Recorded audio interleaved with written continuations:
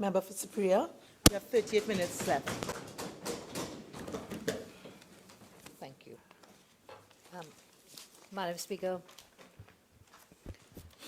another area the Honourable Minister spoke about was with respect to property tax. And my colleagues will speak a little more on property taxes.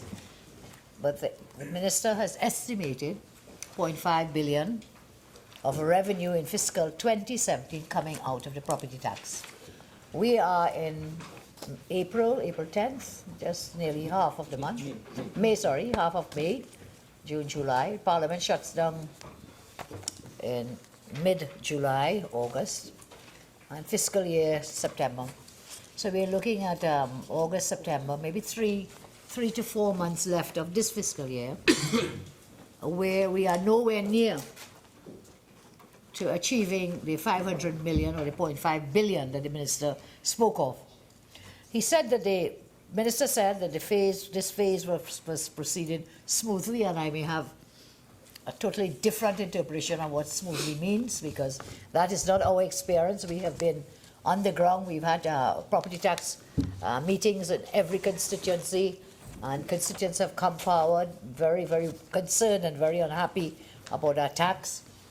But in terms of looking at the revenue stream that the minister is dependent on as part of the revenue for fiscal 2017, there is no way that the minister is going to realize the $0.5 billion in property tax revenue.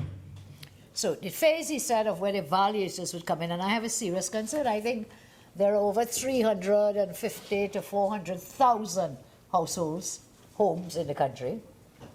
And the Ministry of Finance Valuations Division website indicates, who are the persons qualified and able to run an evaluation. So if I may read from that website, what I downloaded, 9th May 2017 at 23:56, this is currently then, as to 23:56 this morning, yesterday on the website of Ministry of Finance. As of 19 April 2017, there are 51 valuation surveyor members in the Institute of Surveyors of Trinidad and Tobago. And that list is attached, and I will read it in a moment. The Ministry of Finance Valuations Division website indicates, and I quote, "Valuation surveying is a unique profession that falls under the umbrella of the built environment. Locally, the Institute of Surveyors of Trinidad and Tobago represents the three major categories of surveyors within the built environment: land surveyors, quantity surveyors, and valuation surveyors." Still continuing the quotation from the finance website. "Currently, all members of the professional staff employed at the Valuation Division are members of the Institute of Surveyors of Trinidad and Tobago. The Valuation Division adheres to international guidelines and procedures as set by the Royal Institute of Chartered Surveyors, as well as the local guidelines prescribed by the Institute of Surveyors of Trinidad and Tobago." Note, I repeat, all members of professional staff employed at the Valuation Division are members of the Institute of Surveyors.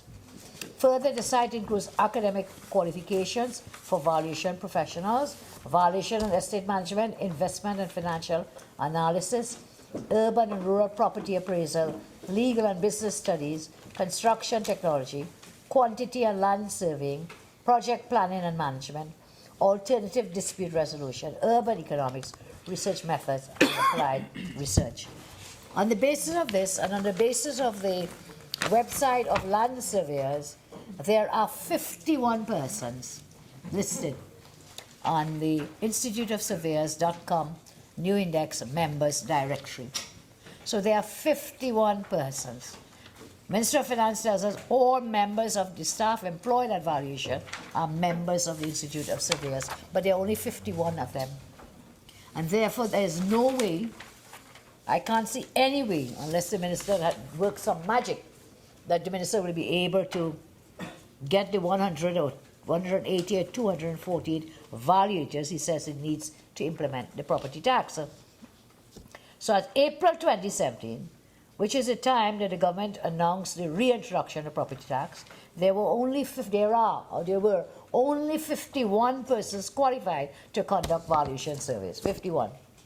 Looking at the qualifications for professionals, the question is then, where is the minister going to find the 180 or 248 valiators, he says, 245, he says he needs to complete this exercise? Is it then that he's going to bring them from abroad? Or is it that he will then give them qualifications or just deem them to be fit to be surveyors? Is a question that the minister needs to answer, given that he's still hell-bent on pursuing the revenue from the property tax.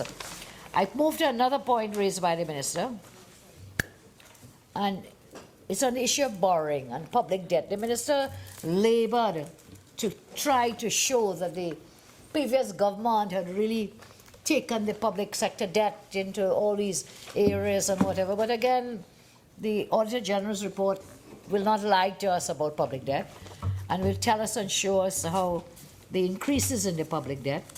The minister told us that it increased, and in 5 years, the partnership was there. That was the greatest expenditure, the greatest public debt. And in one moment, madam, when I look at the accounts of the Treasury and the Exchequer account and the status of public debt, we will give the lie to statements such as those, or show that those statements are false. And one moment, please, madam. Public debt.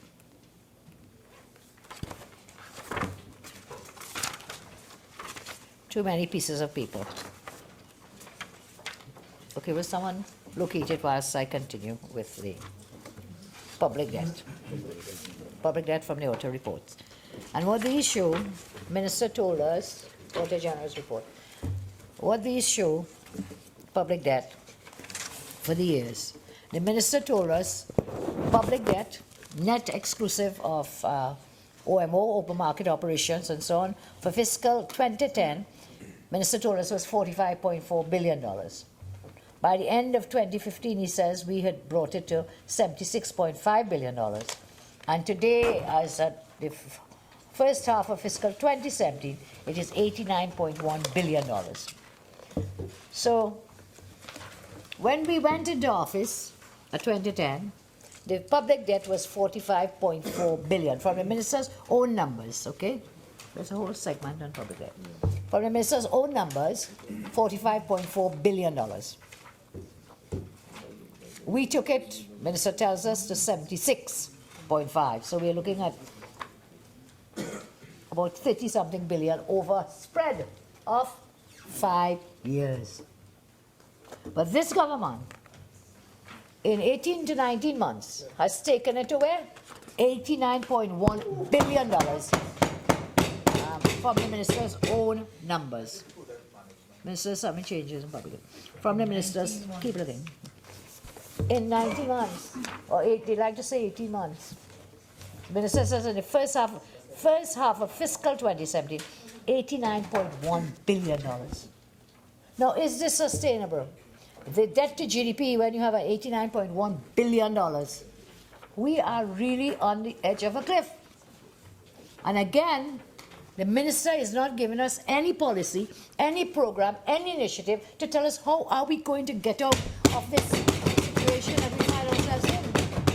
$89.1 billion in debt as at the first half of fiscal 2017. We still have half to go. We know that we will not be realizing the kinds of revenues that the minister is estimating, and therefore, does the minister intend to do what he did, the Honourable Minister did last year? When I said on the books we are showing that the revenue was greater than the expenditure, but in other words, you made more money, and we must remind ourselves that in 2016 government borrowed about $14 billion. Drawdown from the HSF took it to 14, 11, plus some others, and we got $14 billion in debt. What did it mean? Minister then took it and dropped it into the consolidated fund, into the exchequer account. So that this was borrowed money, showing that we got more money in revenue than we really had. It was borrowed money. It's a kind of sleight of hand, playing with the books. We must remember, some would say cooking the books. Some would say that. I just want to advise members. If I'm hearing you, you're not speaking in hushed tones. Okay, for members who are not speaking. If I'm hearing you, you're really not speaking in hushed tones. And I'll ask you, member for Siparia, to be careful with the language, please. So what we have, borrowed money being deposited into the exchequer account, which then shows that you have more revenue coming in. Now we must remember what is revenue when we look at government revenue. Huh? Revenue is not just income. Revenue includes, if we look at the revenue estimates, madam, for 2017, and any book dealing with revenue, when we look at government revenues, it is made up of taxes. So you have tax revenue, which is taxes on income and profits, taxes on property, taxes on goods and services, taxes on international trade, other taxes. Another head of revenue is in non-tax revenue, property income, other non-tax revenue, repayment of past lending. So you have tax revenue, non-tax revenue. Then you have capital receipts, which is capital revenue, total capital receipts, and then this financing goes into the revenue account. And from financing, you get what is known as borrowing, and you get extraordinary receipts. Extraordinary receipts are like the APO and the IPOs that you, sale of assets and so on, comes in as part of your financing. And the other part of it is where you borrow. So on the book, on the paper, yes, it looks good. Minister talk about fiscal balance management and balancing, when in reality, the money is not worth the paper or the page on which it is printed. So I thought that my question then is for fiscal 2017. Given already the revenue shortfalls the minister mentioned today, with respect to VAT shortfall, Honourable Minister mentioned, in several other areas, there were two other areas with respect to CLF. Two huge amounts, I think $6.3 billion the minister mentioned, that was delayed. Capital revenue, the proceeds of sale from Crichlow and Methanol Holdings, and sale of other Crichlow assets, valued at $2.3 billion and $5.7 billion. He says this has been delayed. So already $6.3 billion, we are almost over half of fiscal 2017, and this revenue is not being realized. $6.3 billion. And then further, the minister told us about the delayed VAT, 669 added to this. And then we have $0.5 billion out of the APO for SCB, didn't get it. The $0.5 billion you will not get from the property tax, that's another billion. We are looking at $7.3 billion, climbing into $8 billion revenue shortfall. How is the minister going to balance the books? And is it then that there will be further drawdowns on the Heritage Fund, HSF, and further borrowings to place it into the exchequer account to appear to be balanced in your books? So I have serious concern from the revenue side. The minister has not come to reduce the expenditure. We have no money. Minister is not saying let's cut this or cut that. All the minister is doing is the same money budgeted last year in this midterm review, is the same money now spinning around from one place to the next to be expended. And further, we have revenue shortfalls the minister has identified, almost $8 billion thus far, and we have no indication as to where or how those shortfalls are to be made up.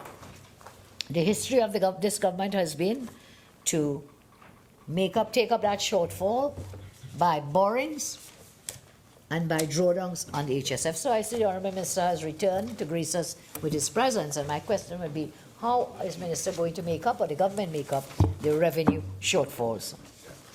And then we come to changes in the public debt finally, as I talk about whether we will go into more borrowings.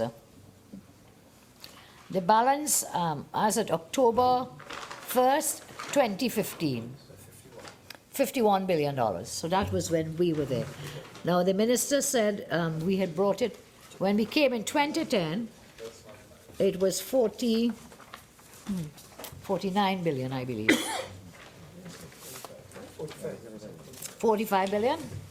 When we came into office in 2010, or just before we came in, $45 billion. Yes? And then the partnership government took the debt up to such large amounts. But then we read here, as at October 1, 2015, when we would have demitted office, the total public debt was $51 billion. 51. So from 45 in 5 years. From 5 years. For 5 years. Clico debt, it's All the debts that they have. Yeah, and that includes the Clico debt. And then, when we come down to 2016 now, last year, Minister had taken it to, from that 51 to $60 billion. This is at the end of fiscal 2016. And today the Minister tells us it is $89 billion. So tell me in 19 months or 18 months, from 51 to 89. How many billions are we talking about? 58 billion in just this 1 year. 18 months. Double the debt. And then stands there to tell us that in 2010, oh, it was so bad, we raised the debt in 5 years. Nowhere, nothing to what they have done. So, it's, you know, it again is these mouthings and statements that are totally false statements that are being made when we come into the parliament. So, look at the debt here. And what is frightening now is a large portion of this debt, the public sector debt, meaning taxpayers are owing in this country, a very large portion of it comes from external borrowings, which means we have to find what we don't have much of, forex. We have to get foreign exchange now. And again, the minister has given us no indication, program, policy, project, as to how we will go about earning more foreign exchange. At the end of the day, I think my colleague from Chicago West said, you've diagnosed the issues, you've diagnosed the problem, but you have not said what is the medicine. You have not said what is the treatment. You have not said what it is will be needed to lift the country out of the recession that we are in. When we come to the rating agencies, I mean, look, you have 2 rating agencies that have downgraded Trinidad and Tobago, yes? Nothing to boast about, nothing to write about. 2 rating agencies downgraded us. And the Minister of Finance now wants to get a 3rd rating agency. I don't know if he's going to pay them to get a different result, but you'll have 2 out of 3. 2 have downgraded you. Do you expect a 3rd one to come and say everything is great? Well, then you'll need 3 out of 5 because you'll have 2 out of 3 saying you are bad. And the minister told us today that we've been downgraded by Standard & Poor, downgraded by Moody's and so on. And those downgrades are, his words, exact words were unwarranted. It was unwarranted. Let me read a letter, madam, with your leave, with respect to what that report stated. The ratings agency, this is Standard & Poor, Global Ratings, downgraded Trinidad and Tobago's sovereign credit rating, citing the sharp increase in the country's debt burden since 2014. And that's exactly what I was talking about just now. The sharp increase in the debt burden. This is the reason for the downgrade. It is not that the downgrade is unwarranted. They have cited this reason, and we've shown it, as I've just read out, that when they came into office, the public sector debt as at 1st October 2015 was 51 billion. And now today, the minister told us it is $89 billion in 18 months. And then the minister says the downgrade is unwarranted. Should not be surprised. The minister should not be surprised. You have taken us down into the valley of the burden of debt at this point in time, taking us in 18 months to $89 billion, almost doubling the debt in this short period. What's going to happen to us? By the time, you know, by the time the time comes around, there'll be nothing left for anybody to do anything to help this country. $89 billion in debt. No answer today as to how you're going to deal with this. Next year, the bullet payment is going to come up for the Petrotrin debt. And that Petrotrin debt just reminds me, you know, the Massey Communications. Petrotrin debt, $14 billion, where there were no cabinet approvals similar for those Petrotrin debts. Kept going and they kept increasing and increasing up to 14 billion. We see this with Massive Communications too. Do they have Minister of Finance approval? Obviously not, because the Minister of Finance, corporations sold did not know. It's a kind of repeat of the same pattern of behavior. Come back to the rating agencies. And why did they downgrade us? They cited a sharp increase in the country's debt burden since 2014. The ratings agency lowered its long-term average sovereign credit rating to BBB plus from A minus, and at the same time stated the outlook was stable. The report stated low oil and gas prices in global markets, disruptions in domestic production, ongoing US dollar shortages from the banking system have been the primary causes of economic contraction in Trinidad and Tobago, and although government has taken austerity measures to reduce fiscal imbalances, the agency expected that fiscal consolidation would be slower than anticipated and the interest costs higher. Commented on the rationale for the downgrade, the report says, and I quote, the downgrade reflects further deterioration in Trinidad and Tobago's what? Debt burden. Wow. Debt burden. Including a higher than expected rise in net general government debt to GDP and the interest burden over 2017 to 2020. They pointed out that the net general government debt rose to 35% of GDP in 2016 from 17.5% in 2014, which reflects, and I quote again from the report, to a large extent, a significant downward revision of both nominal and real GDP in 14 and 15, increased open market operations, and a weaker fiscal stance.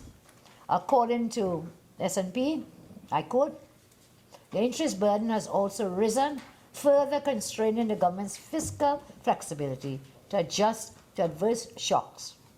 We now project government's interest payments will account for more than 5% of revenue in 2017 to 2020. Madam Speaker, every cent we make will be spent in paying debt.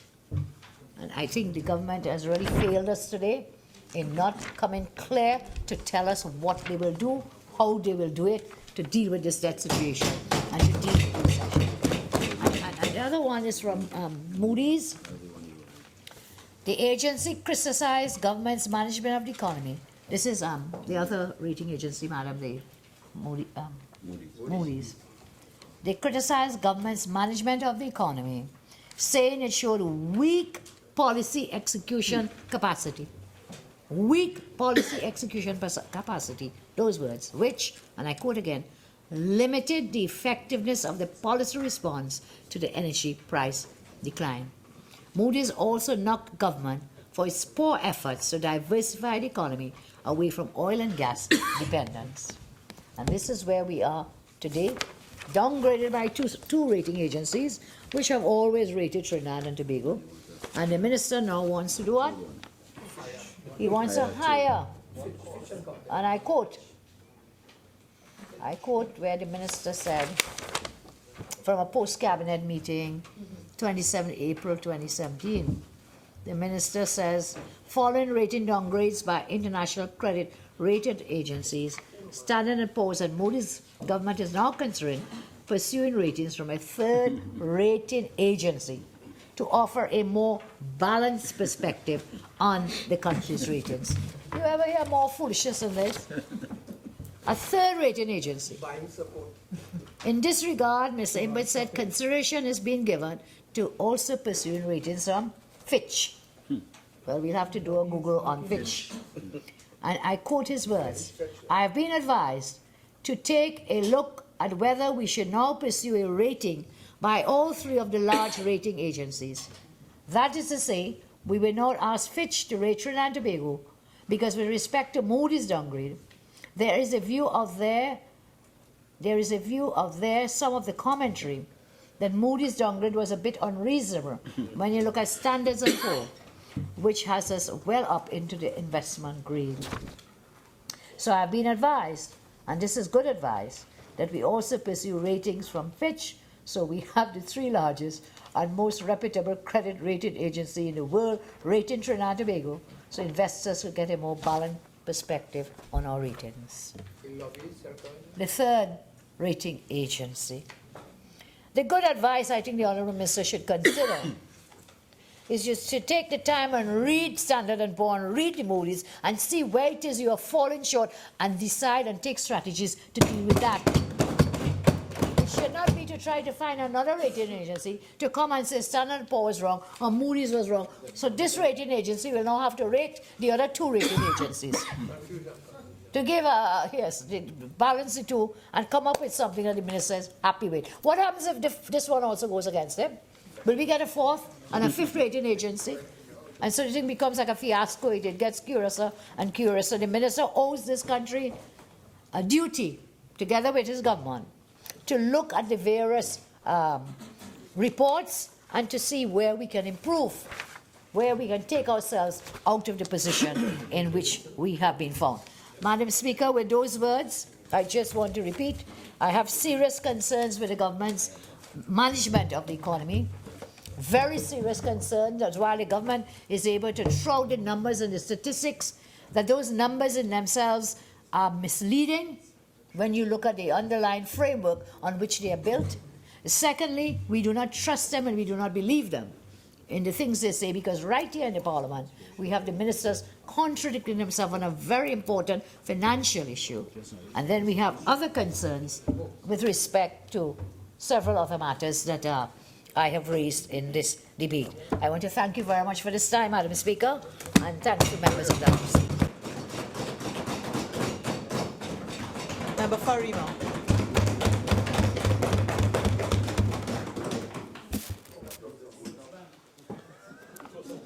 Thank you very much, Madam Speaker.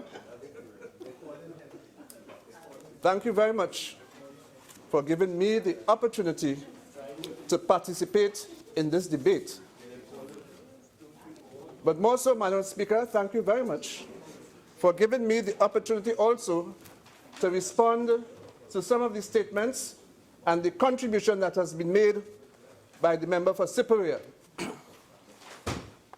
Let me begin by simply saying that the member for Siparia is a person who I hold in very high regard. I'm not ashamed to say that. There's no but. We go back a long way. And she knows about that. Both of us know about that. We have had a long-standing relationship. And therefore, it pains me today to point out some of the flaws in her argument that were presented here today. Madam Speaker, I can easily sum up the contribution of the member for Siparia as just rambling without any attempt to present the facts. I am sure she is aware of the word circumlocution, and I will describe her presentation as one of circumlocution, just rambling. But let me deal once with some of the direct points that she made. In her feeble attempt to rebut our Minister of Finance, she cited a number of areas where, in her view, the Minister of Finance was at fault. And certainly, I cannot for the life of me see the wisdom in what she's saying. For example, with respect to the procurement regulator and the fact that on this side, we have proposed a certain course of action for the recruitment of the regulator. It is simply following established procedure. We advertise, we interview, we recommend, and then we appoint. And that is established procedure in the appointment of any person. And I cannot see the reason why she tried to shut down the procedure that has been put forward by this government.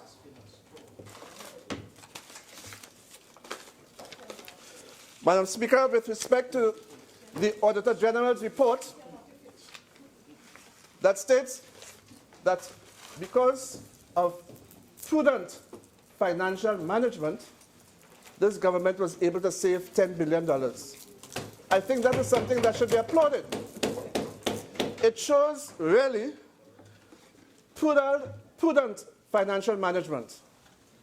It shows clearly that this government was not engaged in the wastage that we became accustomed to in the past. I think instead of criticizing our Minister of Finance, he should have been applauded by everyone here for the astute financial management where that was concerned. Madam President, Madam Speaker, the member for Siparia continued with the mantra that this government has no plan. May I suggest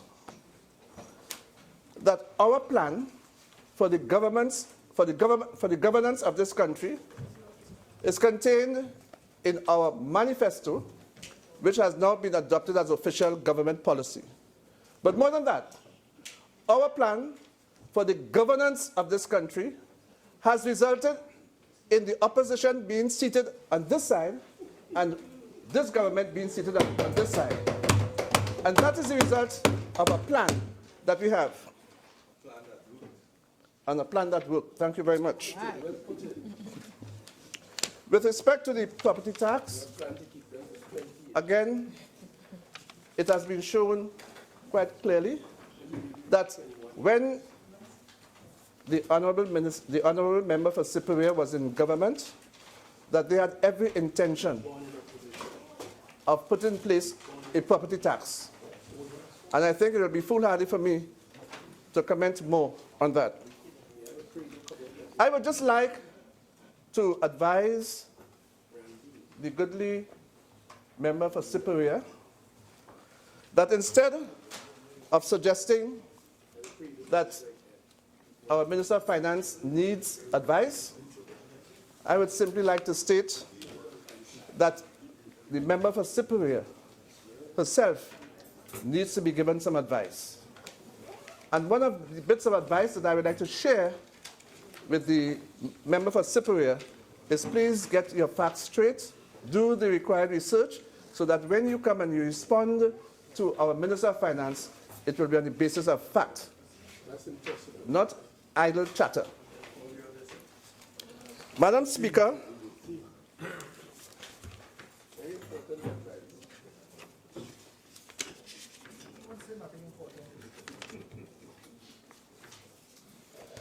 I now come to some of the plans of the Ministry of Education. Madam Speaker, the Ministry of Education is aware of the economic challenges our country faces. And because of this, we have sought to curtail our activities in keeping with the budgetary allocation for fiscal 2017. However, despite this, the Ministry of Education recognized that additional funding were required in order to successfully implement our plans and our programs for fiscal 2017.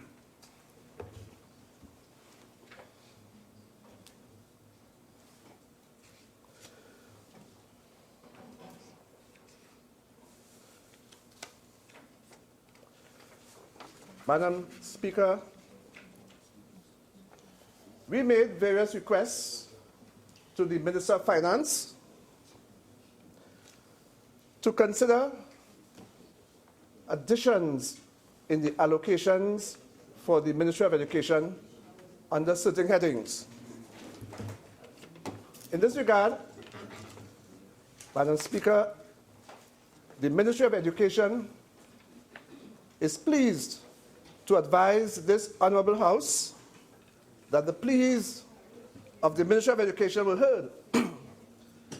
A total of $180.5 million was redirected to the Ministry of Education to facilitate continued financing in the vital areas that I will outline in the variation of the appropriation for fiscal 2017.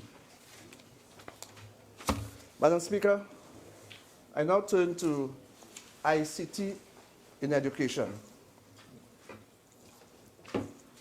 Madam Speaker, the Ministry of Education is seeking to address the shortfalls in the previous approach to information communication technology at the school and wider Ministry of Education levels. And we sought and obtained the approval of the Cabinet to institute its ICT 5-star plan, which will include the procurement of laptops to facilitate our students in the Form 1 and the Form 2 levels, as well as the teachers who will be responsible for implementing this program and for the children's instruction. Towards this end, the Ministry of Finance has approved the allocation of $60 million to finance this program. And I can assure you, and I can assure this House, that we are well on our way in ensuring that these devices will be procured as soon as possible. They will serve to improve the learning environment for students in an ever-changing information age.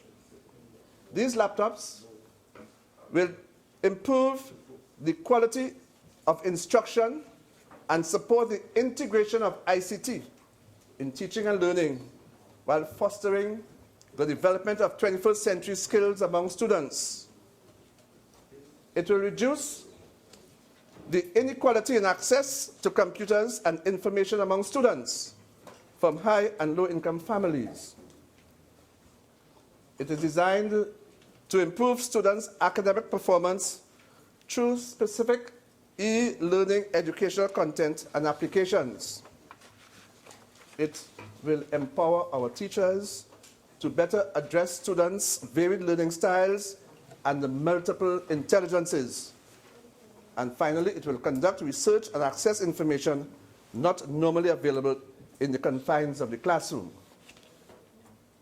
But I think I need to make the point that we have departed from what was the plan of the previous government, in that we will not be giving each student a laptop, but we will provide the school with laptops so that the children in Forms 1 and 2 would have access to these laptops. This will result in considerable savings. It will result in a lack of wastage, and with the supervision of our teachers, it will result in the maximum use of these devices. This is a fundamental deviation of the approach that was conducted by the former regime. Madam Speaker, I now turn to the Accreditation Council of Trinidad and Tobago. The Accreditation Council of Trinidad and Tobago has the overarching responsibility and jurisdiction for registration and accreditation for post-secondary and tertiary education programs. At present, the ACTT has on its register 61 registered institutions, 12 accredited institutions, and the 17 recognized foreign awarding bodies. The ACTT therefore ensures quality assurance of these institutions and programs offered by the citizens of Trinidad and Tobago, offered to the citizens of Trinidad and Tobago. Madam Speaker, for fiscal 2017, the Accreditation Council of Trinidad and Tobago was allocated $14 million, a sum that was insufficient to meet the financial requirements. In the variation of the appropriation for fiscal 2017, an additional $5 million, or 3.5%, or 35% was provided. This will enable the ACTT to fill crucial vacancies, pay arrears of salaries for the bargaining periods 2011 to 2013 and 2013 to 2015, and facilitate the continued provision of access to quality education throughout the Twin Island Republic of Trinidad and Tobago. I now turn to the National Schools Dietary Services Limited, that is commonly referred to as the School Feeding Program. Madam Speaker, the National Schools Dietary Services Limited, NSDSL, is the state-owned enterprise responsible for the provision of meals to deserving children in our primary, secondary, and even our early childhood centers. Lunches are provided throughout Trinidad and Tobago. The allocation of $50 million in this year's mid-year review, which amounted to 33.33%, will now enable the NSDSL to facilitate the continued payment to its caterers and suppliers, and so ensure that healthy meals to the nation's children will be continued at least to the end of this year. This is an area, again, Madam Speaker, in which we are very proud. We have been able to assure that all our children who are eligible for meals have been served meals and have benefited so that they can continue their education uninterrupted. Madam Speaker, I now take a look at the Youth Training and Employment Partnership Program, YTEP. We are all aware, Madam Speaker, that human capital is the most important resource impacting the future development of this country. One institution that serves the education and training needs of the most vulnerable, that is, our youth, and the unemployed, the underemployed, retrenched, and displaced persons, as well as the incarcerated, is the Youth Training and Employment Partnership Program. Madam Speaker, in light of the performance of the importance of this program to the social fabric of the nation, an increase of $30 million, or 54.5%, was provided in the midterm review in order to ensure the continued delivery of this program so that our targeted audiences would be able to benefit tremendously. I'm happy to state and to assure the general public that the YTEP program will continue unabated.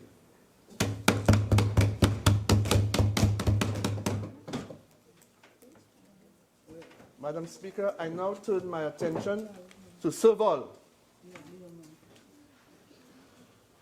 Serval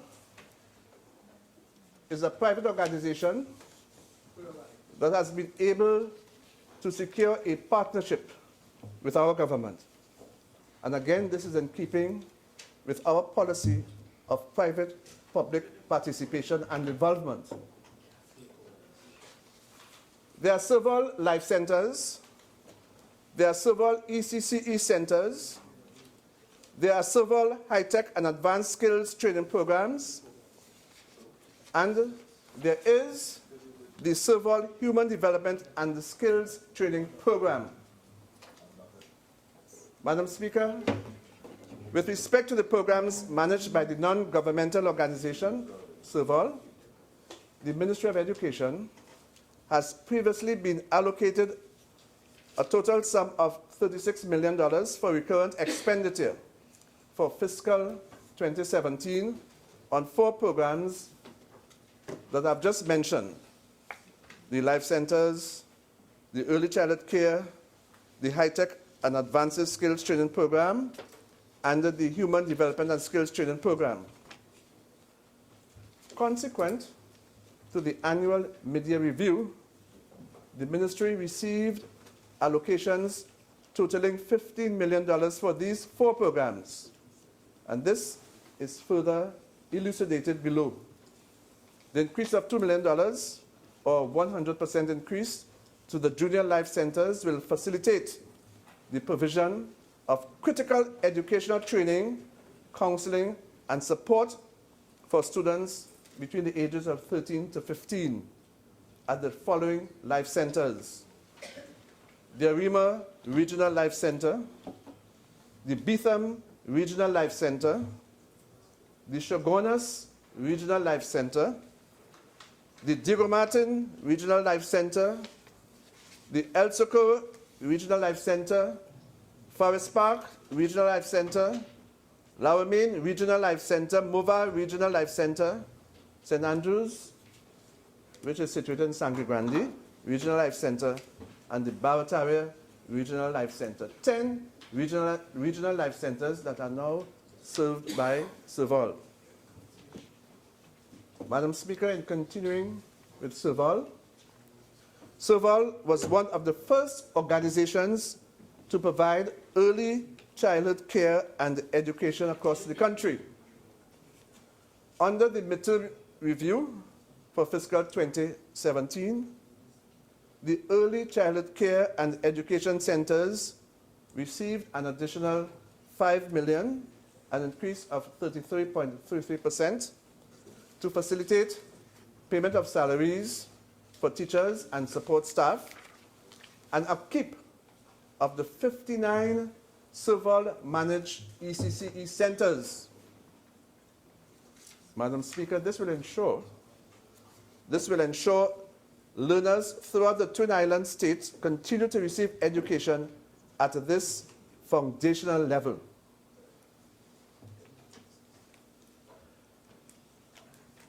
When we look at Serval High-Tech and Advanced Skills Training Program, we were able to secure an increase of 16.66%, or an additional $1 million.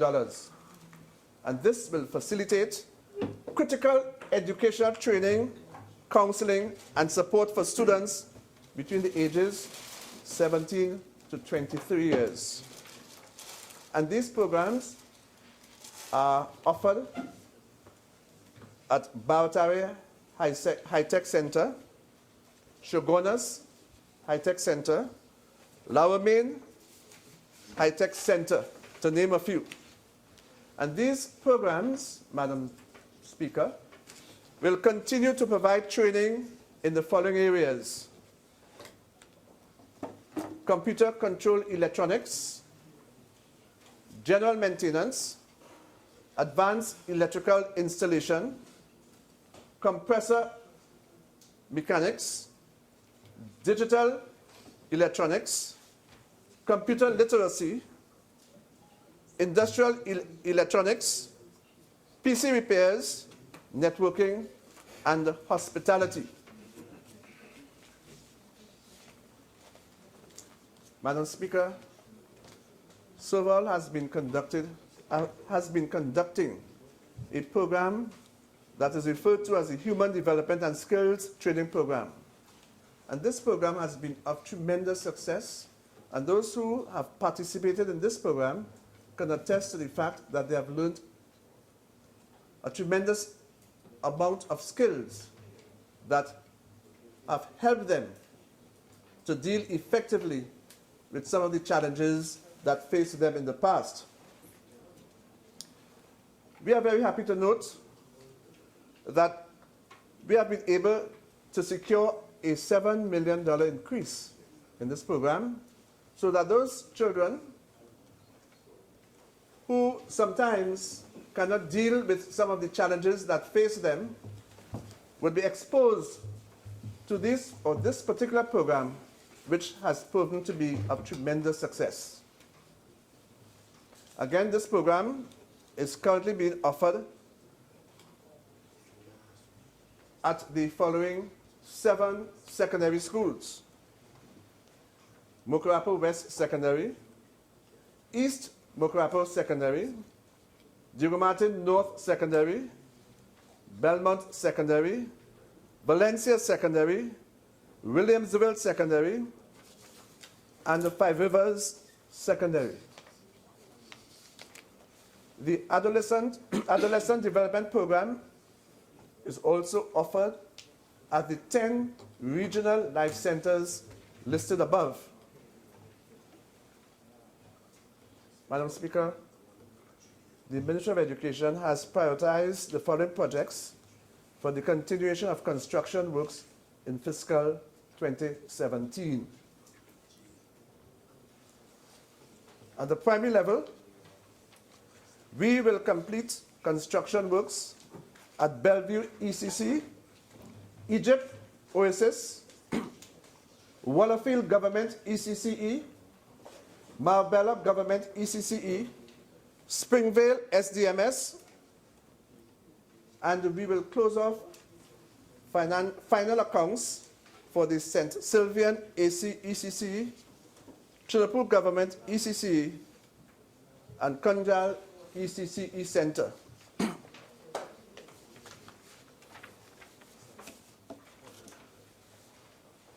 Madam Speaker, I am pleased, very pleased, to announce that we will continue the construction of the school program, the school building program. As you know, we had some difficulty in terms of finances, and because of the prudent management, and I want to stress this point, because of the prudent management that has been demonstrated by our Minister of Finance, we are now in a position to resume the construction of several of our schools, both primary and the secondary.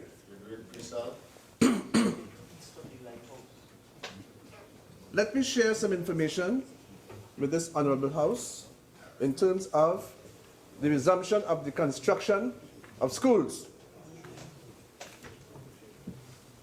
Some of the schools that I would like to list are Moruga AC, Belmont Boys RC, Chatham Government, Lower Mova Government, Siparia Union Presbyterian, Sour Boys and Girls Government, Piccadilly Government, Malabar Government, and the Ramai Trace SDMS. We anticipate to close off final accounts for Enterprise Government, Tranquility Government, Monkey Town Government, Kanhai Presbyterian, Rio Claro Presbyterian, and Eccles Village Anglican.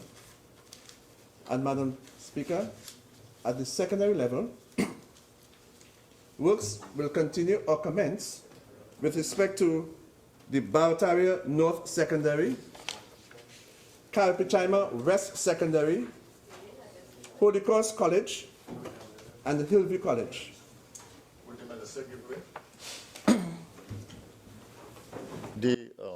There were allocations in the 2017 budget for completion or for construction, continuation of construction for the Persad Government School.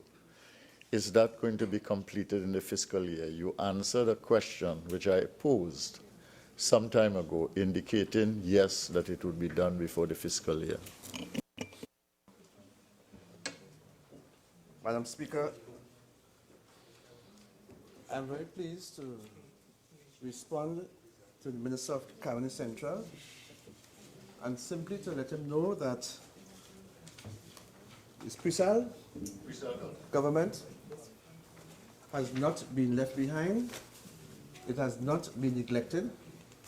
As a matter of priority, we have listed 10 schools, but for the next fiscal year, certainly Persad government will be included and will be given top priority. But it was listed in this fiscal year. Madam Speaker, Priorities changed. Madam Speaker, I have taken pains to explain that because of the financial situation in which we find ourselves, we had to prioritize. And on the basis of our priority listing, we have identified 10 primary schools that needed urgent attention. I reiterate, that there are a number of schools that we have not neglected and we will not neglect. We are in the month of May. Very shortly, we will be in another fiscal year. And those schools that have been left behind will be included. I want to give all members the assurance that those schools will be included. Madam Speaker, this government has demonstrated its willingness to provide quality education to our nation's children. In almost everything that we do, we always have uppermost in our minds two important things. One is the provision of quality education, and the other thing is to ensure that there is equal access to this quality education.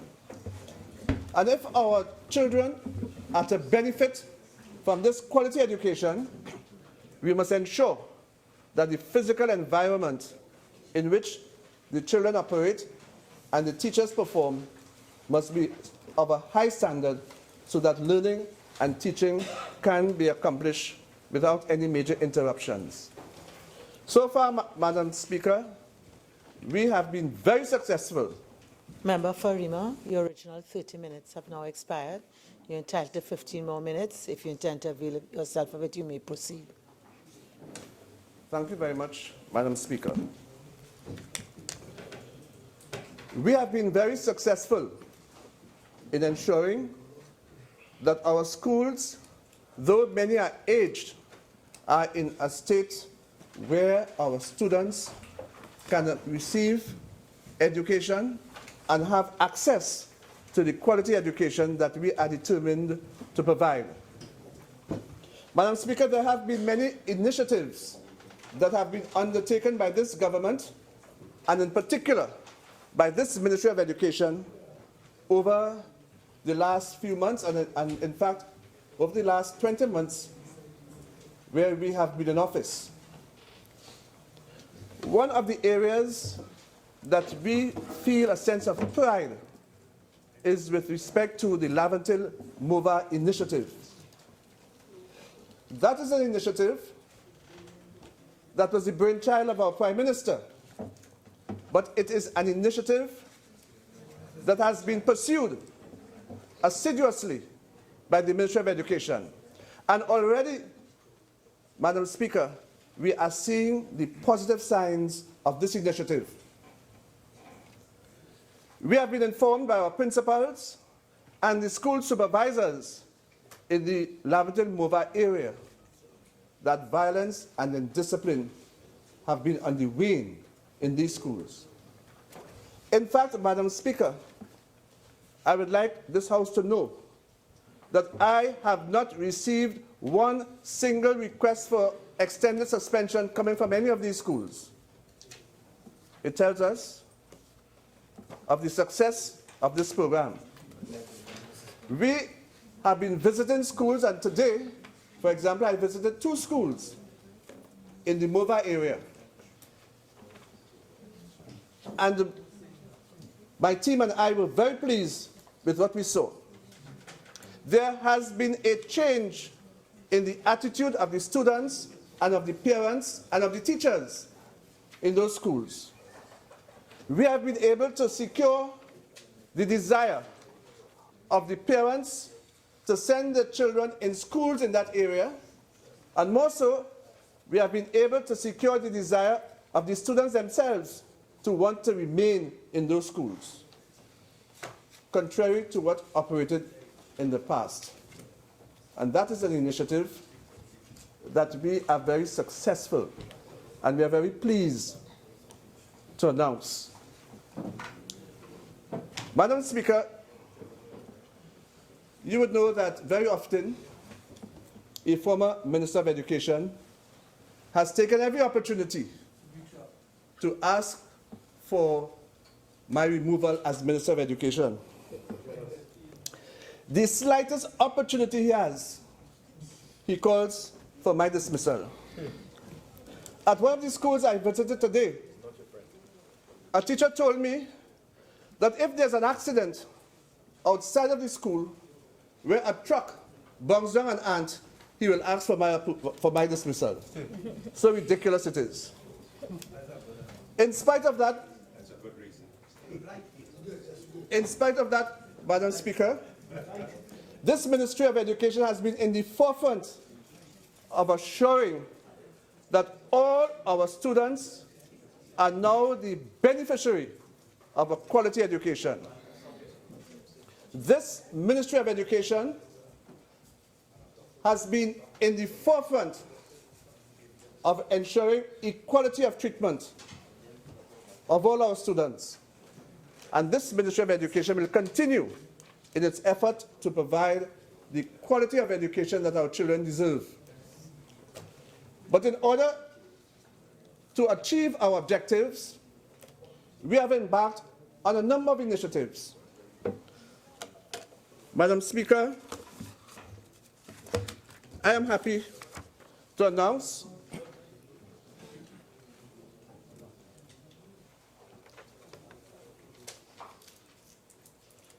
that the cabinet of this country has agreed a few months ago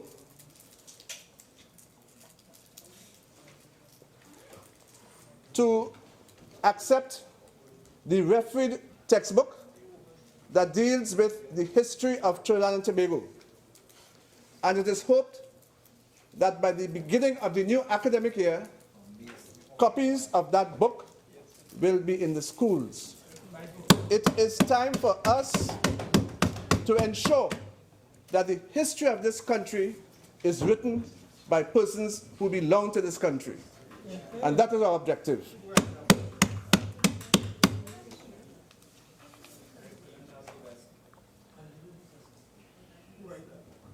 Madam Speaker, I am pleased to inform this House that we have developed a student monitoring system in the primary school to ensure that our primary school students do not fall between the cracks.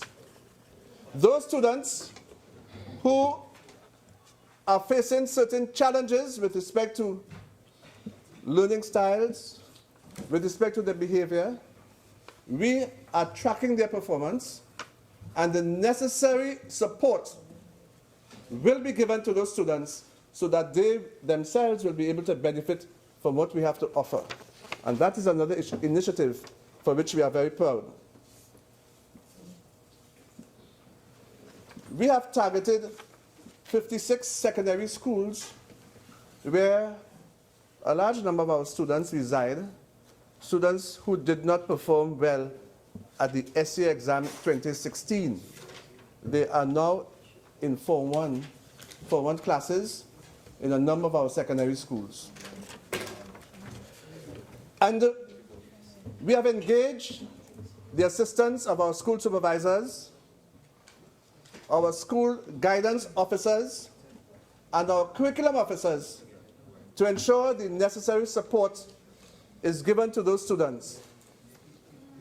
That initiative began in September 2016, and I'm pleased to report that in just a few months, our principals and our teachers have reported to us that they have seen tremendous improvement in the performance of these students.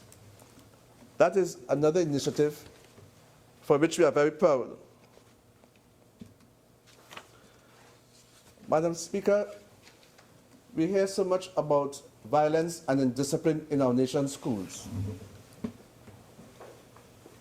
I have been at pains to report, not only to this House, but to the national community, that violence and indiscipline in our schools have been on the decline. The evidence shows that. We don't just make vacuous statements. Our statements are made as a result of empirical research.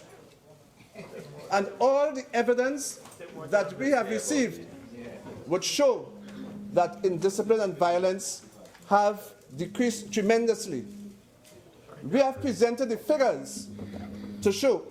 And those figures were not a figment of our imaginations.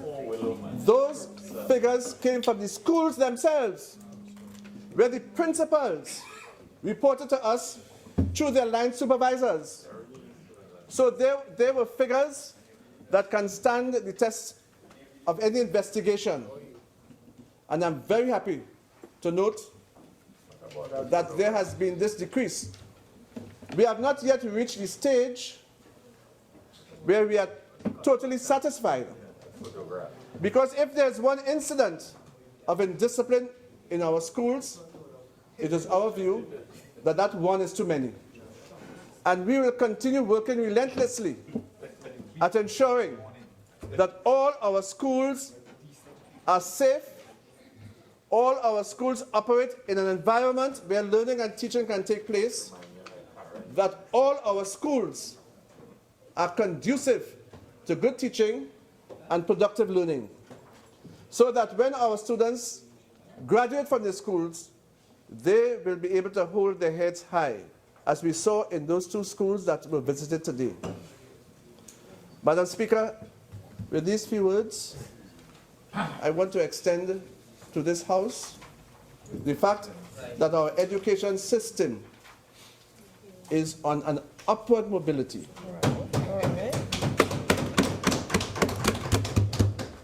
The challenges that we faced in the past are being dealt with, and are being dealt with effectively. I thank you very much. Member for Caroni Central. Thank you very much, Madam Speaker.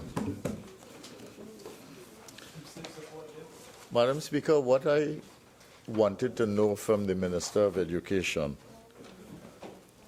is whether he is going to finish building the primary school, the government school in Persad, which he promised to do, which was in fact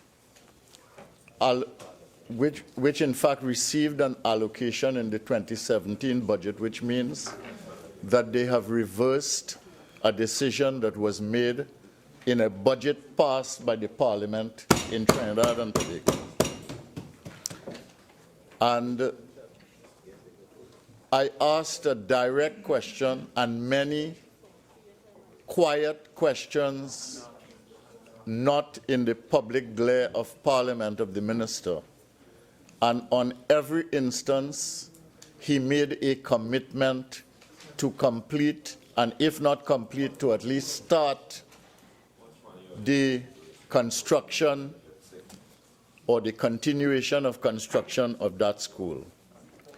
And what I wish to say here, Madam Speaker, is that the Minister of Education's word is of no value, absolutely no value.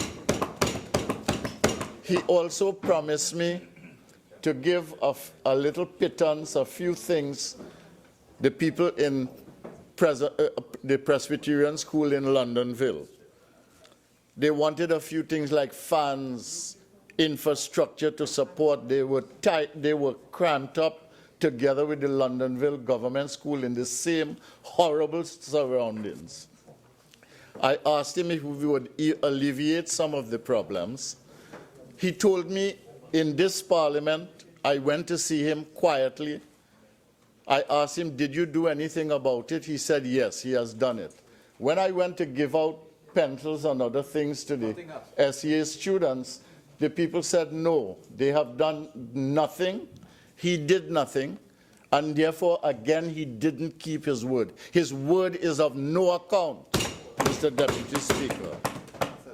The Grand Couva RC School, which I share with the member for Tabakit. The Grand Couva RC School, a small school. The thing is in bushes right there. He came, he made various statements about why the school could not be completed. The end result of that is that the children are going to school in a church. The floor is in an atrocious state. You have no classrooms. They have little board things separating the children there. And now we come in to talk about history as a discipline. These are the facts on which history is built. Don't come and give me no old talk about history. You spend all the time talking about education and you don't say anything about quality.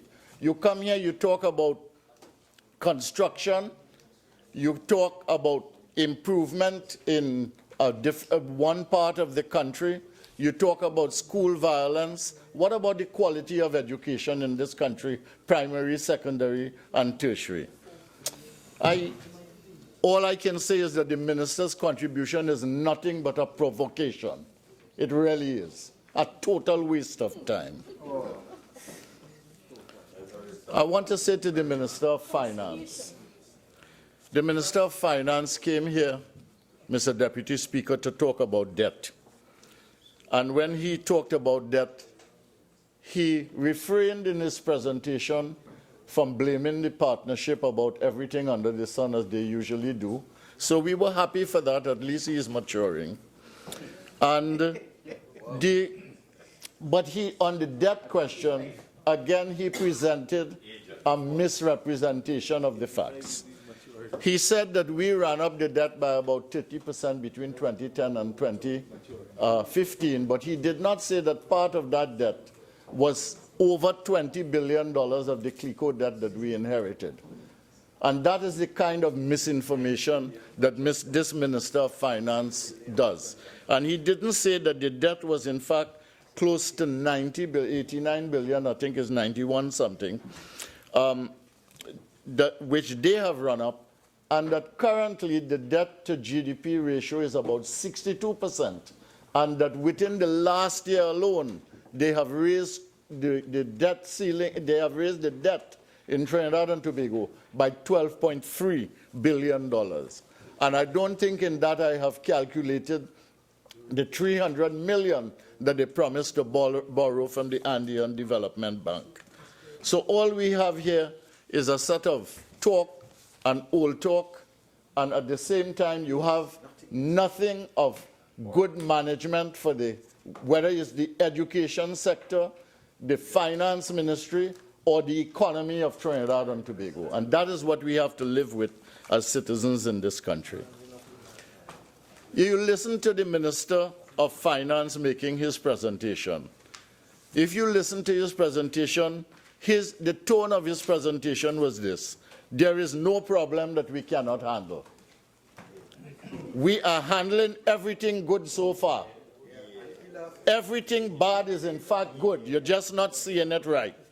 We will get a third opinion to make it so. Don't believe everything you think. Don't believe everything you see. Don't believe everything you smell. Don't believe everything you hear or taste. Don't trust your brain. Don't trust your logic. Don't trust your intuition. Why worry? Not to worry, man. Everything good, everything hunky-dory. That is the gospel according to the Minister of Finance. And when he almost finished his presentation, I thought to my head that what he should have said at the beginning of his presentation is that, members of Parliament, Madam Speaker, I have nothing to report. That is what should have been his presentation here. But he went on further and started to make a political speech full of fluff, nothing in it, nothing tangible to be aligned to it, about how they're going to develop and how they're going to grow the economy and so on, after about 9 quarters of recession.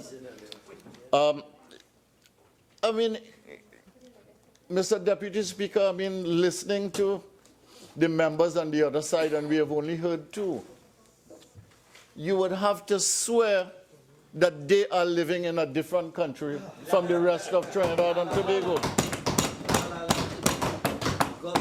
The Minister of Finance comes, he talks about Brexit and the fluctuating oil prices. So, you know, what does Brexit have to do with us? I mean, really.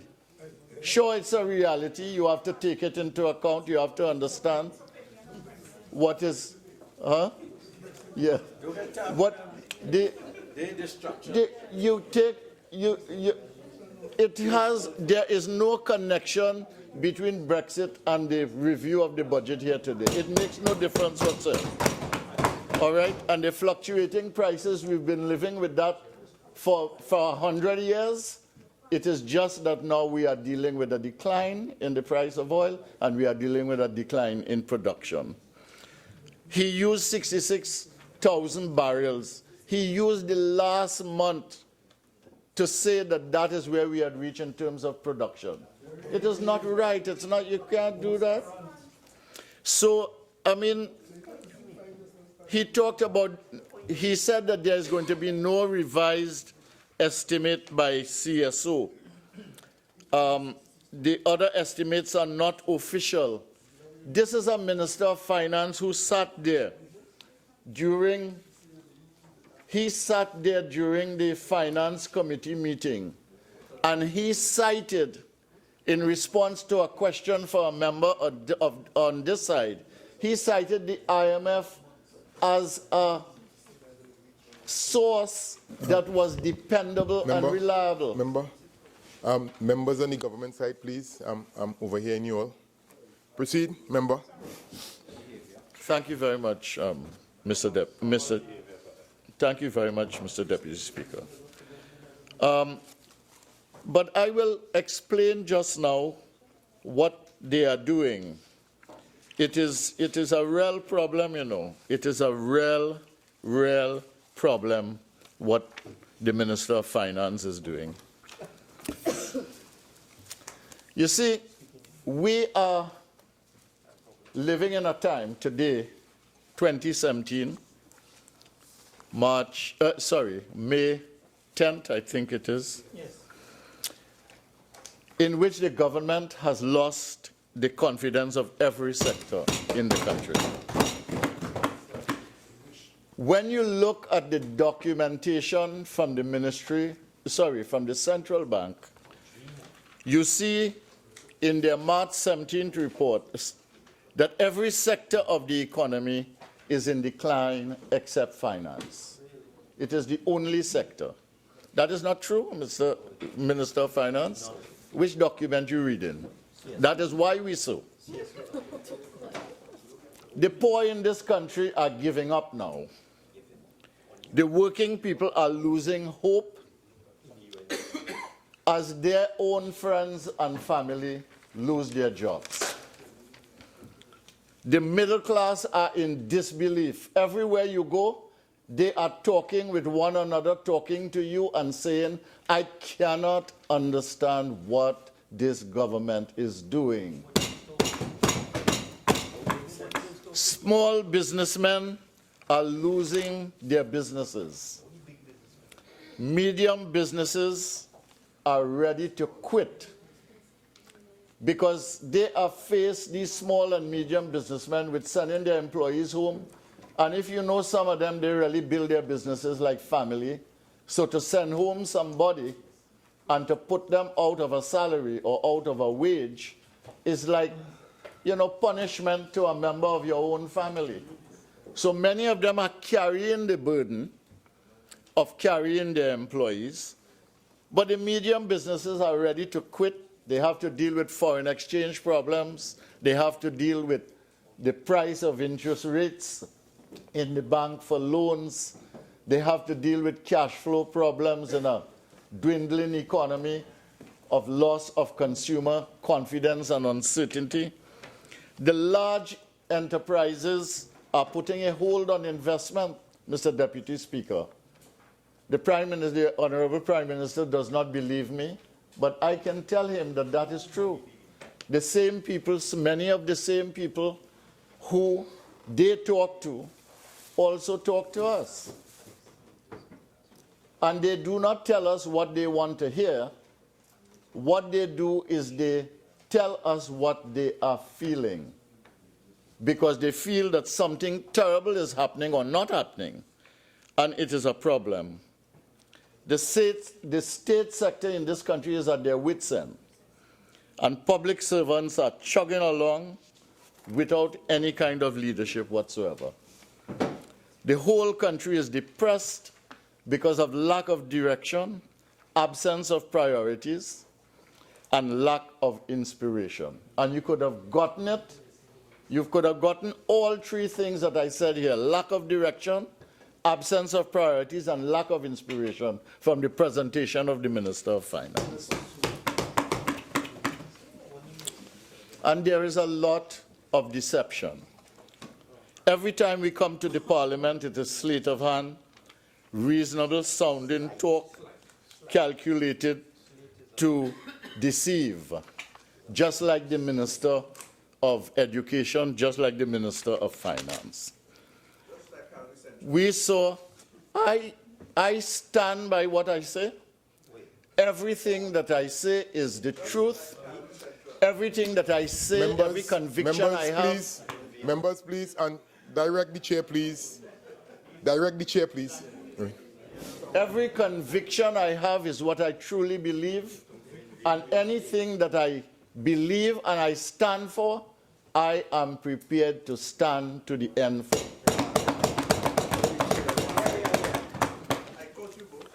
We saw this with the issues related to the procurement regulator. I won't dwell on that because the Honorable Leader of the Opposition dealt with it at length.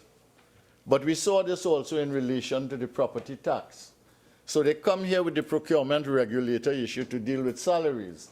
But behind the scenes, they were really already organizing how to get their procurement regulator in, to undermine the authority and the jurisdiction of His Excellency the President.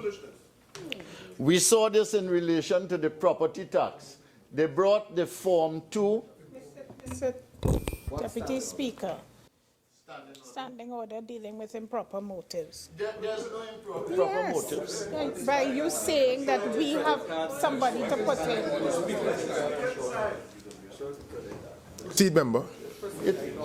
What I am saying, you see, this is my problem. What I am saying, contrary to what the Minister of Education was saying, is a fact. It is not an interpretation. I got you offside. We saw this in relation to the property tax, where they used Schedule 2 from the 2009 legislation. Mr. Deputy Speaker, again, is standing order that deals with improper motives. The member just said that is what he's saying is a fact. That would be 48. I can't remember.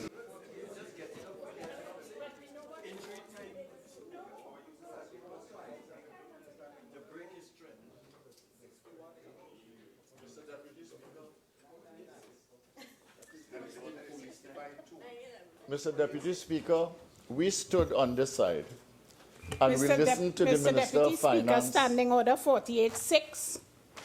No member shall impute improper motives. And relates directly to What the member said about the government having somebody in place to put in as the procurement regulator. Okay, all right. Member, and it's in relation to what you're quoting with regards to what? What's the source of your information? The source? Okay, could you move on to the other point, member? Move on. We saw this in relation to the property tax. I would like to say before, Mr. Deputy Speaker, and ask for your protection. We stood here and we listened to the Minister of Finance carry on for 90 minutes. We did not interrupt him. He said a lot of foolish things, but we did not interrupt. Member, please use a different word. Use a different word. It didn't make much sense. He didn't make much sense. The Minister of Education spoke. I asked him to give way, he gave way, I asked a question. I would like to be able to proceed with my contribution and not be interrupted by the other side. Again, it was on a particular standing order, right? I have since overruled. You can proceed. All right. Mr. Deputy Speaker, I raised standing order 48.4, that it is improper for a member or out of order to use offensive and insulting language about members of either house. Foolish, he said it was foolish. And members, I told them to find a different word. Listen, have one second. I asked you in order to move on and to use a different term. All right? So you either move on to your new point or you retract and you continue. I will move on, Mr. Deputy Speaker. In the case of the property tax, they brought Schedule 2, which is a part of Act number, the Property Act of 2009. But they added something at the top, which was never in the schedule and therefore not part of the law. And they asked people to do it. And when I pointed it out here in my presentation, the Minister of Finance indicated to me that I was misrepresenting the facts. We saw this in relation to two budgets and their revenue and expenditure projections. They came here with revenue projections, expenditure projections for 2015-16, 2016-17. We told them both times they were not attainable. And they persisted, they went ahead with their business. I'm going to show you some numbers here today again. We saw this in the announcement of the Minister of Finance. What I'm talking about is this tendency to provide misinformation and to be deceptive. We saw this in the announcement of the Minister of Finance a few days ago. What standing order? What standing order? 48.6. Imputing improper motives. Remember again, in terms of your words, deception and so on, please be careful how you're utilizing the words, please. So decide what's the next step. Let's move on. Thank you very much, Mr. Deputy Speaker. The members of... Listen, the crosstalk, Naparima and St-Anne's, Port of Spain North, St-Anne's West, please, the crosstalk between you and Naparima. Kindly. Proceed, member for Caroni Central. Yeah, the Minister of Finance came a few days ago saying that they had a savings of $10 billion. What it was really, it was made up of cuts, and there was a human cost to that. And what he did was he presented it in the form of a spin. And that is what they do perpetually, all the time. We see this in the mid-year budget review, but I will come to that. We see this in the presentation of the GDP figures for 2016, and here I want to go to a document. The minister came here today, and he said that the only figures that are official for the GDP and the decline in GDP in Trinidad and Tobago are the CSO figures. And the CSO figures are not about to be revised for 2016 until later, and therefore the official figures remain the same. But what they did is they projected in the review of the economy in the middle of 2016, that is around July, which was then the report that came to us in the September budget. They projected a growth rate of minus 2.3%, and I have it here from the review of the economy. It is here in black and white. And then what they did was they used that same number for the March 2017 Central Bank report. I'm hesitant to say this because I would not like to think that the central bank is involved in any kind of collaboration bordering on collusion with the Minister of Finance. But I know he meets with them every week. I know he meets with them every week. So I have to wonder whether there was any collusion, because when they came in March, they projected that the growth rate for 2016 would be minus 2.3%. So what they did is they took the July numbers from 2016 and gave us in March 2017 the same numbers for the projected growth rate for 2016. And when we got the IMF report, and the page of it I have here, the IMF World Economic Outlook in April. Now, April is 1 month away from March. And the IMF, the Minister of Finance, sat down here in the Finance Committee and said that it was a reliable source of information and a place of technical competence. And when they, in April, gave their assessment, they said that the projected decline for Trinidad and Tobago was minus 5.1%. And I have the entire World Outlook report here. But this is just one page of it. It's a big fat thing that looks at every country in the world. You don't need to display, Mr. Member. The point I am making is that this is no joke document. It is a document that makes an assessment of the world system and the state of the economies all over the world. And they project 5.1. And I have in the past projected that the actual decline for 2016 is going to be more than that.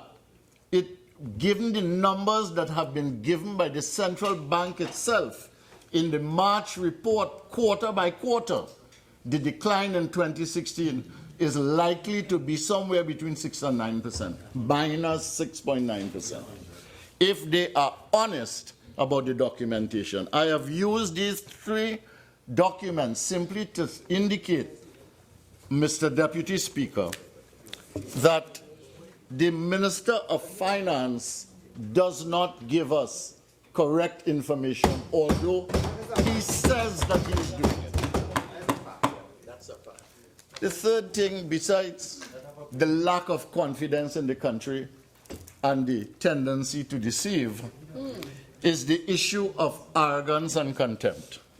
The failure to listen, the failure to heed good advice from any reasonable source, an attitude of knowing everything, an attitude of no capacity for self-examination whatsoever, an attitude of blaming others for every problem that they encounter or conceive of, and provoking the country, to use the words of the Minister of Finance, to riot. There is a lack of basic understanding, I want to say, by the government and the members who are dealing with the economy on that side, of how an economy works. And don't get me wrong, Mr. Deputy Speaker, I am not making any rash statement about people not qualified in economics and all these kinds of things. I am not dealing with that. I am dealing with the ability to simply understand how an economy works. How, for instance, if you mess up the transportation between Tobago and Trinidad, you get a backup of trucks in a line for miles, you inconvenience the driver to leave here and go to Piaco to catch a plane to catch his truck when it goes to Scarborough, and how the economy of Tobago is disrupted, is shortchanged, how the groceries become half empty simply because you have now replaced more capacity with less capacity and an inefficient system. And that is what I mean by an understanding about how an economy works. I will give another example.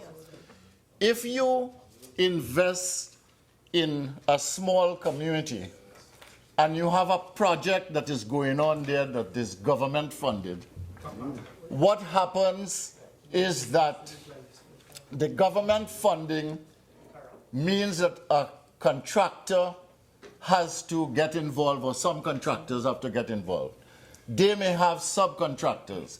All the contractors and subcontractors will hire people from the community. The community will then have people with money in their pockets and they will spend. And when they spend and when they need material, hardwares will become involved and so on. And that is how a little small economy is rejuvenated or energized by a simple investment. So I don't want to give the impression to the citizenry and to you, Mr. Deputy Speaker, that what I'm talking about is qualifications and how much economics they know and so on. I'm just talking about a simple common sense understanding about how an economy works and how money stimulates human behavior. All right? The second thing I want to say is that if they understood how an economy works, they would not impose more and more taxes in a recessionary situation. There is little hope of this economy recovering with the manner in which they are proceeding with the economy. For instance, if you look at the situation, for instance, with VAT, they have not met their VAT target. Okay? They did not meet it last year, they did not meet it the year before, and they're not going to meet it. So the question you have to ask is why? And we told them why when they came. That by expanding the VAT on everything, you were not going to increase the amount of revenue. Because what you were doing was taking 2.5% off of luxury items. And therefore, they did not meet their target.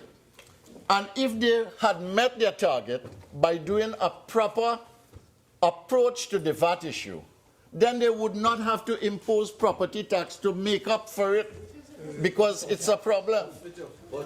So the thinking is wrong. And therefore, all the things that they say about the economy are undermined by the policies that they exercise. What is this government's investment plan? We have a Minister of Finance come here and talk for 90 minutes. The minutes has expired.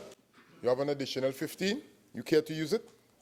I would like to, Mr. Proceed. Deputy Speaker. A Minister of Finance comes and talks for 90 minutes. You hear nothing about investment in a declining economy, a recessionary economy. You hear a minister come, he gave us the political speech for about 2 minutes at the end because he knew that there was something missing in the reportage that he brought. And he therefore talked about growth and so on. But he had nothing that said how growth would happen. Now, all of this could have been avoided, I want to say. And the reason I'm saying this is because everything that we are into in Trinidad and Tobago is of the government's own making. Yes, I will concede the decline in energy. I will concede the decline in the price of energy. I will concede the decline in production. I will concede the shortfall in revenue from the energy sector. But all of this could have been avoided if you had taken the time and made the effort to prepare a real plan before you came to office. The second thing is that now you have a situation where the confidence is gone. Deception is a way of life. Now moving into self-deception. Arrogance and contempt is what the country now knows. Lack of understanding and absence of know-how about how the economy works is the reality we're living in. And the end result is that you have bad policies which are contrary to anything they say, and you have dissonance between the objectives on the one hand and the results that they are seeking to have, and the results that are the effect of the policies that they are effecting. Now, all of this could have been avoided if they had simply come to office in September 2015 and begin the process of confidence building in this country. They had a lot of goodwill. They were a new government. They could have done that. They could have done this by partnership and collaboration instead of quarreling. They should have done this by continuation of some of the projects that we had on the drawing board, or they could have taken it from our manifesto. They could have stolen it and simply go, because they didn't have none. They could have decided to live within their means, about $45 in oil, and explained properly to the country what that meant. They could have prioritized some projects and tell the country where they are headed. They could have gotten a private sector pool together and get them to make some commitments to investment. Public-private partnerships they could have engaged. They could have gone to the manufacturers and give them incentives for jobs and exports. They could have done the same thing in the services sector, winning foreign exchange, creating jobs in the process, and that would allow them to have not just an immediate plan, but a medium-term plan and a longer-term sustainability plan. But they did none of this. They were not interested in that. They were not interested in anything that had to do with good governance and bringing the country together, although they came on the platform, let's do this together. But we are in a serious situation now, and I know they are laughing on the other side, right? They think I'm talking nonsense, but people don't think so. They don't understand. But this is the minister on that side once publicly called me a fool here, you know. Member, quote your source, proceed. There is no need to go that way.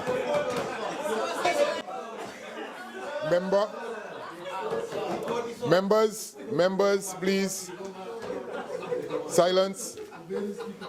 Quote your source you're quoting from and proceed, please. No, I on quoted parliamentary the Minister of language. Finance. Let's avoid it. I quoted the Minister of Finance, and it is in the Hansard of Trinidad and Tobago. What's that? Wait. But no, exactly what I said. Mr. Deputy Speaker, they are trying to distract me. And at the end of the day, you will say, I'm not protecting you. I'm telling you to proceed. Proceed. I am proceeding. I wanted to take this budget. You see, there's a budget statement for 2017. And I simply wanted to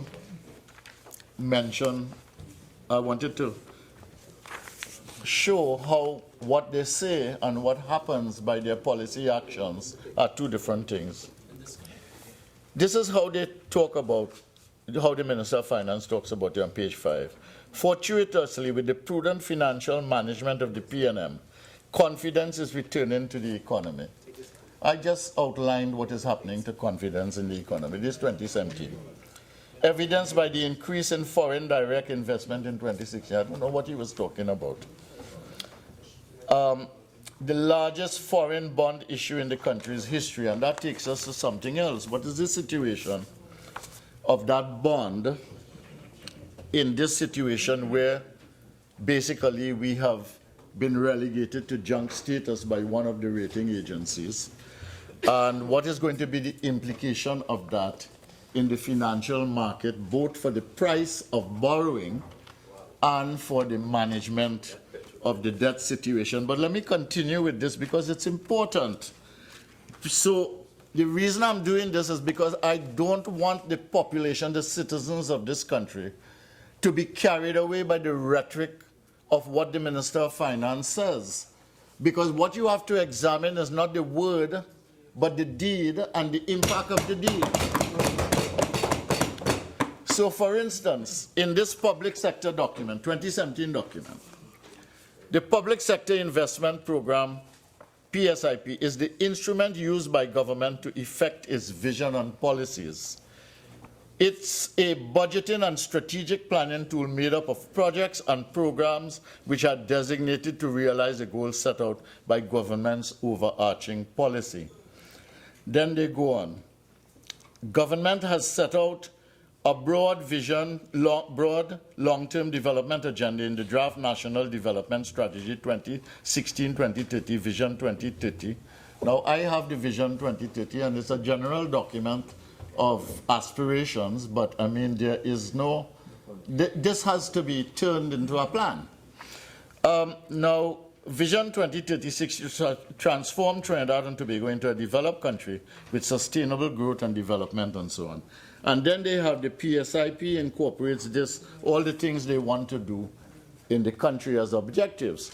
And then he comes here. I asked him about what they were drawing. Remember, you have been doing it a couple of times. The he, please. Right, yeah. I am not disrespectful in that way, Mr. Deputy Speaker. You are, but I am not. The minister came here and he talked about the Infrastructure Development Fund. First of all, they took money from the HSF. So I asked the minister a simple question. I said, what are you going to use it for? He said, for the PSIP. I said, well, what are the projects that you're going to do? He said, for the PSIP. I pressed him further. I said, well, tell me one big project that you're going to do. He said, I said it was for the PSIP, right? Then he comes here during the committee meeting, and they take all the money out of the IDF, and they put it somewhere else. I cannot understand. There is no relationship between the budget documents, whether it is the public sector investment program or the budget statement itself, and anything that is happening in this country or anything that they are doing. And I want the country to understand that it is like a joke. The dissonance is so loud. You know, it really, really is a painful, painful punishment on this population. I have a document called Oil and Gas Smothering the Private Sector in Trinidad and Tobago. And I don't want to get into that. All I want to say is that what this document says is that given the nature of economic management in all Caribbean countries, and given the role of the state sector, one of the terrible problems that you have is that the private sector is reluctant to invest because they lack full confidence of the ability of the government. I'm not just talking about Trinidad and Tobago alone, of Caribbean governments to stay the course in terms of policy that supports private sector investment and development. So I wouldn't read that. I wouldn't read it here. It will eat too much of my time. And therefore, the point that I am taking from this big IDB document is that if confidence is the fuel that makes private sector investment flourish, and you have a lack of confidence in the government and the economy, you are not going to get any investment in this country. And it is really a sorry day for Trinidad and Tobago that we would get to this point. I want to deal, I've already dealt with Persad government and the other 3 schools in my constituency. I just want to close on my constituency, because my constituency, by and large, are ordinary people. They work hard. The people of Caroni Central are the salt of the earth. They work, they toil, they build families, they build neighborhoods, they build communities. They are peaceful people. They are very, very good people. And then, look at that pure folly on that side. Member, proceed with your debate, please. The Deputy Speaker. Then, we have some projects here. Todd's Road, an agricultural projects in Todd's Road, another one in Rodney Road. I would like to see these projects in the PSIP executed and supported so that the people in agriculture can benefit. I would like to see the Freeport area where you have a number of documents, a number of residents in South and North in Arena, a place that they call Tewarie Circle. But that is, it is officially Tewarie Circle. All right? And if the member for Aruka Maloney wants to know, it derives out of my service to that part of my constituency in the 1986 to 91 period when I represented them. 2 more minutes. Yes. Arena free. I didn't do it, the people do it. That's the difference. I didn't do it, the people do it. I never asked for it. So I want to say that I would like to have my constituency serviced properly. I would like, the Prime Minister is not here, but I want to appeal to him and the Minister of Finance to restore the continuity of construction of the school in Presal that you promised to construct and that Parliament passed here in 2017 for the 2017 budget.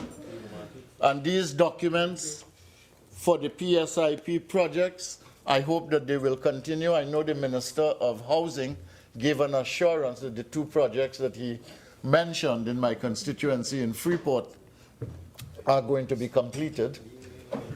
The 2 projects in Arena that are going to be done. So I will wait and see whether those things are done. But we will see what is going to happen, because what is happening in this country now is that you have a deteriorating economic situation because of mismanagement, a deteriorating financial situation because of mismanagement, an escalating debt situation. In Washington, they are calculating that if we continue with the declines that we have now, the recession that we have, and the strategy that we have now, we are going to end up with a debt to the GDP ratio of over 100% in 5 years. That is what they are going to do. Your time has expired, member. Thank I recognize the member for Lopinot Bonnet. Thank you very much, Mr. Thank you very much, Mr. Deputy Speaker.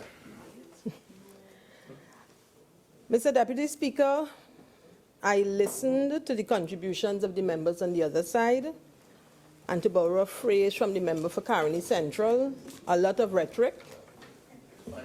And it would seem that the members on the other side believe that they can speak things into being.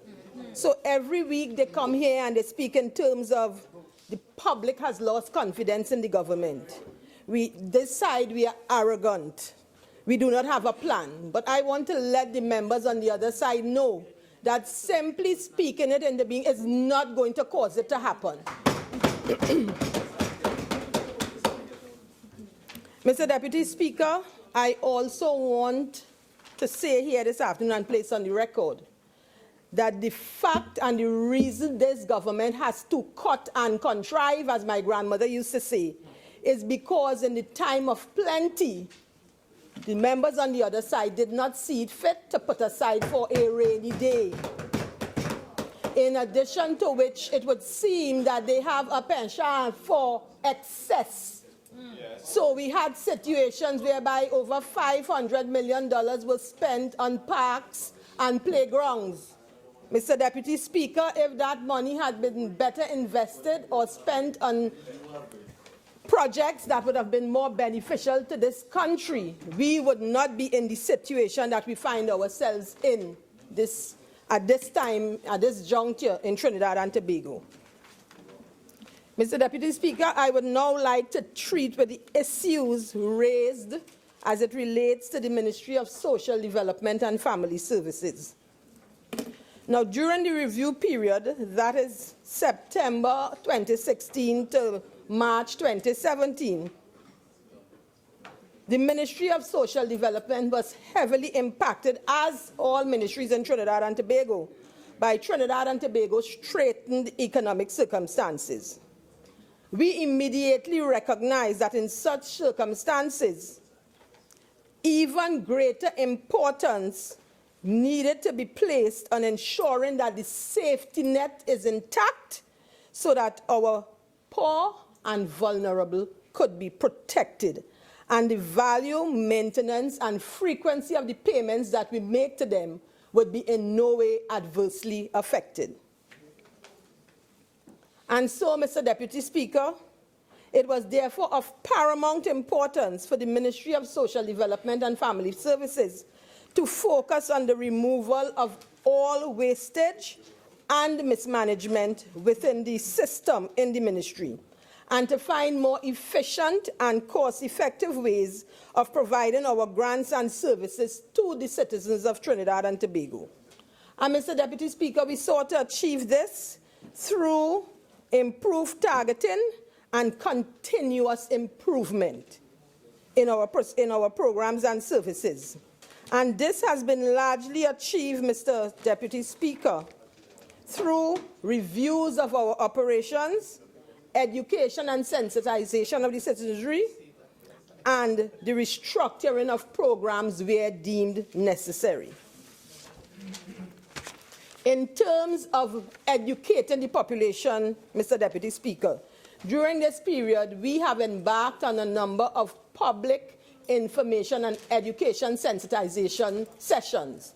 And we are going to be going throughout the length and breadth of Trinidad and Tobago in an effort to ensure that NGOs, CBOs, staff of some of the MP offices, and the poor and indigent in Trinidad and Tobago are made aware of all of the benefits and services provided by the Ministry of Social Development and Family Services, and the qualifying criteria, very importantly, because there are a number of persons out there who do not know or do not understand what are the qualifying criteria. And oftentimes, again, that is probably one of the reasons in these very chambers we keep hearing about the food card and it being taken away. So, Mr. Deputy Speaker, just to ensure the citizens of Trinidad and Tobago and the members of this House that by the end of calendar 2017, the Ministry of Social Development and Family Services would have gone through the length and breadth of Trinidad and Tobago, and we would have educated a large segment of the population in terms of the benefits and grants that we provide and the qualifying criteria for those grants and services.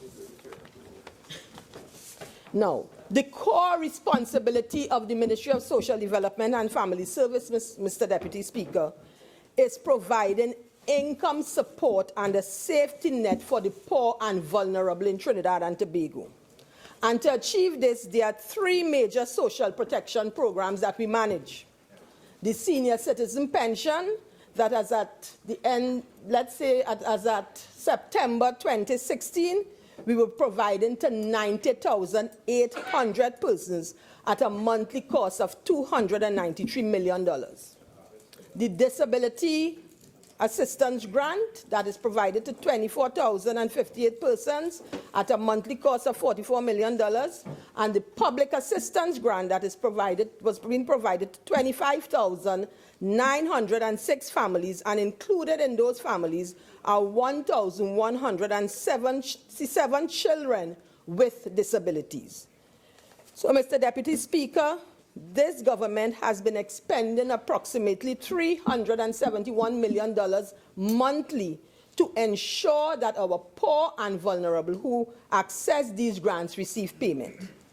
And I want to place on record here this afternoon, Mr. Deputy Speaker, that despite our current economic situation, this government has maintained all grants, all benefits at the same levels.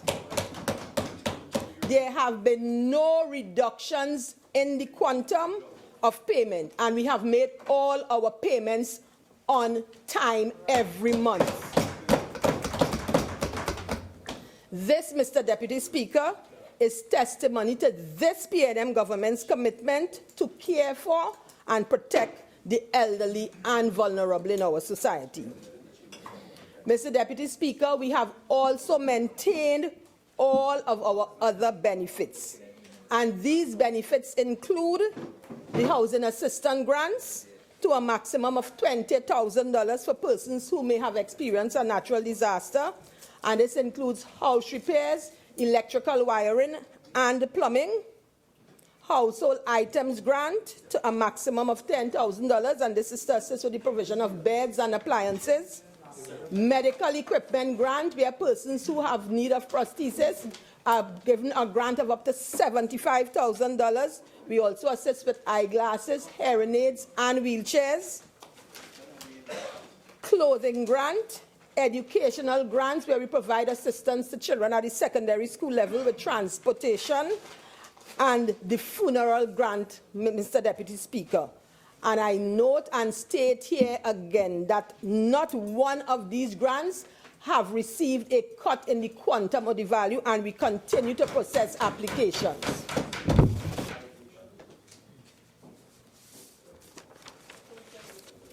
Mr. Deputy Speaker, a lot of time was spent speaking about the food support program and the fact that there is the Minister of Finance would have made provision for a reallocation of $86 million. And the members on the other side sought to convince the population of Trinidad and Tobago that by doing this, the ministry was going to be reducing payments under the food support, or we were going to be cutting people from the food support program. Now, Mr. Deputy Speaker, as I said at the outset, the Ministry of Social Development and Family Services, given our straitened economic situation, and even more so given the fact that we are responsible for public funds, believe it is our responsibility to continually review our processes and to make sure that whatever we are doing is being done in the most cost-efficient and effective manner. And so the ministry is very focused on looking at its processes, its systems, and what it is doing to ensure that our operations are efficient, effective, and there is no mismanagement and there's no wastage. So, Mr. Deputy Speaker, in 2016, we would have embarked on an extensive review of the food support program, also called the TCCTP. And as a result of that review, Mr. Deputy Speaker, we were able to get cost savings of $110 million annually. And this, Mr. Deputy Speaker, I want to make it abundantly clear, because every so often there is this righteous indignation on the part of the other side that we have taken food cards away from persons. Mr. Deputy Speaker, the food card is intended to provide food support to families to ensure that they can have a nutritious meal every day. So this is for our poor and indigent. Mr. Deputy Speaker, part of that exercise entailed asking persons in receipt of the food card payment to come in so that we could do the necessary assessments and we could and also enroll them then on the biometric system. Mr. Deputy Speaker, I am sure that all right-thinking and objective-thinking persons would come to the conclusion that if your situation was such that you were in support of a food card to ensure that your family got a meal every day, if you were required to come in to regularize your situation, you would have come in, Madam, Mr. Deputy Speaker. Over 13,000 persons did not come in. And this was only about coming in, Mr. Deputy Speaker. Attempts were made to contact them via phone. Attempts were made to contact them by visiting where they lived. Attempts were made to contact them via ads on the radio, ads on the television, and ads in the newspaper. And despite all of that, Mr. Deputy Speaker, over 13,000 persons did not come in. That forces me or causes me to conclude that those persons must have recognized that they were not in fact eligible for the food support, so they did not come in. There is also the very distinct possibility, Mr. Deputy Speaker, that some of those persons did not exist. And so, Mr. Deputy Speaker, based on our review of the system, we were able to save this country $110 million. We then looked at the biometric system, Mr. Deputy Speaker. Now, this is a system that was introduced with noble objectives. because it was supposed to eliminate wastage and it was supposed to eliminate double dipping because of the unique identifier of the fingerprint. But, Mr. Deputy Speaker, when this was implemented, unfortunately, actions were not taken to ensure that the approximately 170,000 persons who are beneficiaries of the Ministry of Social Development and Family Services were registered and were placed on the biometric system. As a matter of fact, Mr. Deputy Speaker, when we were doing our review, we recognized that of the 170,000 persons, only approximately 62,000 persons were in fact registered. Now, what this meant, Mr. Deputy Speaker, is after this government, that government would have spent $67.4 million to bring the system in place, spent an additional $29.8 million as the annual maintenance fees. They did not take the necessary actions to ensure that this country got value for money. So at the end of it, after having spent all of this money, we had a situation where only 62,000 people were registered. But worse than that, Mr. Deputy Speaker, only 3,158 persons, or 2% of the ministry's beneficiaries, had been transitioned onto the biometric system.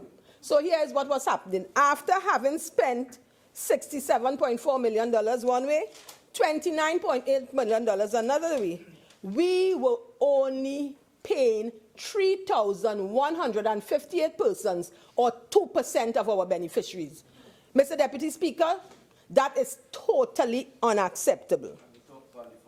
And value for money. When we looked further, we recognized that with only servicing 3,158 persons, the government was in fact spending $2.7 million every month to pay $1.7 million to 3,158 persons. Mr. Deputy Speaker, if that was all right for the members on the other side, that is not all right for this government, and we will not continue something like that. So, Mr. Deputy Speaker, as part of our review process, we continue to look for better means and more cost-effective means, because we are operating in a situation where our circumstances, we are constrained economically. We also looked at the fact that, one, the bank that was providing the support in terms of the debit card for the system had indicated that the system had become obsolete. And the bank had made that known to the government since in 2014, but nothing was done to correct it. So here we are in October 2015 into 2016, and recognizing that the bank is not prepared to issue additional debit cards, and if that is not done, then persons who are to receive permanent food cards are at risk of not receiving the support that is needed. When we looked at that, together with the fact that we were expending such large sums to only service 2% of our beneficiaries, it was decided that, listen, in terms of ensuring that persons got the necessary support, we could look at an alternative way of providing it. And we look, Mr. Deputy Speaker, at the check system. Now, some persons may feel that is a retrograde step, but it wasn't considered a retrograde step for the 5,548 persons who had been approved for food support between 2014 and 2016 and had not received that food support because the members on the other side, who was then the sitting government, decided that they will place it on hold until they could come up with a new debit card. Mr. Deputy Speaker, let us for a minute think of 5,548 families hungry and in need of food support and being denied simply because the members on the other side then did not take a decision to use an alternative form of providing that support. But, Mr. Deputy Speaker, this government, the paramount concern for us is taking care of our poor and vulnerable. So we took the decision to pay by check, and thus far, Mr. Deputy Speaker, we have been able to bring on 3,700 plus of those 5,000 people onto the system. And I'm very happy to say that as of September 2016, they have been and continue to receive that much needed food support.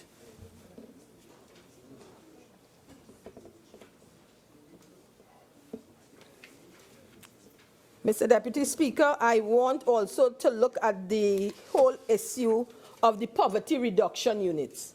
Now, the members on the other side sought to make a link between the discontinuation of the 2 poverty units in the ministry and what was taking place with the decision to remove $86 million from the food support program. Now, Mr. Deputy Speaker, there was no direct link between the food support program and the poverty reduction units. The poverty reduction units were established by Cabinet in 2013 for a period of 3 years. And so, Mr. Deputy Speaker, in 2016, December 2016, those programs, the approval for those programs came to an end. Now, as any responsible management, the executive of the Ministry of Social Development and Family Services conducted a review of the operations of those 2 poverty units with a view to making a decision as to whether we would go back to Cabinet and seek an extension of the units or if we were going to make another recommendation. And Mr. Deputy Speaker, I must say that review revealed a very scandalous situation. The main objective of those units, Mr. Deputy Speaker, was to develop and manage a national poverty reduction strategy for Trinidad and Tobago. And Mr. Deputy Speaker, after being there for 3 years, we do not even have a draft policy on poverty reduction. They were also supposed to ensure that there is current information and data available on poverty at the national, the municipal, and the community levels. Mr. Deputy Speaker, there is an absence of such data. They were also responsible for implementing poverty surveys. Mr. Deputy Speaker, I am at pains to indicate that these units, I believe, did not properly involve themselves in the preparation for and the conduct of the SLC 2014. And that is one of the major reasons why it is still before F&GP, because there are flaws within the methodology used in the conduct of those surveys. So, Mr. Deputy Speaker, when we looked at all of that in the Ministry of Social Development and Family Services, we could not, in good conscience, have gone forward to the Cabinet and recommend the continuation of those programs. So, Mr. Deputy Speaker, what happened is that the programs came to a natural end and they were not renewed. What we have done in the ministry, however, is that we have put systems in place and we have put persons in place to ensure that the main duties that the persons in that unit were carrying out while they were there continue. And one of those happened to be the SEED program. Now, this is a program that provides grants to persons who are poor and vulnerable, who have an ambition, they may have the skill, they may have the knowledge, that they can have a business of their own. So it is to encourage that entrepreneurial spirit, and at the end of it, the intention and the hope is that they can be brought out of their situation and become self-sufficient, be empowered to be able to be responsible to financially provide for themselves. And Mr. Deputy Speaker, I wish to inform this House and the citizens of Trinidad and Tobago that the Ministry of Social Development and Family Services continue to receive and process all applications for the SEED grant, and we will continue to do so, and we will make the necessary awards given the resources, the financial resources. But I want to point out here, Mr. Deputy Speaker, because you see it is easy for the members on the other side to come into the Parliament and give the impression that they are so concerned about the SEED grant because with the units not being there, persons cannot access these grants. But, Mr. Deputy Speaker, I want to let this House and the population of Trinidad and Tobago know that when you look at our records, there are persons who have been approved since 2013, 2014, 2015. And the most astonishing figures are for 2015, the year of the general election. Mr. Deputy Speaker, we have estimated that if we are to make all those payments, it is going to cost us approximately $12 million. And I want to let this House know, Mr. Deputy Speaker, and that is taking it on to 2017 where we are now. Just 2015, the total sums that will have to be expended is 9-point-something million, Mr. Deputy Speaker. Wow. I believe those figures speak for themselves. Because when you look at the trend, we never had a situation where we had that many applications. In addition to which, our data does not suggest that we have so many poor and indigent persons who are desirous of getting into business. So we have to ask ourselves the question, what was the intention behind all of those approvals in 2015? And Mr. Deputy Speaker, I want to say to you, I asked for the data and I looked at it. And there was a huge upsurge between June, July, August. Mr. Deputy Speaker, as a responsible government and a responsible minister and ministry, we have decided that we are not just going to make those payments. So what we are doing as part of our review process, we are making contact with all persons for whom there is approval 2014, 2013, 2015, and we are calling them in and doing a reassessment because we need to determine first, are these people still alive? Do they exist? Do they have a business that they really want to carry forward? So that at the end of the day, when we grant an approval, it would really be in keeping with the policies of the ministry and in keeping with the policy of the government, which is to take people out of poverty, empower them and help them to become sustainable, not as an election ploy, Mr.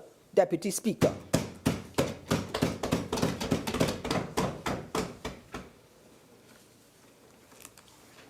And so, Mr. Deputy Speaker, the members on the other side like to speak in terms of we do not have a plan.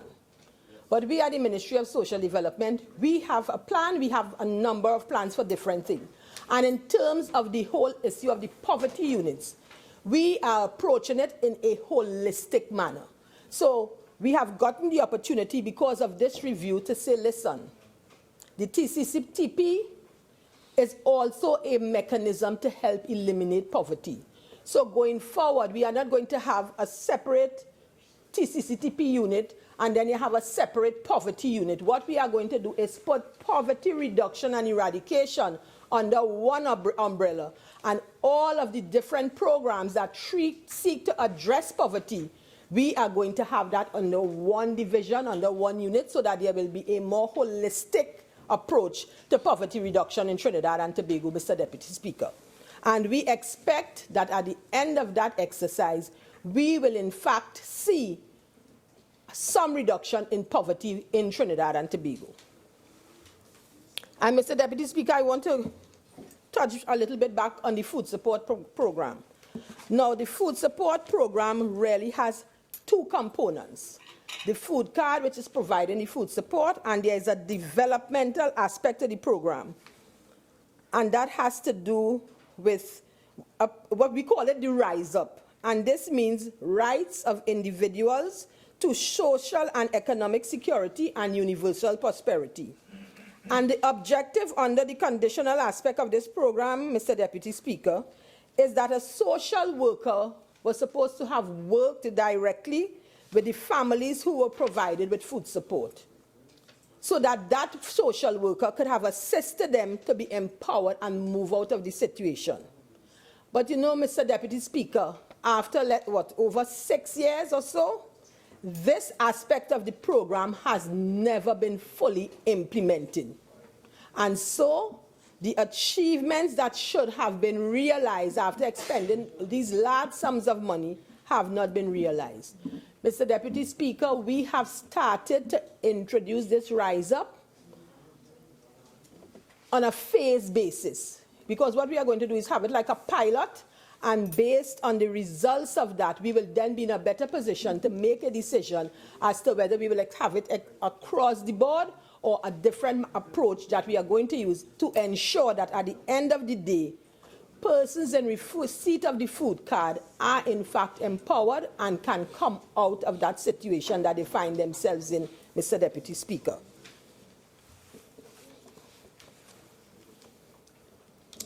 And Mr. Deputy Speaker, I believe it is very, very, very important for us to understand that we cannot approach poverty by just throwing money or throwing financial support at persons. We have to help equip them and empower them so that they can come out of that situation and then become sustainable. Mr. Deputy Speaker, I would like also now to speak in terms of the fact that while the ministry is primarily responsible for the protection and the enhancement of the social welfare parameters in Trinidad and Tobago, we cannot achieve that most noble objective by ourselves.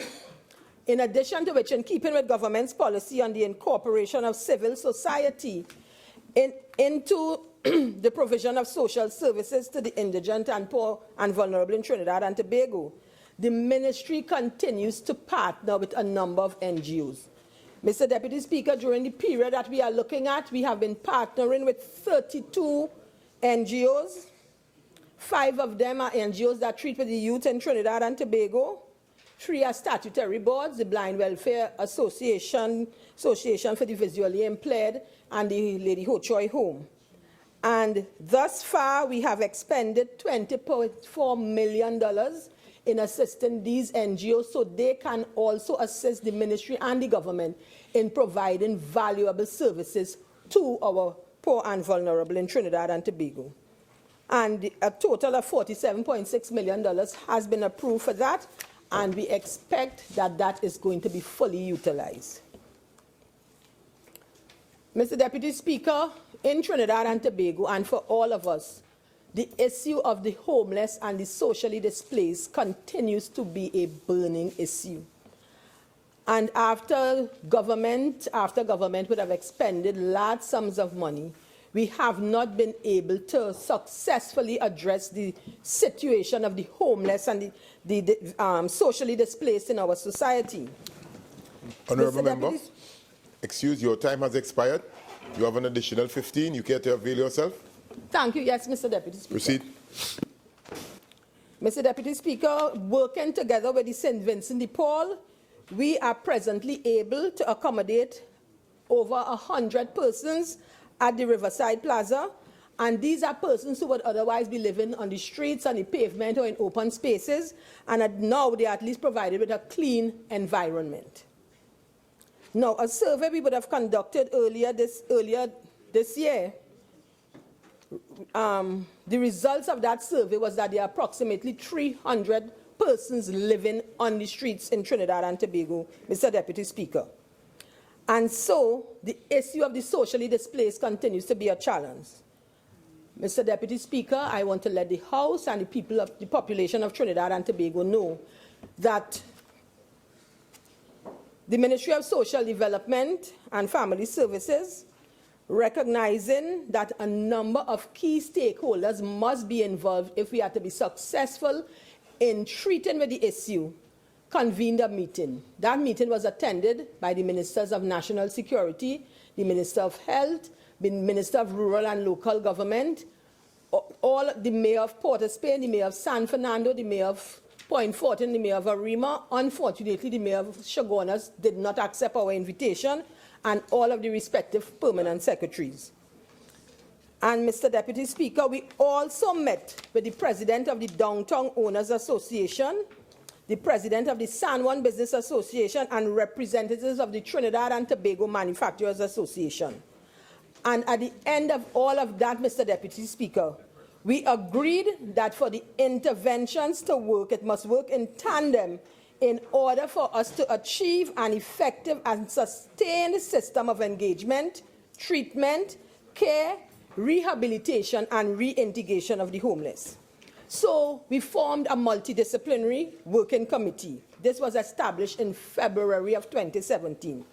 And their mandate is to examine the current situation as it relates to the homeless and identify ways and means of achieving the required collaboration and coordination among key stakeholders and the eventual removal of homeless persons from the street.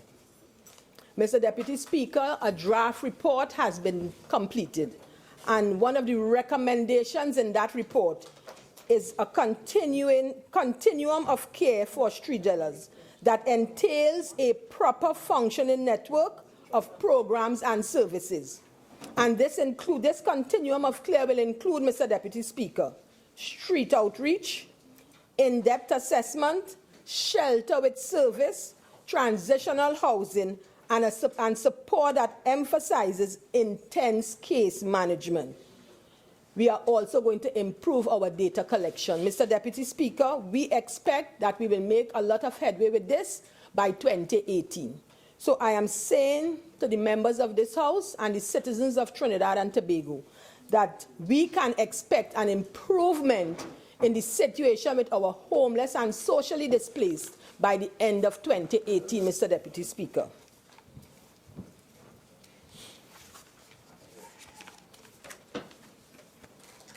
Mr. Deputy Speaker, the Ministry has also commenced the process of ensuring that persons with disabilities can access the Ministry's offices.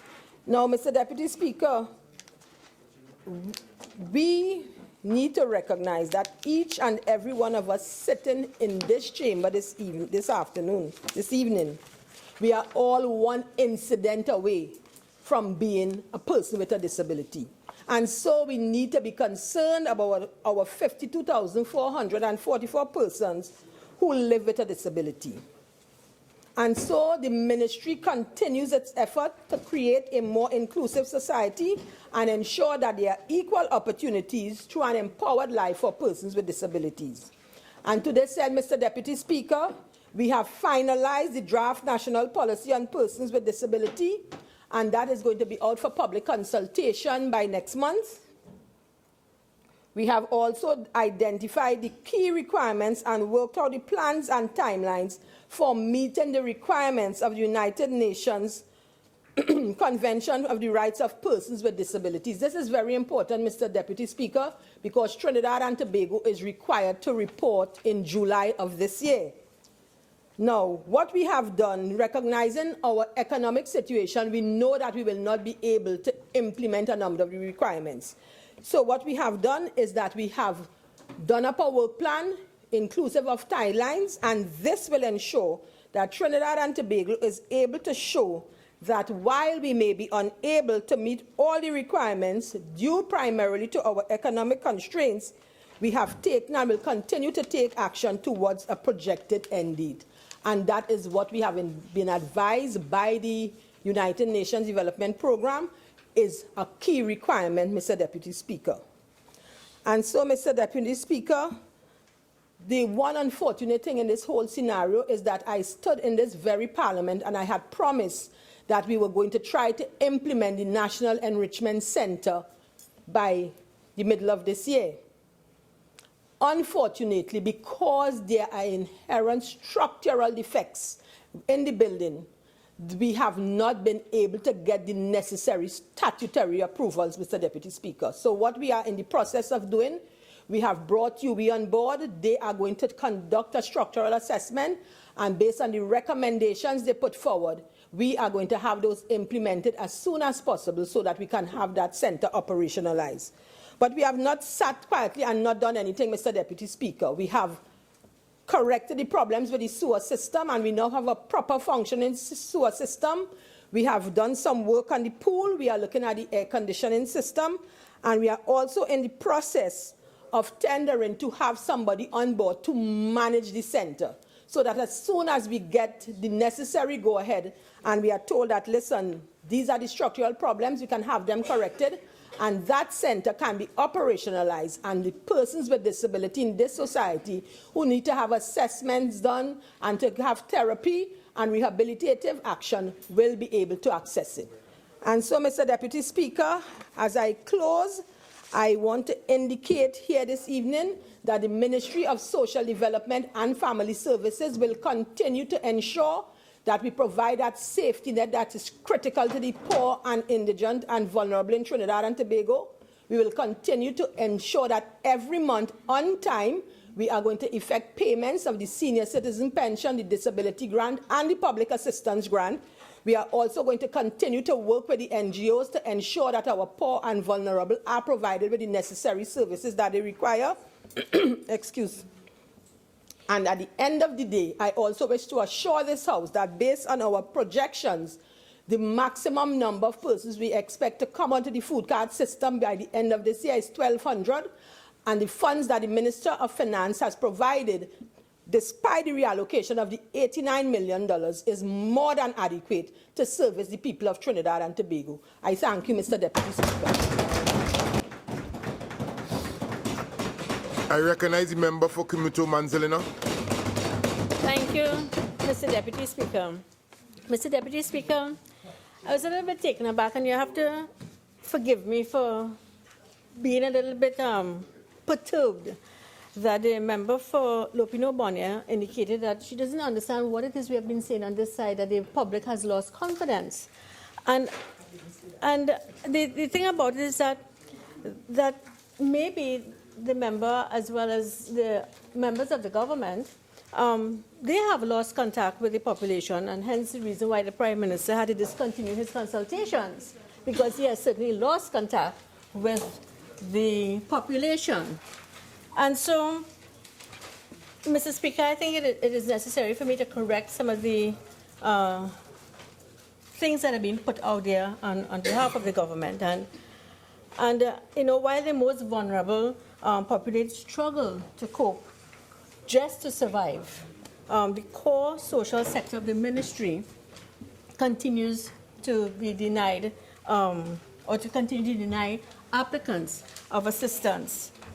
I know that the member had indicated that the ministry was there to ensure that the poor and the indigent have nutritious meals, yet the ministry has reverted to a system called direct deposit, which means, Deputy Speaker, that when monies go directly into one's account, that person can now take that monies and in fact purchase different aspects of anything outside other than food. A person can certainly purchase cigarettes, they can purchase alcohol, they can purchase anything, as opposed to the system that we had proposed to implement, which was the biometric card. And before I go further, Mr. Deputy Speaker, I just want to indicate and have it on hand that the whole issue of the biometric card was in fact brought by the former PNM Prime Minister, that is Mr. Patrick Manning. Mr. Patrick Manning, under his tenure, his administration, was the one who had seen the foresight in bringing this biometric card, which was in fact a brainchild of our political leader and former Prime Minister, Kamla Persad-Bissessar. And so what this biometric card was supposed to do was to provide a system that would have put in place a holistic management system. In other words, someone would come off of the street, they would be assessed, and they would be determined to be one who requires assistance. But the whole purpose, and I know that the population had been crying out about the system being abused and the corruption in the system, and therefore the biometric system would have eliminated a significant portion of the abuse and the corruption. And what this biometric card would have allowed is that it's a fingerprint, and with a fingerprint you would have been able to determine that you are in fact the recipient of a grant, but not that you would remain on the system. You would be taken through a whole process, a management system, where you would have been brought on board, you would have been educated, you would have used the same seed to be able to provide, to empower the person to become entrepreneurial. It would have also allowed you to be weaned off of the system wherever you can be weaned off, because obviously there are persons that you will encounter who will not be able to come off of the system. But more importantly, what this would have done is that, and many persons out there would be able to attest to this. Social workers, when you go in and you meet with a social worker, you work with that social worker throughout your period of time. And if the social worker is not there, if the social worker is ill, if the social worker goes on vacation, your file remains unattended until the social worker comes back. And that in many ways, hindered a number of vulnerable and indigent persons from receiving help. More so, if something had happened to someone who was living in one area, and I was going to call my area, for example, assuming that they were living in Sangre Grande, and so they received their assistance and the social worker they visited in Sangre Grande, but because of an illness, they had to relocate to probably where their daughter lived and said they had to go to Chaguanas. It meant, therefore, that your file would have to be transferred physically to Chaguanas, and until that file was in fact transferred, you did not get any assistance. It would automatically stop until all the necessary checks and balances are done, a site visit is done, and therefore, oftentimes, persons would find out that their file has not gone, their file was lost, and they have to reapply. And so the biometric system would have eliminated that inefficiency in the system. And so I just wanted to clarify the importance of this system. It was a management system which this government, unfortunately, didn't see the value in it. They didn't see the value that when you are dispensing public state funds, that you must have a form of tracking and evaluating, and you must be able to measure whether you are getting value for money, whether there is a reduction in poverty, and this was a form of data collection as well. So now they've removed every form of data collection. You have removed the poverty reduction program, which in fact was a unit that collected data, and so you've removed that. So the government cannot come and give us an accurate data information stating, well, this is how many persons came into the system, these are how many persons who in fact have their issues have been alleviated, these are how many persons who have moved on and have become entrepreneurs. We can't say that. And therefore it is important for the government to understand that a number of times they can't give us responses as to how much the data in any of the ministries, because so far what we've been hearing is that they've gotten rid of all the research departments or they've reduced it. And so therefore, pretty soon, this country will not be able to report accurate information, whether it's the UNDP or any of the agencies that we have to work closely with. Further to that, the Honorable Minister had indicated that a number of grants were approved in alignment with their policies. But I'm asking, what is the policy? Because I listened to the member, and from beginning to end, spoke about different things that were being done, but everything was under review. So far, they have not devised a policy for any of the programs and a way forward for the ministry. And therefore, it's a matter of still in discussions, they're still discussing with NGOs. A member came in today and said, you know, we have one umbrella, but the staff, but one umbrella for all the agencies to work under, all the staff, so that you wouldn't have a separation. But how are they working when they have reduced staff significantly? And how can the exercises be conducted if there's no one to go outside? There are no field officers.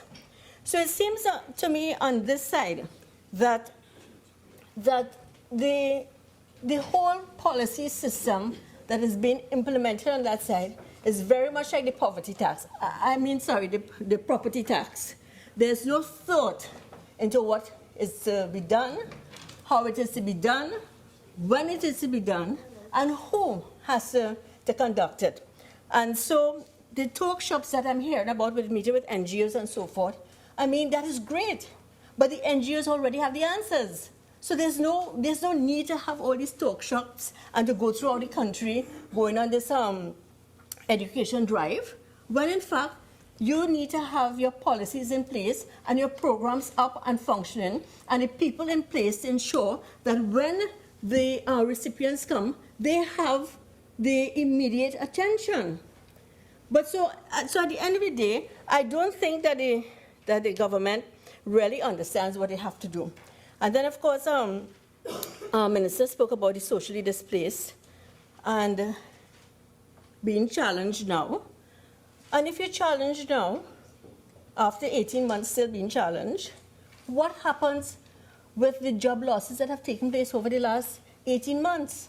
We're going to have more socially displaced persons, and yet we don't, the government, we had the answers because we visited and did an assessment of the Chapman facility that is successful in Miami, and they have been able to successfully remove the street dwellers and to effectively transition them from the streets into facilities where they're retrained and regroomed and everything, and they're back out in society. And if you go into Miami at all, Mr. Speaker, you would see that there are no street dwellers there because they have put things in place, both government and NGO partnering together.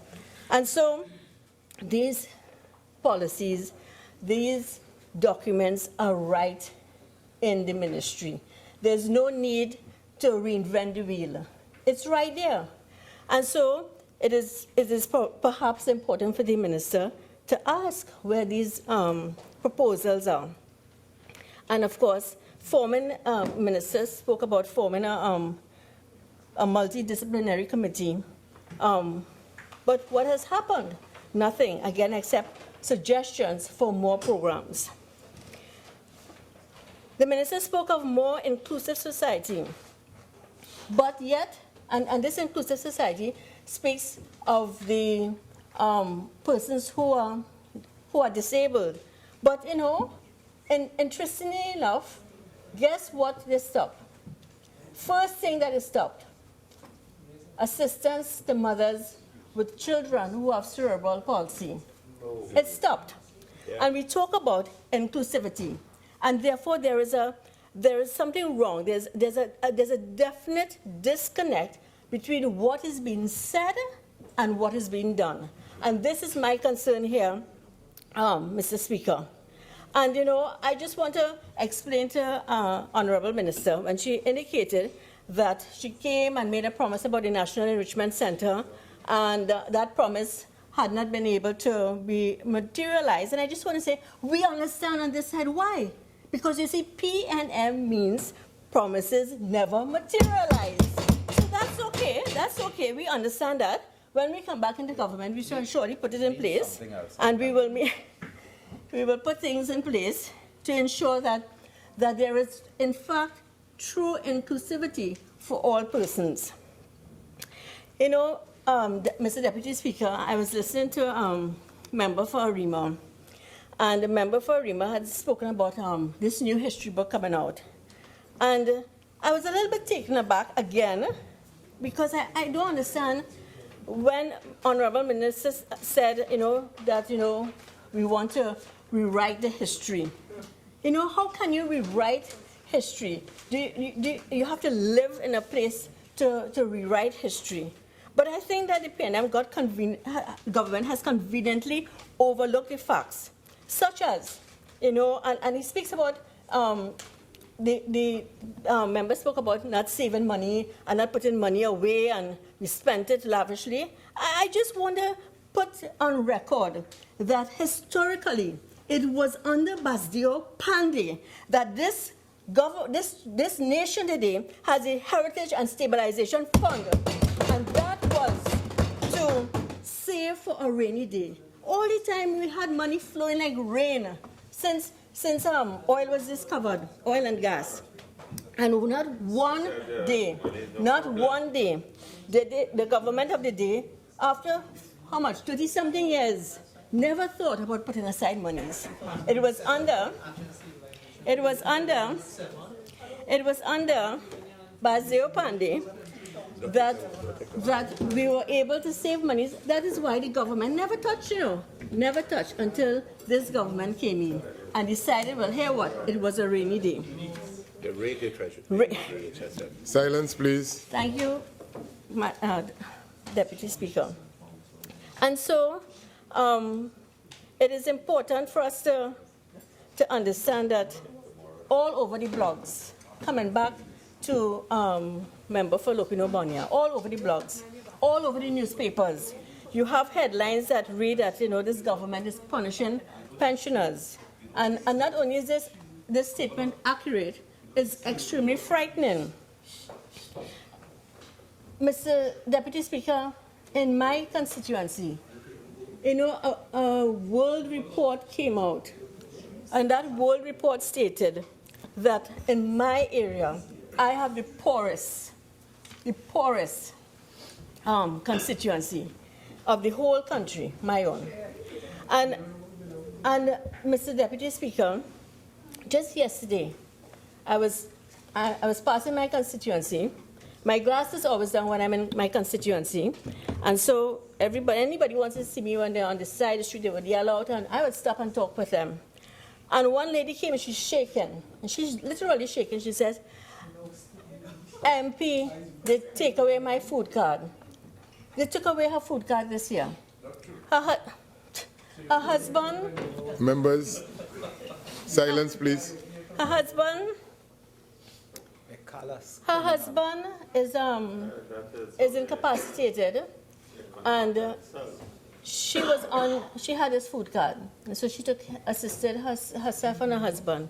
She lost her food card, and this is just one of many stories, Mr. Deputy Speaker, and when a minister indicates that that they have 45,000 persons onto the system, my question is, okay, so and how many did you remove? How many did you remove between 8th of September 2015 to now?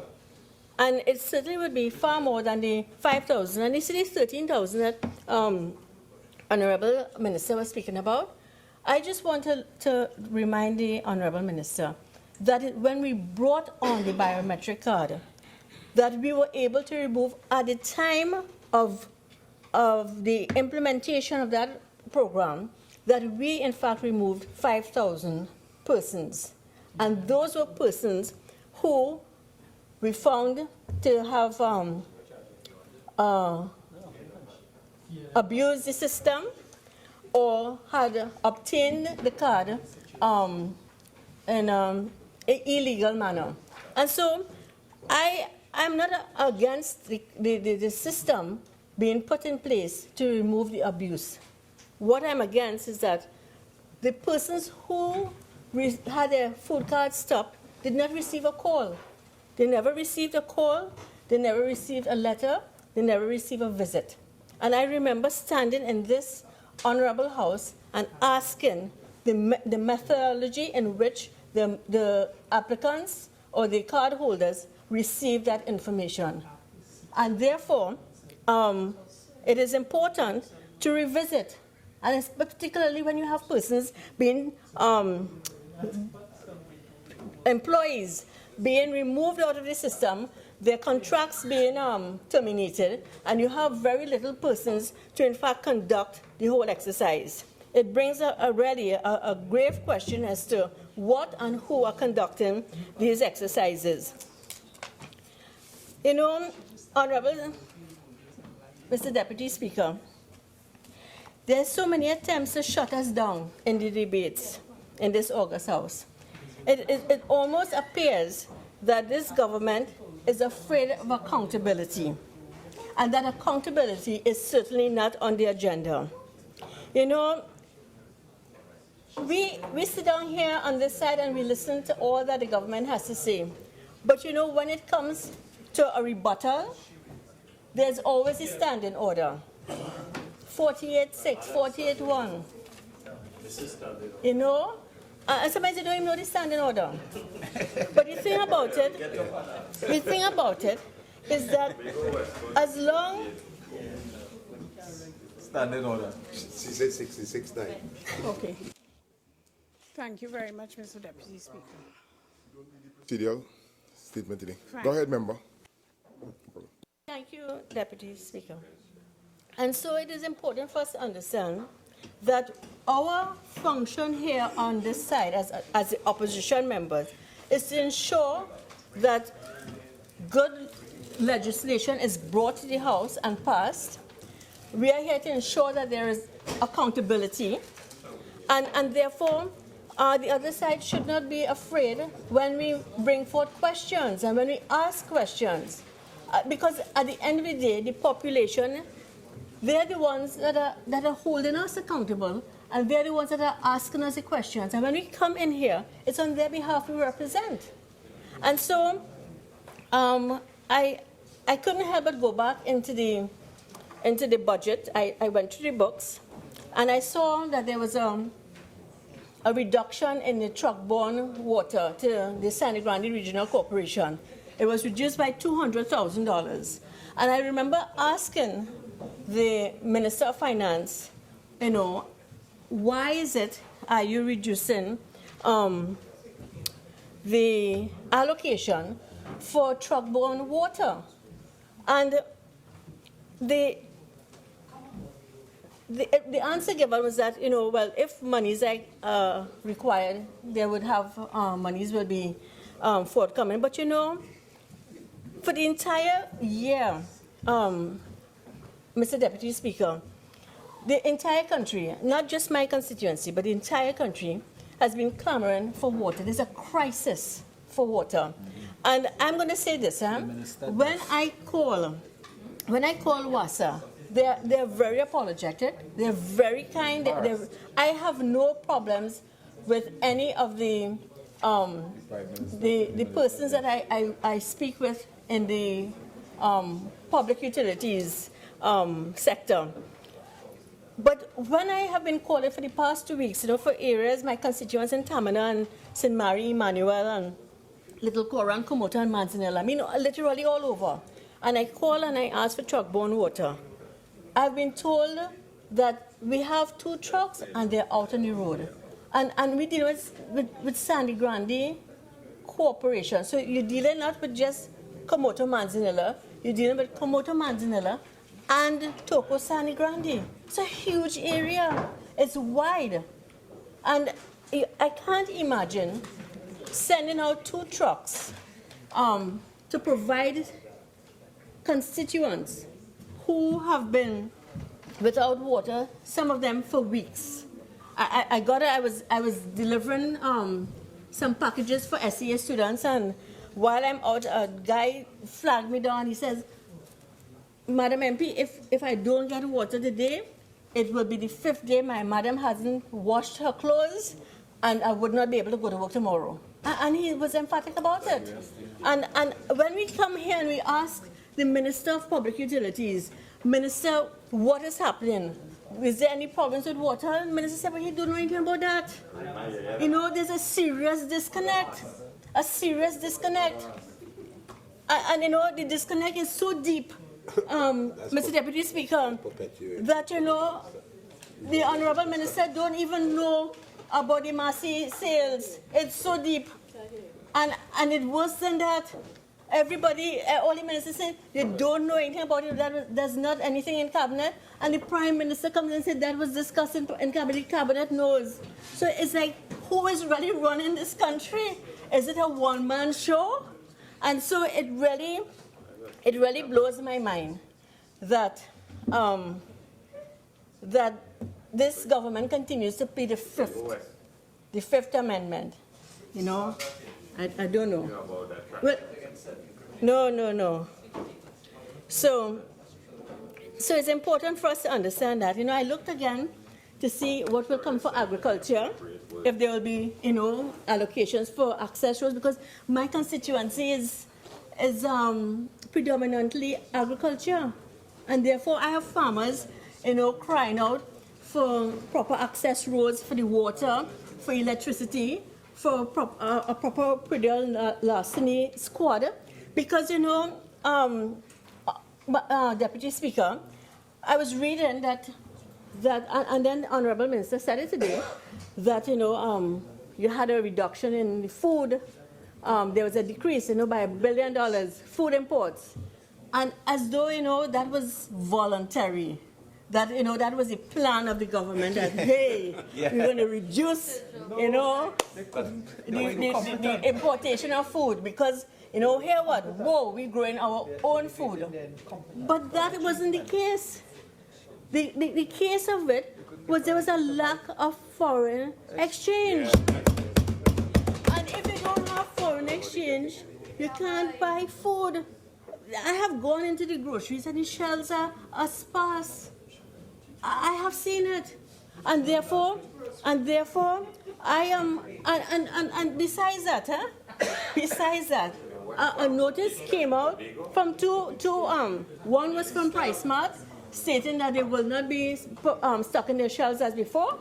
And then you had a statement by Massey who indicated that you will have an increase in cost for their goods because of a lack of foreign exchange. And then, of course, you have Tobago. Seen that honorable member from Aruka Maloney indicated what grocery? You have Tobago complaining that we have pictures of a slow boat traveling to Tobago, 15 hours with salted vehicles reaching Tobago 15 hours later, and therefore it means that Tobago will now suffer. I mean, I am so sorry to say that Tobago has always been the bastard child since the days of Dr. Eric Williams, since the days that A&R Robinson decided he was going to make a stand.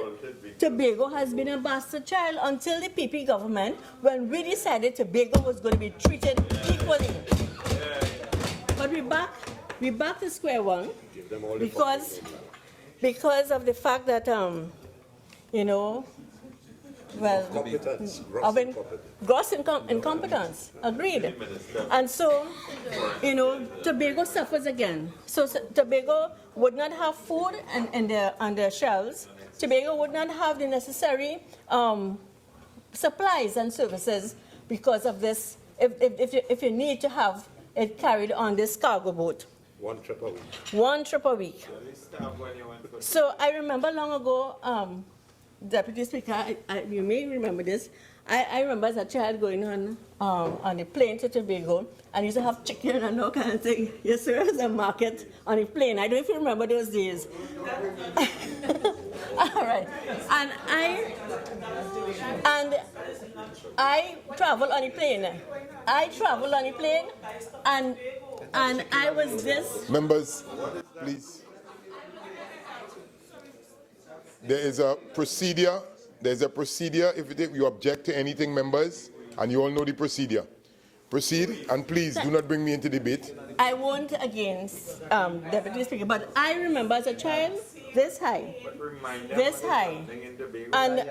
and this is what I'm saying, that for years and years and years, Tobago was treated like that. I think I'm much older than the member.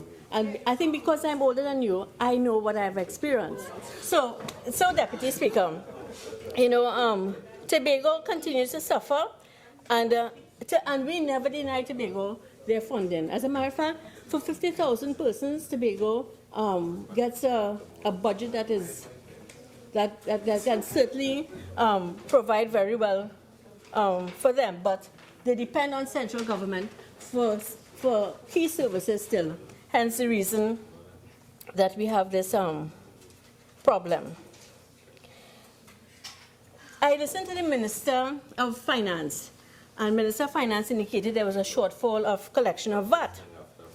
And I was wondering, if businesses were folding up, I think you would get a shortfall of VAT as well. But that wasn't the case. Minister of Finance went all over the place, and I thought that that it certainly he in fact in a way refuted his own statement, because he said that employment wasn't really up as much as we had stated on this side, that it was only 25,000, up from 21,000 from 2015, and so if it is, it's certainly an admission of failure, but can the minister, or would the minister, in fact, do a correlation study to see if the shortfall of the collection of VAT is in direct relation to businesses folding up, and therefore, if it is that businesses are folding up and you're unable. Remember, your 30 minutes has expired. You care to avail yourself of the additional 15? Yes. Member, proceed. Thank you, Deputy. Thank you. So I'm asking the question. If there is a correlation between the number of businesses folding up and an inability to collect VAT, then one must be able to put the same correlation to property tax. And if persons are losing their jobs, they will not be able to pay property tax. And therefore, it is incumbent on the Minister of Finance to rethink, and I'm saying with all honesty, persons are not against paying taxes, but this convoluted system that not even the government understands cannot work. It cannot work and it will not work. And then, of course, Honorable Minister indicated that there was a delay in payment to contractors due to a verification process. And I said, well, perhaps, some contractors are not lucky enough to have an advisor walk in and get a check out for them. So I don't know. I just think that the system that the minister speaks about is probably. It smells rotten. According to my member, smells rotten, and therefore it should be. Member, retract that, please. It does not smell rotten.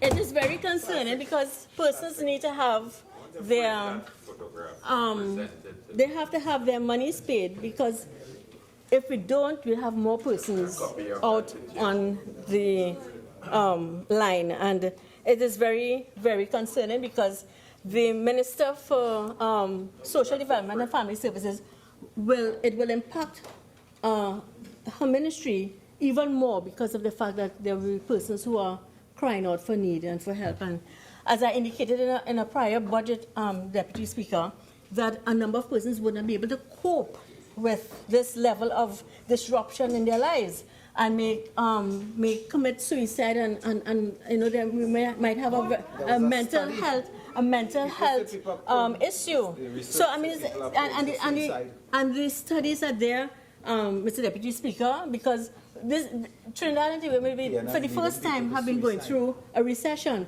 but recessions have happened in other parts of the world, and they were able to show, produce studies where there was a correlation between losses, whether it's employment, homes, marriages, whatever it is, and an increase in mental health, a decrease in mental health, as well as suicide. And then, of course, the minister spoke about field assessors and field assessor supervisors. And I want to know, sorry, what are the job descriptions for these field assessors? What their salaries, what are the requisite job description and the experience? Will the successful applicant be required to submit a police certificate of character, because these people are coming into your home if they need to, according to the minister? So these are concerns that I have, and I just want to bring back, before my time ends, I just want to bring back a point to Minister of Education. Minister of Education, during the budget the last time, I asked about a specific school. I asked about the Manzanilla River, who did not receive any furniture. And I was advised that the furniture was already delivered. A week and a half ago, when I was delivering my pencils, I asked to see the furniture, and the principal couldn't show me. He said, well, we got one table. And that was just before I came, a week before I came. And therefore, Mr. Deputy Speaker, this is a hallowed place. And I think when information is being put forward, it must be accurate. Yeah. And I'm asking for the accuracy of information that comes in here. And further to that, Sangre Chiquito Presbyterian School has been decommissioned because the school has been deemed unsafe, and that was in January. To date, Deputy Speaker, the infant classes are at home. The SE students had to do their classes in a church which had no washrooms, and I went and I visited myself. They had to go to the same school that was shut down to be able to use the washrooms. And the rest of the classes were placed at Grosvenor Presbyterian. And I brought this to their attention in January to the Honorable Minister. And yet when I sat here and I asked the Minister about it during the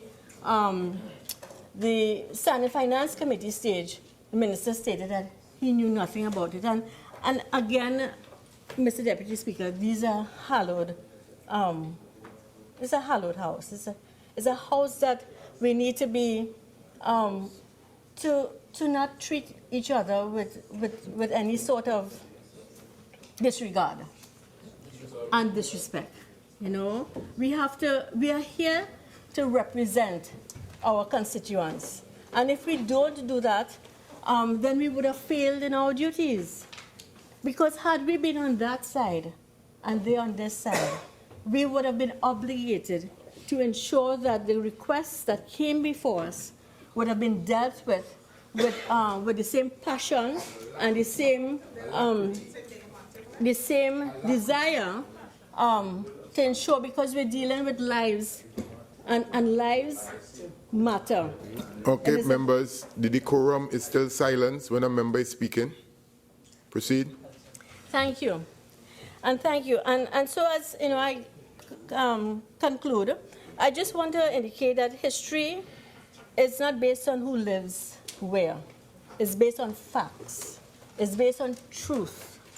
And therefore, when we are speaking about history, we have to ensure that the necessary departments and the necessary processes are in place to ensure that that integrity, the information is protected, the integrity of the information, the data is protected.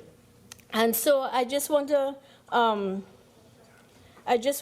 indicate that when to the Minister of Education, and I don't know what is in this history book, but it concerns me, because if I have to judge with all honesty, Mr. Deputy Speaker, what happens in here, I don't know what is in that book. And I don't know if we can honestly hold to the truths that may be in that book. And that is going out, that book will be going out to our young children who will grow up learning something that perhaps may be inaccurate. And therefore, I would have thought that the minister would have had a better system in place to ensure, whether it's through a proper committee and a vetting committee, to ensure that the information in there is in fact correct. And so I want to encourage the government to understand that we know that promises never materialize. We understand that. But we are here on this side to help you. We're on this side to give you guidance and to help you understand if you don't understand how it is done. Because you see, we did it for 5 years. We were able to get things done. We were able to be effective and to produce results and to deliver. That was our mandate, to deliver and to honor our commitment. And so we want to be able to continue that commitment, Madam Speaker. We want to be able to hold fast to those principles and those truths. We want to be able to speak and to be able to contribute meaningfully and not have the members continually stand and claim, all sorts of standing orders just to shut us down.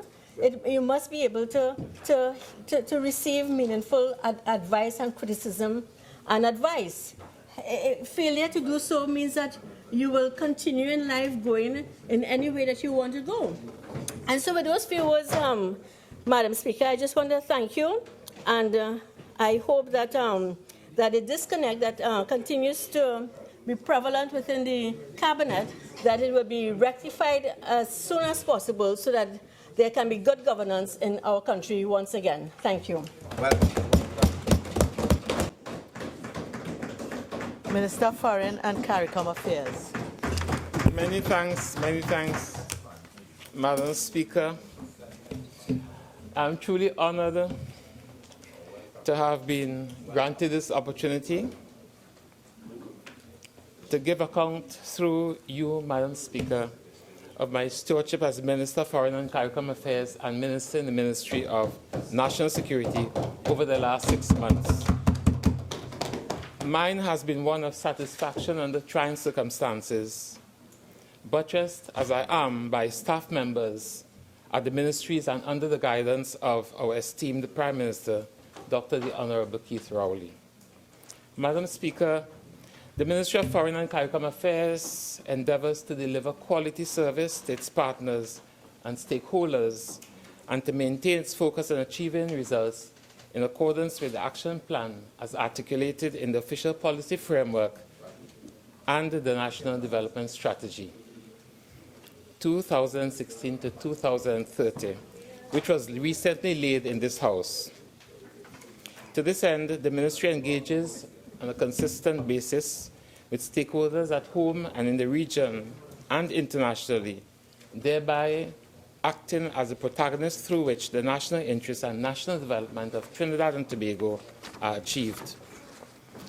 Madam Speaker, the Ministry of Foreign and CARICOM Affairs is in the process of being reformed. Its human resources nurtured and guided to allow for even more or higher levels of performance. While not totally dire, we are consistently be called upon to be innovative in meeting our human resource needs. In an inclusive way, Madam Speaker, staff members of the ministry continue to be rotated amongst our overseas missions and the ministry. Transparency, equity, and the requirements of the work portfolios continue to feature in our postings at the different missions abroad. We have reinstituted guidelines and checks and balances to safeguard the public purse and ensure propriety. At the level of missions, one of our missions, the one that was located in Uganda, it has been closed.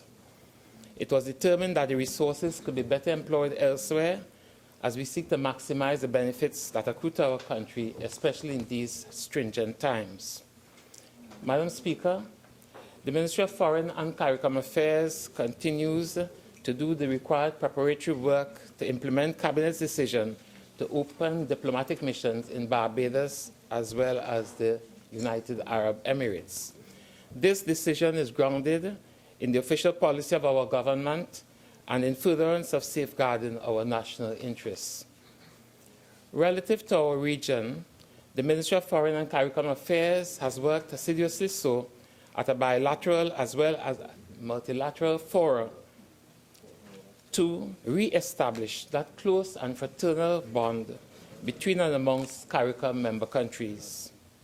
Accordingly, Trinidad and Tobago and Guyana agreed recently to resuscitate a framework agreement to deepen bilateral cooperation between both countries. Currently, under this agreement, we are treating with an MOU, or rather a Memorandum of Understanding in the energy sector with Guyana. We have the intention of reaching agreements on other memoranda of understanding in other areas, such as agriculture. Madam Speaker, during the early part of last year, there were calls from the Manufacturers Association of Guyana, or rather Jamaica, for further field for reprisals against Trinidad and Tobago in response to claims of targeting nationals of Jamaica by denying them entry into Trinidad and Tobago. Calls for the boycott of Trinidad and Tobago's exports to Jamaica were in the air. The approach and concerted efforts of the Ministers of Foreign Affairs of both countries, Jamaica and Trinidad and Tobago, that is, allowed perceived threats to subside. Further, undertakings given such as the outfitting of facilities at Piarco International Airport to allow for the proper treatment of passengers refused entry into our country contributed to re-establishing our good relations. The official visit by the Honorable Prime Minister of Trinidad and Tobago to Jamaica last year was critical in the rapprochement and resulted in a consolidation of the close ties between both countries. The change in the nature of the relationship is such that the Foreign Minister of Jamaica has recently been cited in the Jamaican media as making reference to the significant declines in refusals relative to the entry of nationals of Jamaica into Trinidad and Tobago. Madam Speaker, also, just a point of order, 48.1, just need some clarification, please. Member, I'll give you a little leeway, but remember what we are debating is the adoption of the report of the Standing Finance Committee. So I'll give you a little leeway to set your context, but you will have to tie that into the report, please. Okay. I take it we are debating the finance variation of Appropriation Bill 2017.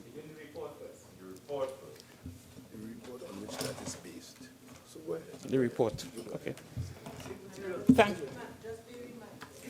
There's a particular way for members who are not speaking to make an interjection.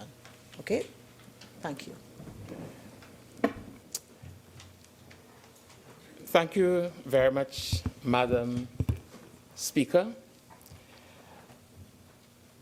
Through the leadership, I continue, of the Prime Minister of Trinidad and Tobago, the CSME has been brought to the fore within the fold of CARICOM. The attempts to revitalize the regional integration movement has given renewed hope in the region. The Honourable Prime Minister has been championing also causes such as correspondent banking and citizenship by investment programs in CARICOM member states. These areas have a direct bearing on domestic issues and the implementation of domestic policies here in Trinidad and Tobago. Our country is once more viewed as a leader in the region, thereby regaining its position and countering the negative effects, or rather image our country had attracted in recent past. The contribution of the Ministry of Foreign and CARICOM Affairs has been critical in achieving this changed situation.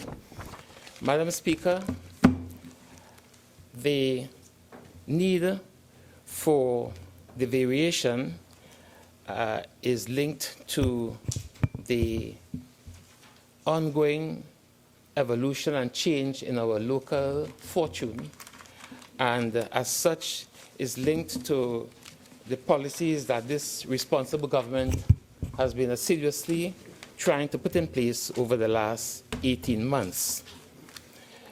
Therefore, I would continue to tie it into the performance of one of our ministries in the executive as we seek to treat with the changed situation in which we find ourselves. Madam Speaker, we have been actively engaged in advancing our interests in specific areas in accordance with the requirements of our local economy, given the change in our circumstances. And the Prime Minister of our country would have made official visits to Ghana and Venezuela in search of opportunities in the energy sector, in trade and seeking markets and joint ventures. Upcoming visits of the Prime Minister in this regard to treat with the current situation in our country involves visits to Cuba and Chile, which hold enormous promise in safeguarding our markets for our exports, including LNG, in joint areas inclusive of tourism, energy, and foreign investment. The Ministry of Foreign Affairs continues to cultivate relationships with countries in such a way that Trinidad and Tobago is seen as a viable site, credible country to do business with, guided by principles such as good governance, democracy, and non-interference in the internal affairs of countries. Madam Speaker, in respect to the visit to Venezuela by the Prime Minister of Trinidad and Tobago, a natural gas supply project or agreement was signed allowing for access to much-needed gas supplies. We look forward to the implementation of this agreement, as well as looking forward to the facilitation of exploitation of other cross-border or three cross-border gas fields. Madam Speaker, in regard to the upcoming visit to Chile by the Prime Minister, we are undertaking this visit cognizant of the realities of our exports to that country of natural gas. We are Chile's largest supplier of natural gas, with 92% of Chile's natural gas being met from Trinidad and Tobago. We are also a major supplier of ammonia and methanol to that market. Our visit there is predicated on safeguarding our market share, in seeking new markets, in cooperating with the country in different areas, inclusive of alternative natural renewable sources of energy. Madam Speaker, the Ministry of Foreign and CARICOM Affairs continues to work in tandem with the Office of the Prime Minister and the Embassy of Chile in respect to the organization of this visit. Another visit in search of markets, in search of joint action, activities relative to the energy sector, tourism, culture, involves the visit to Cuba, which is scheduled to take place towards the end of June and the beginning of July. We share a long, rich history of commonality in many areas and cooperation, and in keeping an established practice, the Ministry of Foreign and CARICOM Affairs would also prepare for this visit, which hold a great promise. We also make reference to the visit to Ghana, which took place about a year ago, and ongoing joint actions which would have flowed from such a visit. The most recent being a visit which is underway being hosted by the Ministry of Energy and Energy Industries. I would turn now to the opening of new embassies in countries inclusive of the United Arab Emirates and Barbados, as we continue our search, our quest for new markets, for new possibilities in the face of our chastened circumstances brought about by changes in the prices of the main export commodities which we have been exporting, and the performance of recent administration. Madam Speaker, since this government came into office in September past, we have laid a particular emphasis on the CARICOM region. We have brought to the fore, as I said before, placed on the front burner the CSME, Single CARICOM, Single Market and Economy.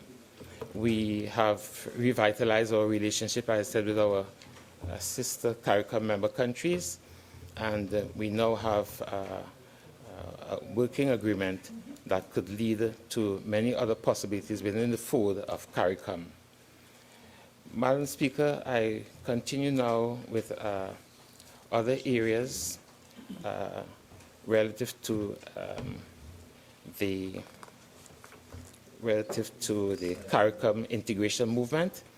The CARICOM Development Fund, which Trinidad and Tobago has been an active participant, contributing the lion's share of that fund so as to be involved in the redistribution inherent in successful integration movements. The very nature of integration movements, inclusive of CARICOM, dare I say, especially in CARICOM, where the differences in scales of economy and sizes of the nature of the economies are such that some countries naturally benefit more from others, necessitate the operationalization of such a fund. With regards to other efforts in the region, Trinidad and Tobago has successfully canvassed a candidate in regard to the University of the West Indies, and we would have been successful in that endeavor with the assistance of our CARICOM sister member countries. Madam Speaker, allow me now to focus a little bit on our missions abroad, once more as we seek to ensure that the gains that we foresee in cooperating in the international community are such that we can be assisted in treating with the dire straits in which we find ourselves locally. Recently, in the last 2 months, 2 heads of missions would have been appointed. The High Commissioner designate to the United Kingdom is due to assume duties in London next week, while the new ambassador of Trinidad and Tobago to Costa Rica would have presented letters of credence to the president of that country towards the end of last month. Dare I say, both individuals bring to the new positions a wealth of experience in the service of Trinidad and Tobago, which will advance once more, as we always strive to do, the interest, to improve the interest and safeguard the interests as well as they are properly seized of government's economic and social objectives and have a comprehensive and sound understanding of the needs of the country. That is the 2 persons who will have been appointed as, in one case, High Commissioner to London and the other as Ambassador to Costa Rica. Madam Speaker, I am also pleased to report that the government of Trinidad and Tobago has in the recent past agreed to the appointment of a consul, Public Affairs and Culture, at Trinidad and Tobago's Consul General in New York, and an attaché to perform in a similar capacity at the Embassy of Trinidad and Tobago in Washington. Once again,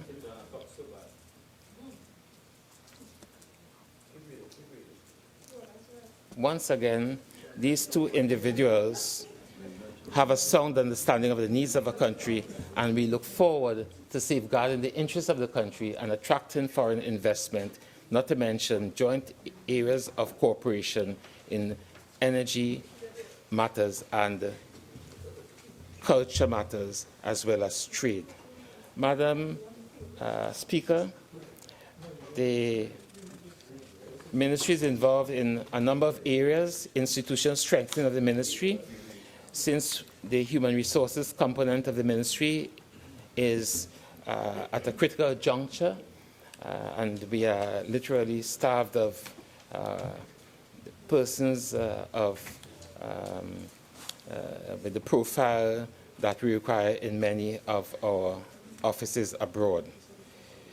Other long-standing areas, seemingly intractable, will have been receiving our attention finally. I make mention, in one particular case, the Chancery in Ottawa, where subsoil pollution by hydrocarbons have required for a long time, had become a dormant issue, remediation efforts to rid an adjoining property of such pollutants. We have finally decided on a pathway to allow us to treat with such a problem. Other areas, inclusive of the rationalization of properties of our missions abroad, have once more finally received our attention. That is yet another dormant issue as we strive to save monies that taxpayers would have been unknowingly so perhaps losing. We have had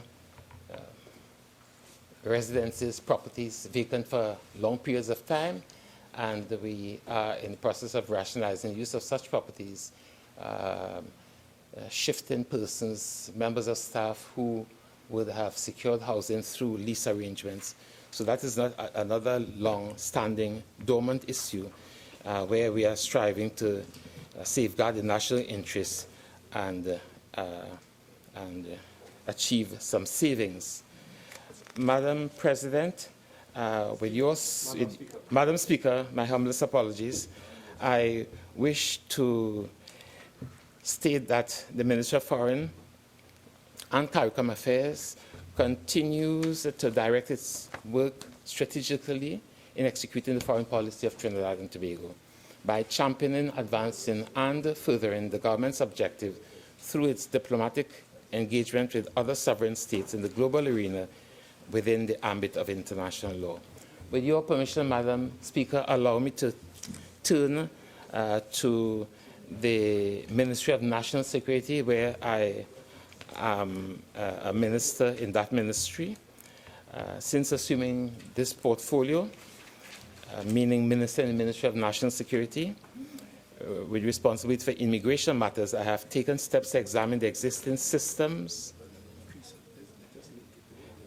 I have taken steps to examine the existing systems and processes to identify areas which could potentially be abused, exploited, or improperly accessed and used in ways which were not intended by the laws which govern them. Madam Speaker, the variation to an amount of $149,491 in this regard brings relevance and hopefully some level of some element of cogency to what I'm about to say. In my capacity at the Ministry of National Security, the responsibilities would relate to the approval of work permits and work permit exemptions, approval of missionary permits, approval of ministers' permits, approval of applications for various categories of permanent residence, approval of visa exemptions. In order to gain a clear appreciation of the responsibilities which fall within my remit, I engaged in support of staff members at the ministry.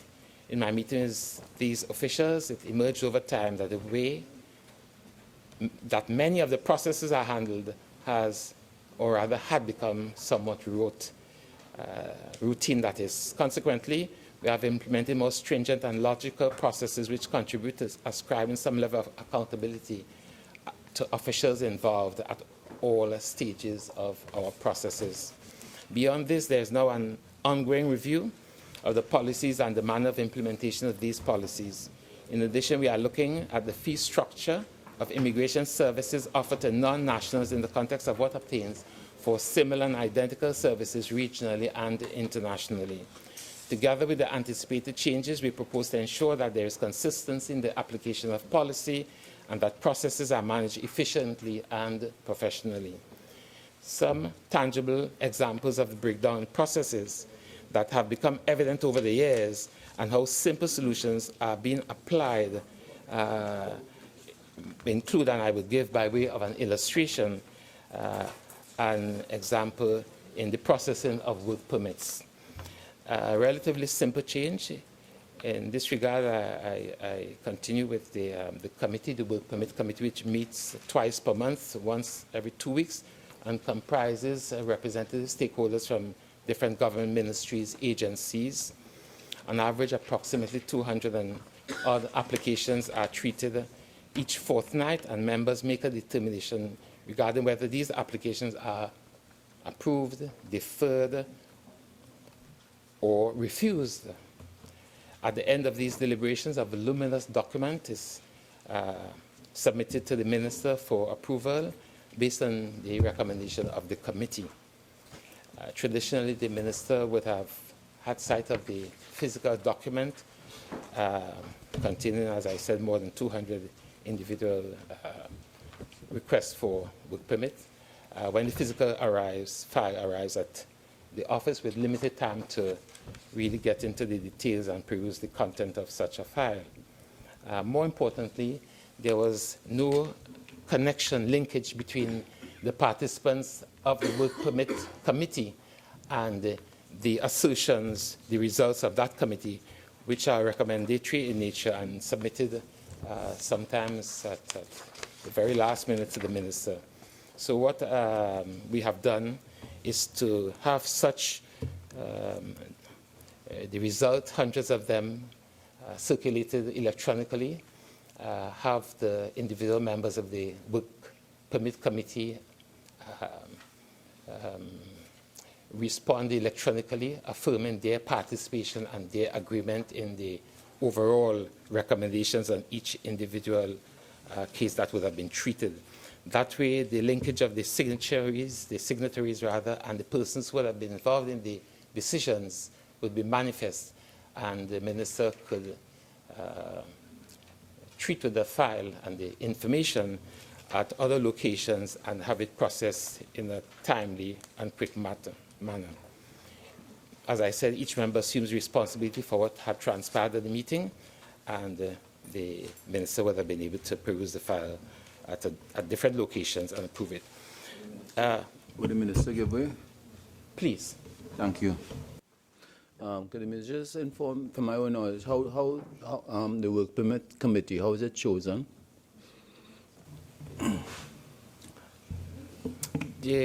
Please, Madam Speaker. Thank you very much. The work permit committee functions on the basis of cabinet authorization, and its members in a most transparent way is in place, and the criteria would have been laid out in the said decision of cabinet. With your permission, Madam Speaker, I continue. Relative to missionary permits, in 1994, a policy was established regarding the issuance of overseas missionary permits. Among other things, this policy recommended that such permits not be used for periods exceeding 3 years at a time. I quote, it will not be granted to overseas. It will not be granted overseas missionary permits beyond the maximum period of 3 years. Further, no application of a missionary who has served his or her full period of 3 years will be considered within 1 year of the expiration of the 3-year period. Subsequently, in the year 2012, the then cabinet varied the decision, and the policy was waived for a period of 2 years. During that period of time, the 2-year period that is, the expectation was that there would have been consultation among stakeholders to determine if there should be a permanent review of this policy. No consultation was undertaken, and we have just reviewed the situation and decided that the requisite authorization will be sought and due consultation effected in any treatment of this issue. Obviously, this is a delicate one, so that the requisite attention would need to be meted out to this case. As regards permanent residence, most commonly, persons would apply on the basis of marriage, employment, or at the discretion of the minister. Over the years, some ambiguity has crept into the processing of such requests, making the distinction between persons having an entitlement to apply and those having an entitlement to be granted the status of permanent residence. This is yet another area that is receiving our attention. There has been some manifest maneuvers and techniques employed to counter what was intended under the original provisions of the Act, and therefore, and this relates even to the establishment of NGOs, dare I say, organizations, sometimes of a religious nature, persons empowered to execute marriage or with marriage license and such, that have brought some questions in this area. So we are seeking to rationalize it. The inherent considerations and implications relative to what might be viewed as excessive abuse of our social services and other such considerations are relevant in this regard. Madam President, another area of relevance is the revision of fees payable in respect of immigration services. At the moment, when compared to fees payable at other jurisdictions in the Caribbean and elsewhere, we find that the charges... Your original 30 minutes have expired. You're entitled to 15 more minutes if you wish to avail yourself of it. I'm just going to remind you that what we are debating here is the Standing Finance Committee's report, so that if you can tie your contribution to that, please. Many thanks, Madam President. Timely it was, since the tying up is just about to come when I'm about to end. So many thanks for the reminder. At the moment, when compared, as I said, to the charges in other jurisdictions, ours are relatively insignificant. The services to which I refer in seeking to attain greater inflows into the Treasury relate to applications for permanent residence status, citizenship restoration, application for citizenship, various categories of extensions, student permit applications, applications for visas, waivers, and so on. Madam Speaker, I hope that in some way I've been able to, though in summary fashion, establish in some detail the functioning and the attempts by the Ministry of Foreign and CARICOM Affairs and my involvement in the Ministry of National Security to secure savings, to safeguard the national interest, to bring a sense of propriety, good governance, by extension of the domestic policy of this country, to infuse it into our operations externally with the international community, and so in some ways attract foreign investment, safeguard our markets, and in other areas bring a sense of propriety and civic mindedness to our operations here in Trinidad and Tobago. May I thank you very much. Arima. Thank you very much, Madam Speaker. As I listen to the Minister of Foreign and CARICOM Affairs, I get a sense of why we are in this predicament in which we find ourselves. I would have anticipated that we are discussing the review of the economy, the challenges we face economically, and what the Ministry of Foreign Affairs would have been doing to help us diversify the economy, to help us increase foreign direct investments. And so we would have got an idea of how we will be in position to face the exigencies and vicissitudes of the 21st century. I would have expected some feedback on him telling us why, the honourable member telling us why, the overwhelming majority of persons employed in the ministry in our foreign service are contract officers, contract IROs, and therefore they do not see the foreign service as a career, and therefore we lose talent, and they're not poised to take advantage of the opportunities that exist in the global arena. I would have expected him to tell us a little bit about why international agencies use our foreign service as a recruiting ground. And I know of 2 instances where I served in the foreign mission at the United Nations.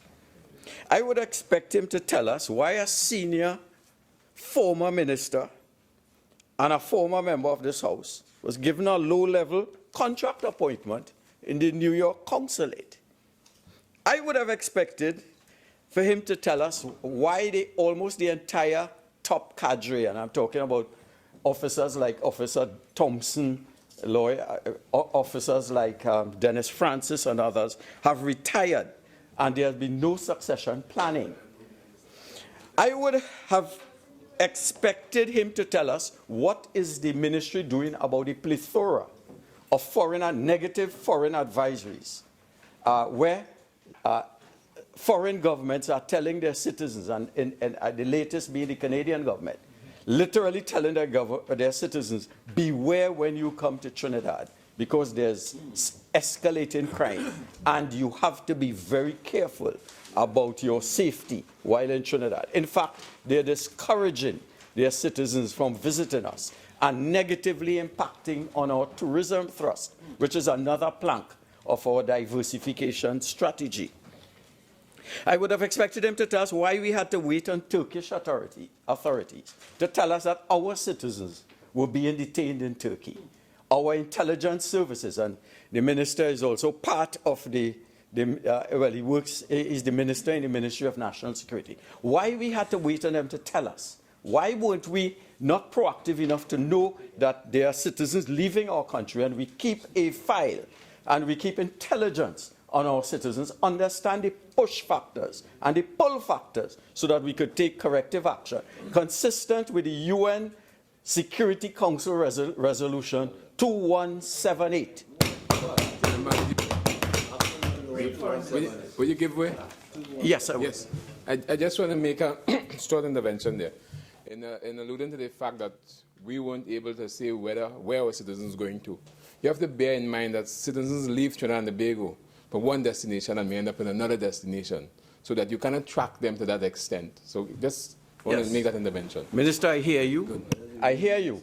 But in the United States, for example, and Canada, they have an intelligence capability to anticipate, infiltrate, in our case, the mosques, etc., that are recruiting grounds. And they have a proactive engagement. So they could almost anticipate that these young people are vulnerable and are likely to travel to Turkey. But I take your point, and it's understood.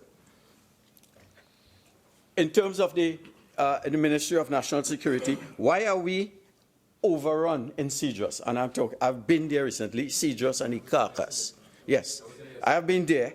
And there are significant numbers of either illegal or illegal immigrants from Venezuela, with negative impacts on possibly human trafficking, guns for food trade, and arms and ammunition coming through that port.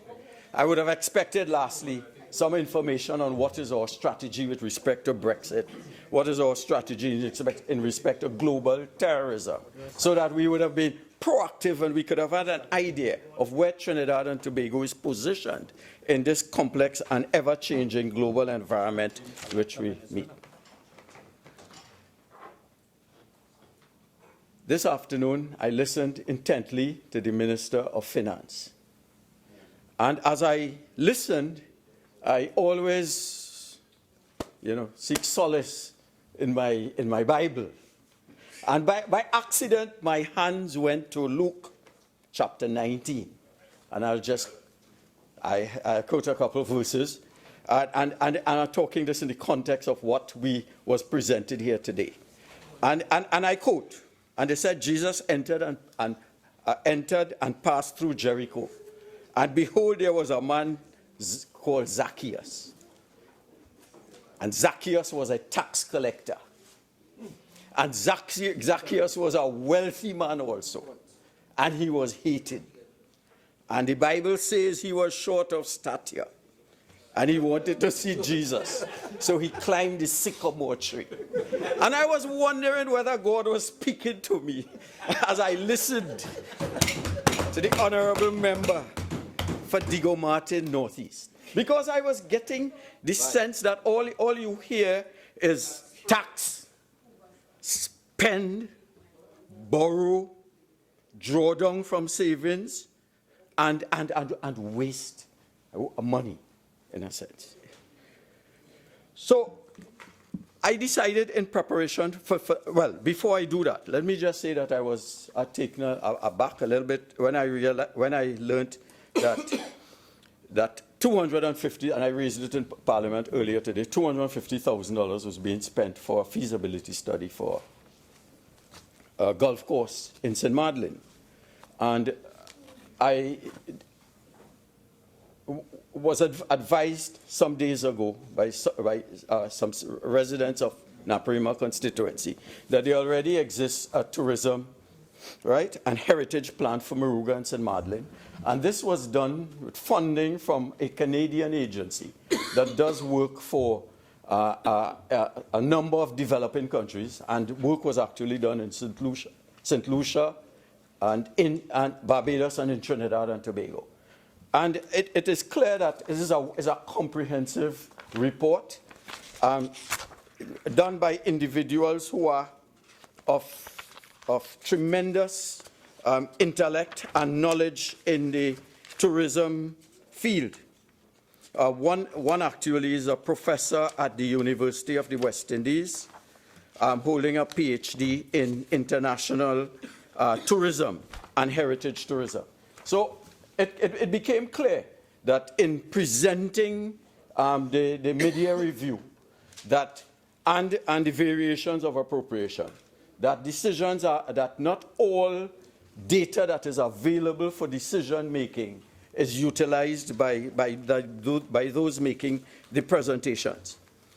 I also recall that when we discussed this last Friday, I kept asking in terms of what informed decision making, what is the measurable, I recall the measurable impact, the measurable output of the decisions. And I was told that information would be supplied before we met today. I don't know if it has come to my office, but I'm not in receipt of that information. And the reason why I ask that is because it is important in decision making, when we make decisions, in the context of limited resources, that our decisions are tied to measurable outputs, so that we could come 3 months after or a year after, look at the outputs, see whether they have been achieved, and either adjust our strategy or move on to something else. So, for example, and I'm saying this in the context of what I consider a major limitation in what I've heard this afternoon, that if, for example, in the context of what we call measurable impacts in decision making, if, for example, we give the police service 300 cars, I would imagine the process of decision making would be, we go to the Commissioner of Police and say, what will it take for you to reduce the response time of police officers in the context of calls by citizens? And if we agree that the response time should be 10 minutes, for example, 10 minutes, I will ask the Commissioner of Police to tell me what resources you need. And if he says he needs 300 cars, I give him the 300 cars, and I hold him to the output target, so that when decisions are made, we could all sit here and say, we have made a number of decisions, and these are the things we can look forward in terms of measurable improvements to our society. And in preparation, I talked to some of my constituents, and I talked to particularly, in my time we used to call them A-level students, but CAPE students. And I say, tell me, what are your thoughts with respect to all the things you have heard in respect of the budget, and what we could anticipate with respect to the mid-year review? And they say out of the mouth of babes come wisdom. And one of them said, we are operating in a context of a paper budget. That is the word they actually used. And so I asked them, why would you say that? And they say, but everything we hear is taking money. And this is what a piper does. He takes money. When he spends, we cannot see the measurable impact. Right? He sells everything that we have, and I'm talking this later on, I'll deal with that in the context of selling of our crown jewels. And he creates stories to extract the money. So we could see, for example... He is the piper. Sorry? Who's the he? The piper. He is the piper. Right? So I'm not talking about anybody. I'm just saying, and if I'm talking, we are not personalizing. I'm talking about a process, a budget process. So, yes, if we look at the characteristics of a piper, one of the things, they have elaborate storytelling. The piper will come and give you an elaborate story about dire circumstances. My children are sick, and he'll have the children and whatnot. And he sees it is all in a process to extract resources.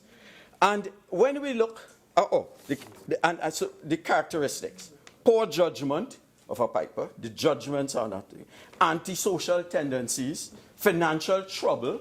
They are in financial trouble because the decision making is not correct. Manipulate and grandiosity. They act loud and always want to be the center of attention, etc. And these are based on studies on the characteristics of that.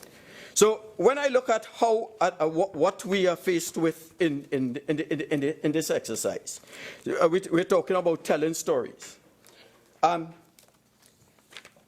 One of the things that is done, they paint a dismal picture. And in the context of our budget, I'm reading from the Observer, Tuesday, 9th May 2017. Finance Minister paints a dismal picture of the Trinidad economy.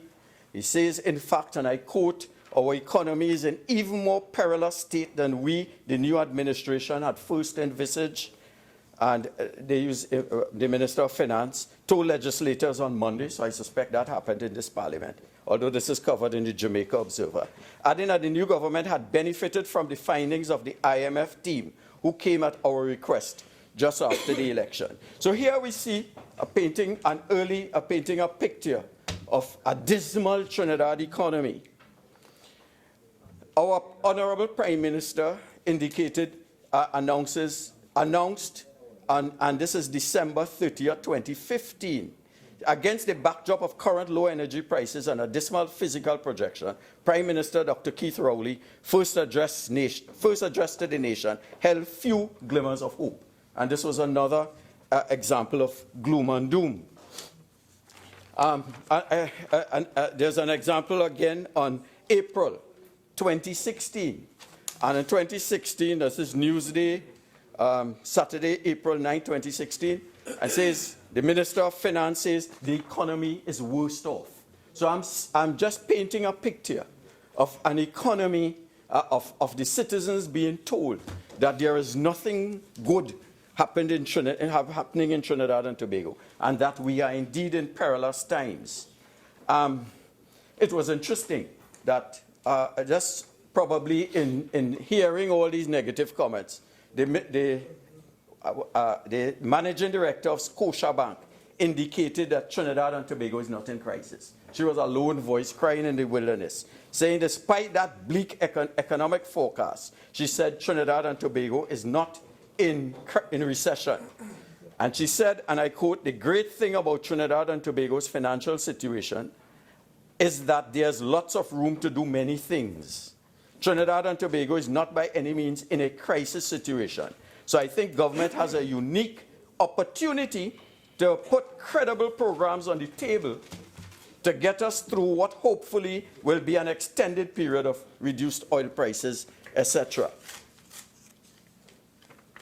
But part of the strategy has been to blame the People's Partnership government for all the negatives that have happened in our country.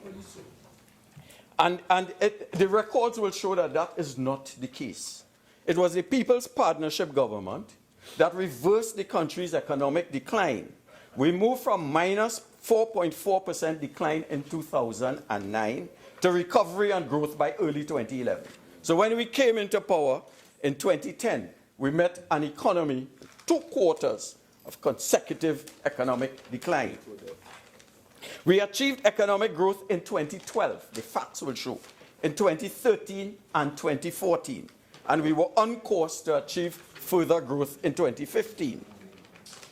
In the 5 years in office, we tripled foreign direct investment in Trinidad and Tobago from $500 million to $1.5 billion US. According to an UNCTAD World Investment Report 2016, Trinidad and Tobago is the largest recipient of foreign direct investment in the region. But foreign direct investment flows to Trinidad and Tobago in 2015 declined by a percentage. The Heritage and Stabilization Fund was $3.1 billion US in 2010. It was $3.1 billion in 2010.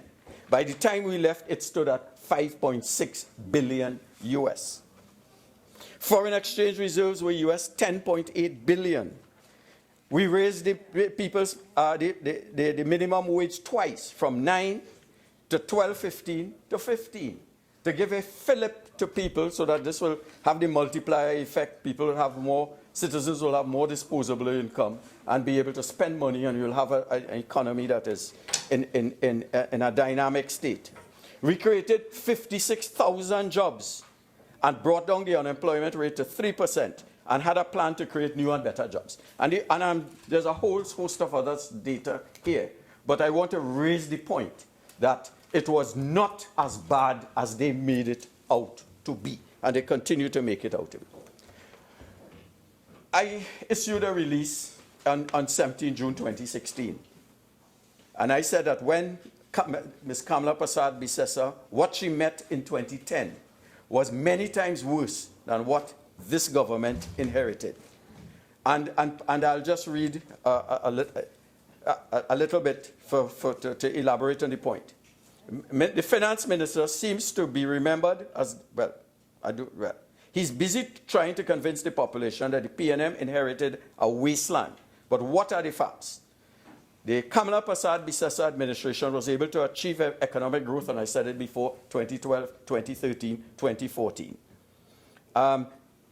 When we came into power in 2010... Member give way, please? Yes, I will. Could you tell me, I didn't hear where you're quoting from. I'm quoting from my release. Oh, that your I issued, release? which came from documents. Okay, on the 5th October, I'll give you, the United Nations Economic Commission for Latin America and the Caribbean projected growth of 1% in 2015 for Trinidad and Tobago. Yes. So, in addition, when we came into power, we met the Crichlow fiasco. It was $20 million. We are told today it is 27.7 billion. Sorry, 20 billion, 20.7 billion. The Ministry of Housing, WASA, HCU, we had problems with respect to the HCU crisis. Petrotrin, gas to liquids, and monies owed to contractors totaled over $50 billion.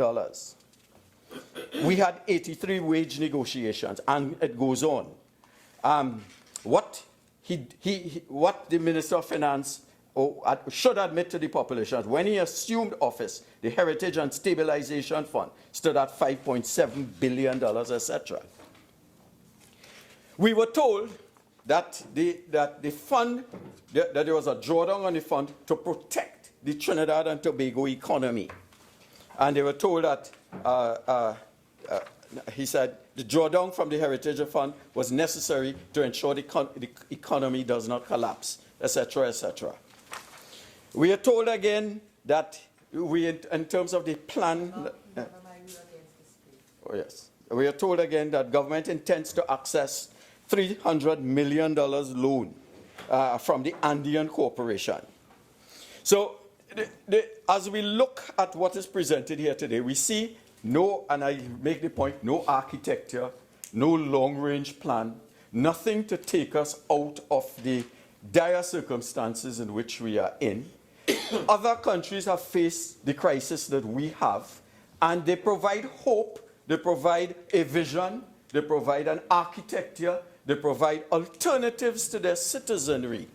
We do not get that in Trinidad and Tobago, and I've sat here on a number of occasions, and all I hear is the negative circumstances that we exist in, that the problems lie with the previous government, and there is a situation, more tax, increased borrowings, and drawdowns from the Heritage Fund. So much so that experts are beginning to question the government's borrowing. And I think the political leader and the member for Siparia talked about the challenge of increased debt. And may I make the point that as we increase the debt and the debt to GDP ratio increases, and we get downgrades from the international rating agencies, that bond that the minister spoke about, I think one is $720 million US, the Petrotrin bond, and another is $850 million US. The interest on those loans are going to increase as our ratings drop and as our debt to GDP ratio increases. So we have on the New Trinidad Express on the 20th December 2016, the government's doubling of the $500 million it initially planned to borrow through its December 19 bond issue shows not only that it is broke now, but also that it does not know how to raise money outside of borrowing, financial experts have said. I do not wish to go through that. Sorry. But part of this idea that the sky is falling and everything is bad and they met nothing from the previous government, we see that built in the kinds of decisions that we are called upon to make. We came here and were told that if we didn't pass FATCA bill, the sky would fall and we would not be... Member, yeah. I think I've given you some leeway, and I really want us to remember what we're debating here. All right? So while I could understand why you were leading up, I think you're kind of going astray along these shoes. Okay? Thank you, and I'll be guided. So we get to the point of the performance of this government, and in terms of its economic management of the economy. Madam Speaker, when international organizations are now coming to the view that Trinidad and Tobago is an underperforming state economically, and they have listed the fastest shrinking and growing economies in 2016. And this is The Economist magazine, a highly reputable magazine that is read by decision makers and foreign investors. And when they list the 10 worst performing countries in the world, and they do this on the basis of the GDP growth 1 year in 2016 compared with 2015.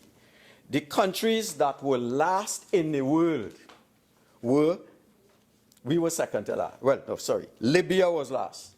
Crisis in Libya, we could understand that. Venezuela, there is a 6% change in GDP. They're bad. Equatorial Guinea, Syria, Macau, Brazil, Timor-Leste, Burundi, then Trinidad, and Greece afterwards. So this is The Economist magazine. That's not Rodney Charles talking. And this was printed on January 2nd, 2016. And the best performing countries were Turkmenistan, Laos, Cambodia, Myanmar, India. India recorded a 6% growth in 2016. So you see, you cannot, facts are stubborn things. You cannot hide the fact that people looking at our performance, we could talk in Trinidad, we could gallery, we could look down, but international economists and magazines and investors, when they look at Trinidad, they're not seeing what we are being told in Trinidad and Tobago.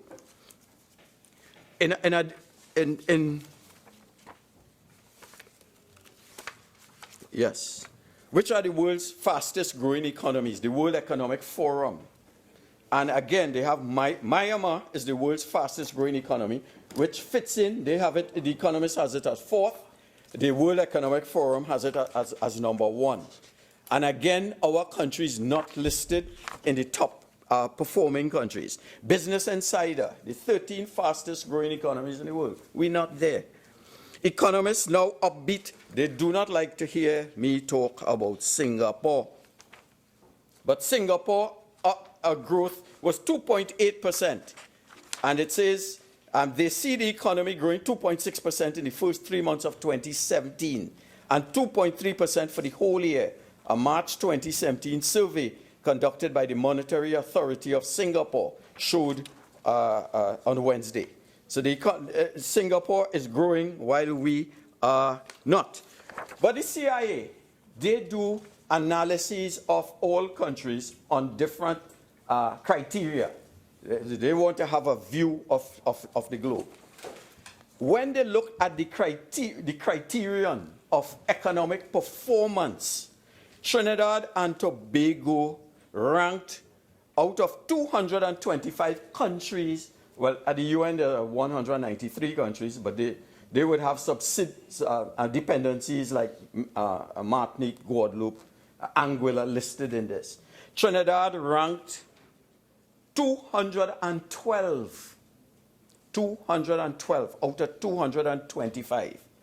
Countries, again, and it is similar information as here, Equatorial Guinea beneath us, Venezuela beneath us, South Sudan, Gaza Strip, Trinidad and Tobago 2012. Nigeria, this is a country with tremendous problems in terms of corruption, etc.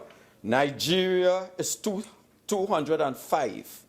Puerto Rico. Remember, may I ask the source and the date of that source? Yes, the source is this Central Intelligence Agency, and it's based on it's the library. I can make it available to the World Fact Book. Yeah, the CIA Fact Book. The member for Point 14 is aware. The country that is #1 is Turks and Caicos Islands. So it tells me that it is not a thing that we are, yes, that it cannot be attained. And it cannot be attained by countries and islands that are close to us. Tanzania was #9 with a GDP growth 2016 compared to 2015. Tanzania 7.2%. Cambodia 7%. Bangladesh, I visited Bangladesh, extreme poverty. And they had a growth of 6.9%. And looking at countries Rwanda, that went through a major crisis many years ago, decades ago, 6% growth. Dominican Republic, 5.9. Togo, 5.3. Sri Lanka, 5% growth.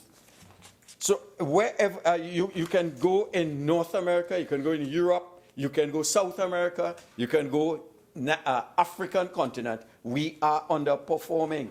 Namibia, 4.2% growth. Guyana, 4% growth.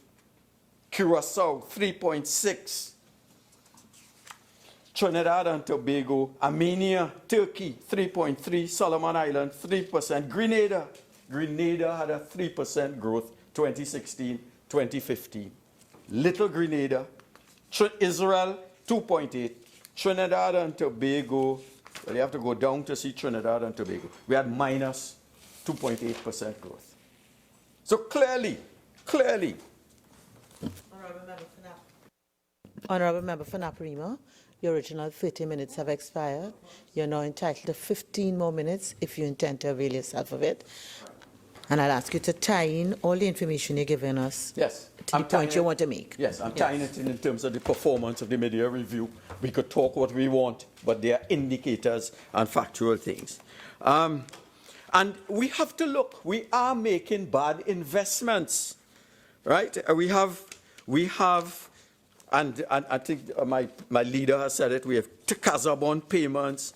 We have money being spent, 90 million for the Brian Lara Stadium. We are not saying cricket is not an important sport, but in my constituency, I have, and I will keep repeating it, I have the Reform Hindu School, one of the schools that perform in the top 20% in Trinidad and Tobago.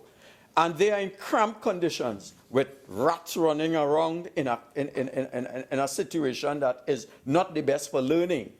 And just next door, they see $90 million being built on a stadium. What do these children, what are they telling themselves? And what about our leader, founding father, who said the future of the nation lies in the book bags of our children? And these children are seeing a school 95% complete. It requires $10 million, $2 million budgeted in the IDB, in IDF. 2 million budgeted and 90 million plus, we don't know, spent on a stadium. And it gets a little worse. In my constituency, and we have Sahai Trace, landslips all over Garth Road. There are about 20 landslips.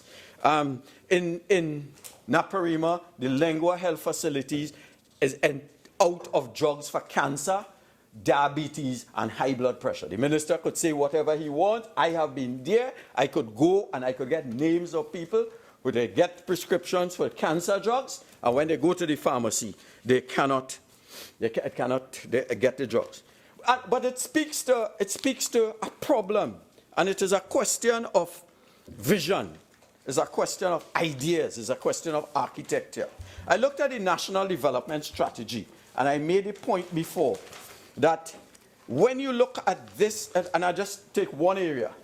This is the area of aging that is close to me.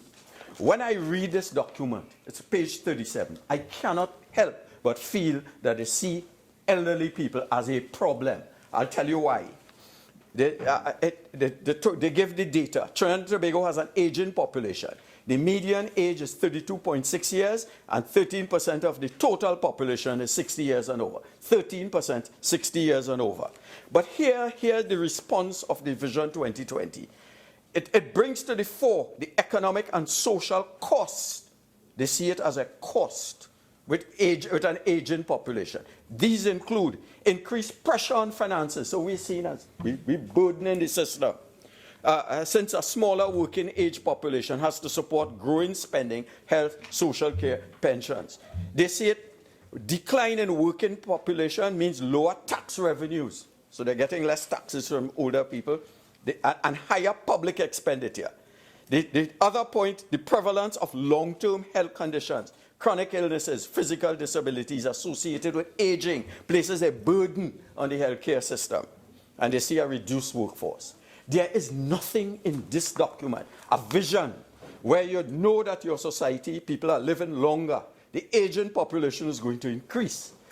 You can see us as an opportunity and investment, as a way to make money, rather than as a burden and a cost on the society. And this is where it is a crisis of vision that I make the point. And I really don't want to make this political, but I have to.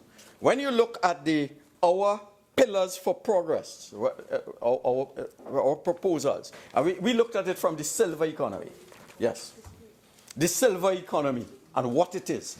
And we are saying, and here what, and I quote, according to Merrill Lynch, estimates the silver economy at $7 trillion per year, which makes it the third largest economy in the world. By 2020, the private spending power of the elderly generation will reach 15 trillion globally. So this is an opportunity for us to make money, to diversify our economy. We have 300,000 to 400,000 citizens living in the diaspora, which makes it roughly a quarter, at least a quarter of our population, 1.3 million.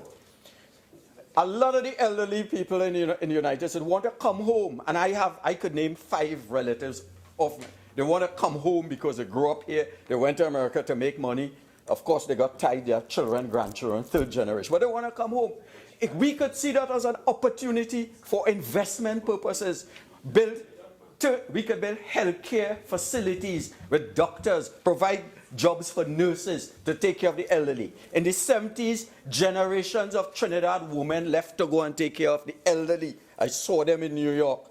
There are opportunities for the aging population to come here.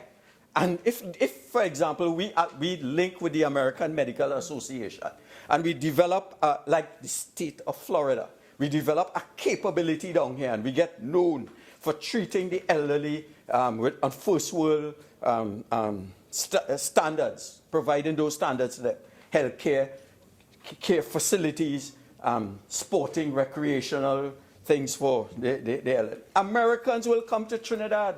And if they come to Trinidad, their children will follow them to check their grandparents. And that will be, we have a tourism thrust. But that requires seeing the elderly not as a problem and as a burden, but as an opportunity. An opportunity. And this is the difference. And when we ask the question, where is the vision? Where is the plan? Yes, and I alluded to all the negatives and all the economy bad and whatnot, but there are, well, the Chinese word, a problem is an opportunity. And all I'm saying to this government, as they look at us, and they look, and I'm not talking aged, I'm talking citizens, as they look at us as citizens, give us the problems, let us know the truth, let us know the reality. But at the same time, your job is to give us hope in this country. Your job is to provide an architecture to take us out of the problems we face. Trinidad and Tobago, this is not the first time that Trinidad went through an economic crisis. We went through this in the 60s, late 60s, when the first wave of migration to the United States, when BP and Shell and they closed down in Trinidad and Tobago. We overcame that. We overcame in the 1980s. I recall when the NAR was in power at NP, we took a 10% cut in salary. We got paid in bonds, and public servants were given tranches, paid in tranches. Here the opportunity. If the government does not have money, why borrow to pay back pay to workers when you can give them shares in the crown jewels of the country? So we move from being slaves and indentured immigrants to the state by the Perspectives for a New Society in the 1970s, published by Eric Williams, where the state owned NP and the 67 or so state enterprises. We could move to the next phase, which is we own shares. When the Minister Robinson offered public servants shares in the energy sector, the system. I'm grateful, and I'm sure the listening public is really grateful for the look back, because sometimes we do forget. But I want you now to bring your contribution to today. So as we look forward to today, I would make some recommendations because they say we talk.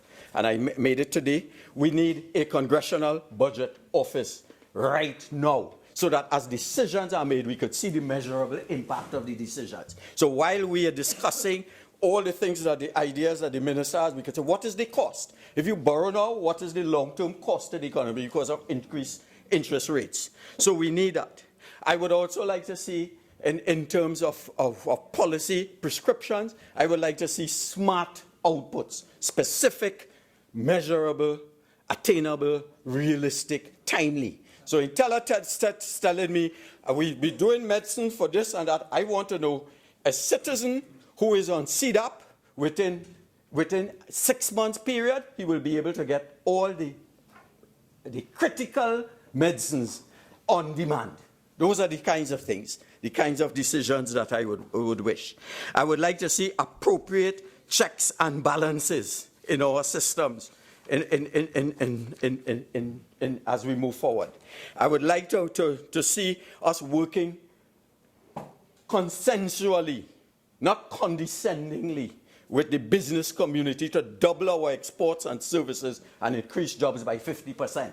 Those are the kind, past the stage where I say we're going to talk and we full stop. I want to know what is the measurable impact. So long as I stay here, I will be insisting on it. It will be boring, but this is, I feel, something, a legacy that I'd like to give to my country. So that this is what they do in Singapore.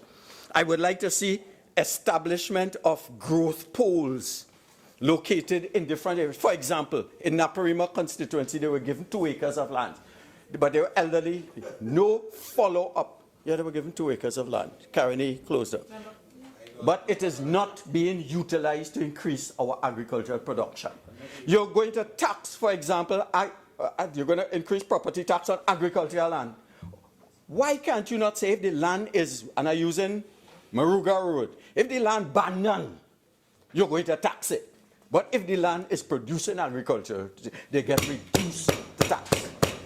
You know what I mean? It will open up all those unused lands in Naparima constituency and in places like Sijus to agricultural production, because you incentivize production through a creatively bright, thought-out tax policy. And those things are not hard. Those things are not hard. We had to do this thing together. We have to do this together. I have never applied for Canadian citizenship, even though I had opportunities. The Americans said, no, I bury here. And I want this country to succeed. And for heaven's sake, Help us succeed. Don't look down condescendingly on us. Zacchaeus, when he climbed the sycamore tree and he saw Jesus, there was an epiphany, an enlightenment. I want that enlightenment here. And he said, he told Jesus, he said, I will sell half of my goods and give it to the poor. And I'll do good. And I want to see that happen here. I'm fed up. I'm too old to be lectured and looked down pejoratively by people who I don't consider my intellectual superior. Forgive me, but that is my view. And so with those words, thank you very much. Member for St. Joseph. Thank you. Thank you, Madam Speaker. As I rise to make a contribution on the second report of the Standing Finance Committee of the House of Representatives on the consideration of proposals for the variation of appropriation for the fiscal year 2017. Madam Speaker, before I start, let me just offer a few words of rebuttal.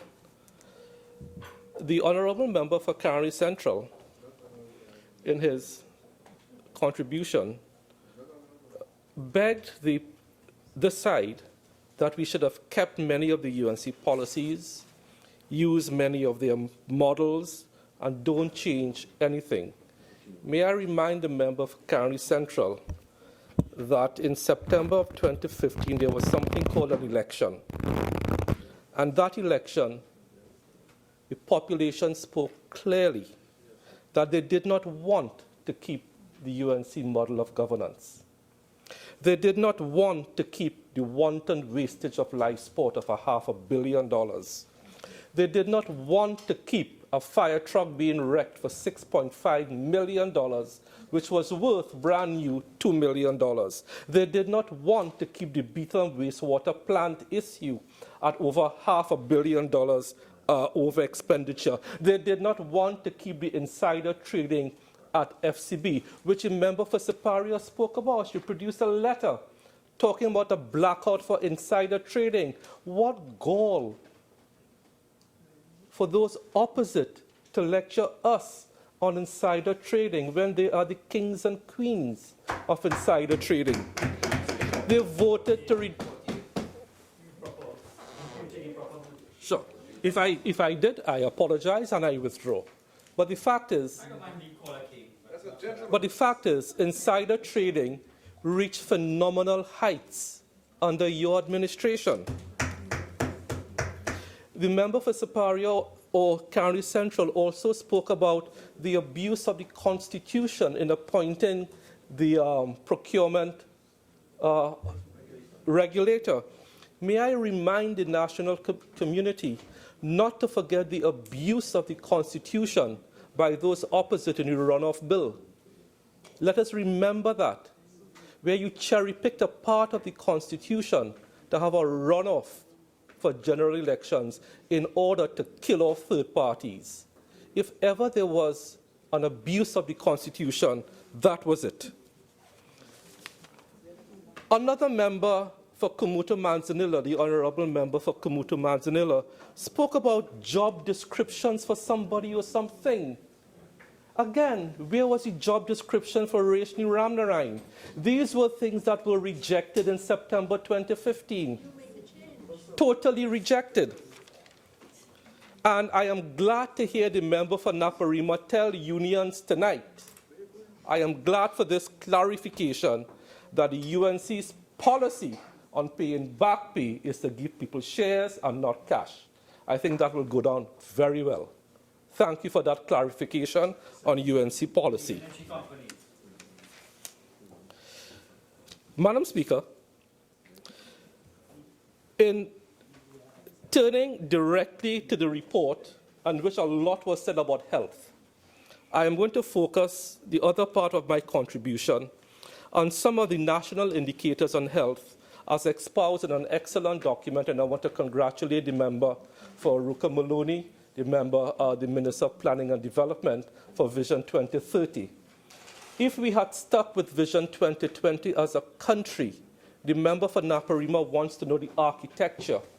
The architecture to take this country forward was actually Vision 2030. Vision 2020, which was not a PNM document. May I remind the national community that members who participated in the construction of Vision 2020 were a current Member of Parliament, Dr. the Honorable Bhoendradatt Tewarie. 2, then UNC Senator Nan Ramgoolam was part of Vision 2020. Former UNC Senator, the then Honorable David Abdullah, was a part of Vision 2020. And the Vision 2020 subcommittees were populated by many people who are aligned with the UNC on tertiary education, on a lot of other subcommittees, and I have no problem with that. So when a member for Naparima talks about architecture for development, Vision 2020 was that. But what happened was when you came into office, it was sent to the labas, it was sent to the dump. Your own document in which members of the UNC gave their blood, sweat, and tears to develop, once you came into office, you had no time for it. So we have some lost years. And I want to thank again the Minister for Planning and Development for taking Vision 2020 and the Prime Minister and updating it to Vision 2030. Under Vision 2030, some of the indicators that we have to deal with will be maternal and infant mortality. And our Sustainable Development Goals will give us that same SMART objective, specific, measurable, achievable, realistic, and timed. And when I became Minister of Health, I was faced in my very first week with 2 maternal deaths. And this country has been plagued by the issue for maternal deaths for too long. And I made a statement for which I was chastised by the member of Tabakit. He said I was sending people to Mount Hope to die. And I was chastised by the member for Faizabad that I should apologize for saying that I have paid attention to the statistics at the Mount Hope Women's Hospital. And if we don't do something, I will predict that between September and November of 2016, 2 women will die. I said that. And I was chastised by Tabakit by saying I am sending women to die.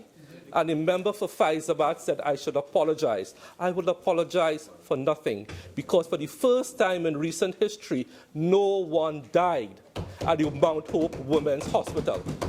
Because for the first time, we paid attention to the data and changed the policies. And for the first time in many a year, for the first 5 months of this year, we have had no maternal deaths. And our medical fraternity who worked with the Minister of Health should be heartily congratulated. Our obstetricians, our midwives, our nurses, everyone. So we are on the way already through advocacy and policy changes to achieving and even surpassing our Sustainable Development Goals on maternal mortality. So I apologize to no one. On the issue of infant mortality, under Vision 2030, what we have been doing, because our infant mortality rates are still not acceptable to me.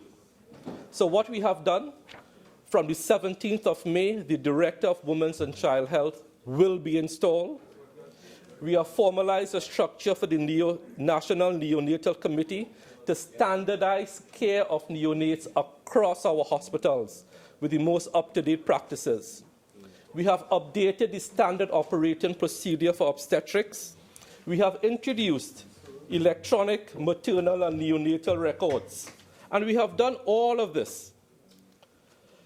We have focused on staff training. And our projections for 2035 is to reduce neonatal and infant mortality by 50%, achieving the goal of having an infant mortality rate of less than 10 per 1,000 live births. And we are already close to that in some of the subcategories of infants. We are already very close to that. So I want to congratulate everyone who has been making an effort to seriously impact on maternal mortality and infant mortality.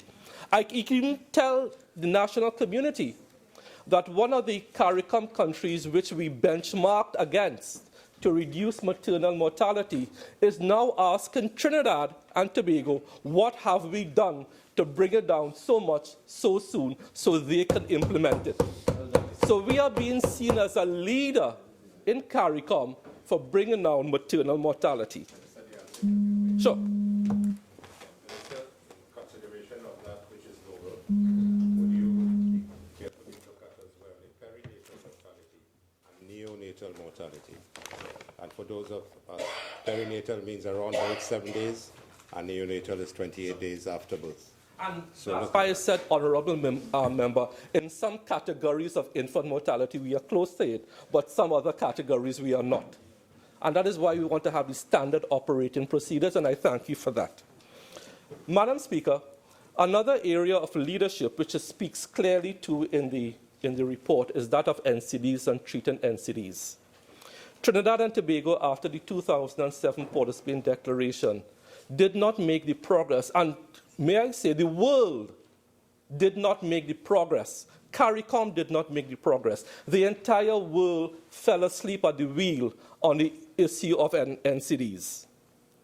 We have come up with an innovative and very creative way to tackle this. And I will tell you, Madam Speaker, since we started advocating our NCD plan last year, do you know Trinidad and Tobago, little Trinidad and Tobago, is now seen as a global leader in the development and implementation of NCD plans.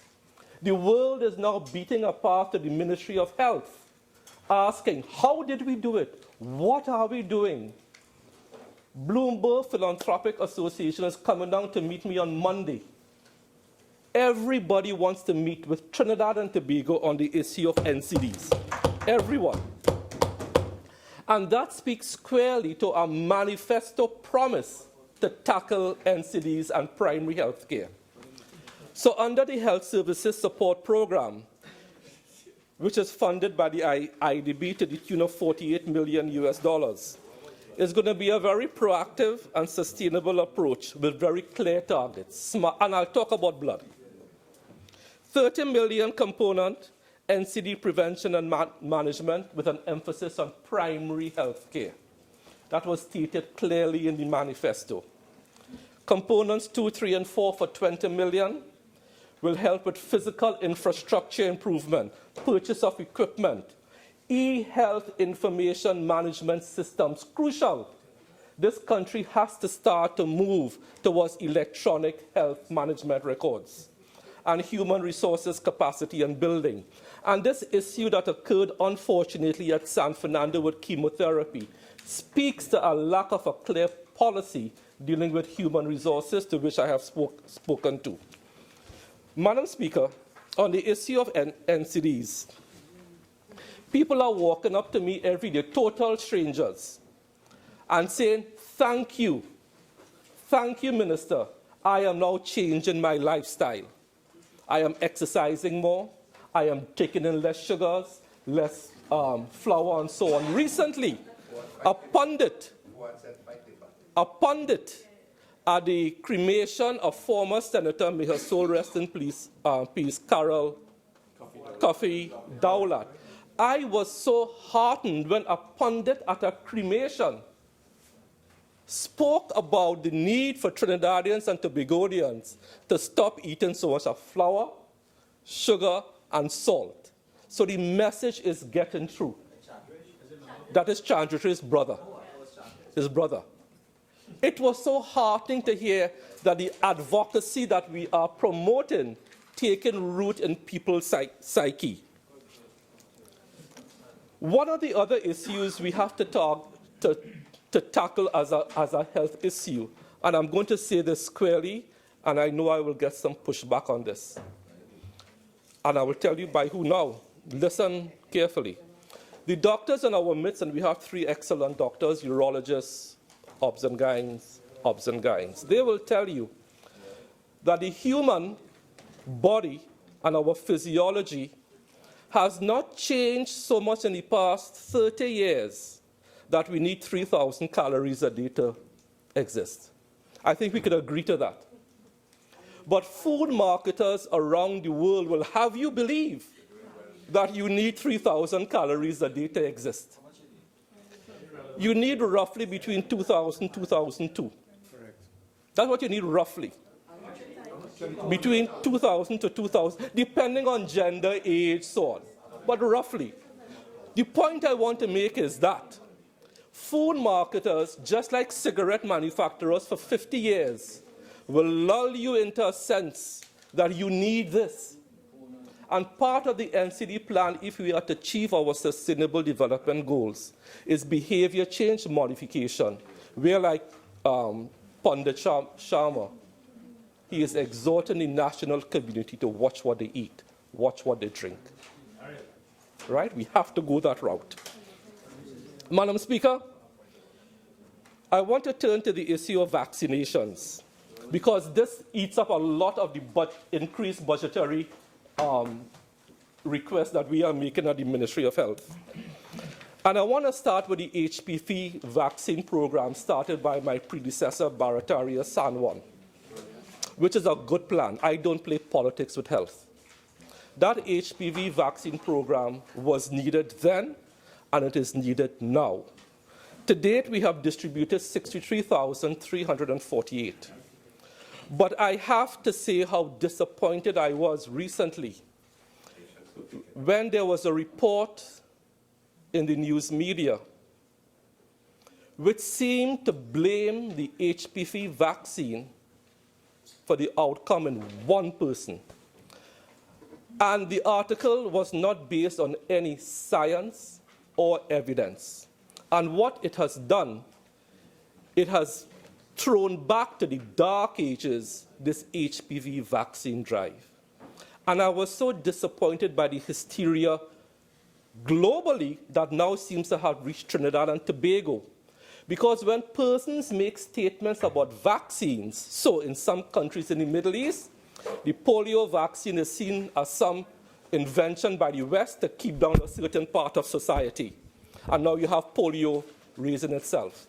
You had a presidential candidate making a flippant remark that somebody got an MMR vaccine and 2 weeks later developed autism. There was a fake report in England about the link between MMR vaccines and autism. And it saddened me to see that report, which threw this HPV vaccine drive back into the dark ages. We have to be responsible in the way we have a discourse about medical issues. And we have to educate, yes. So let's talk, yes. Let's talk about the flu vaccines. We want to talk about what we are doing with this money.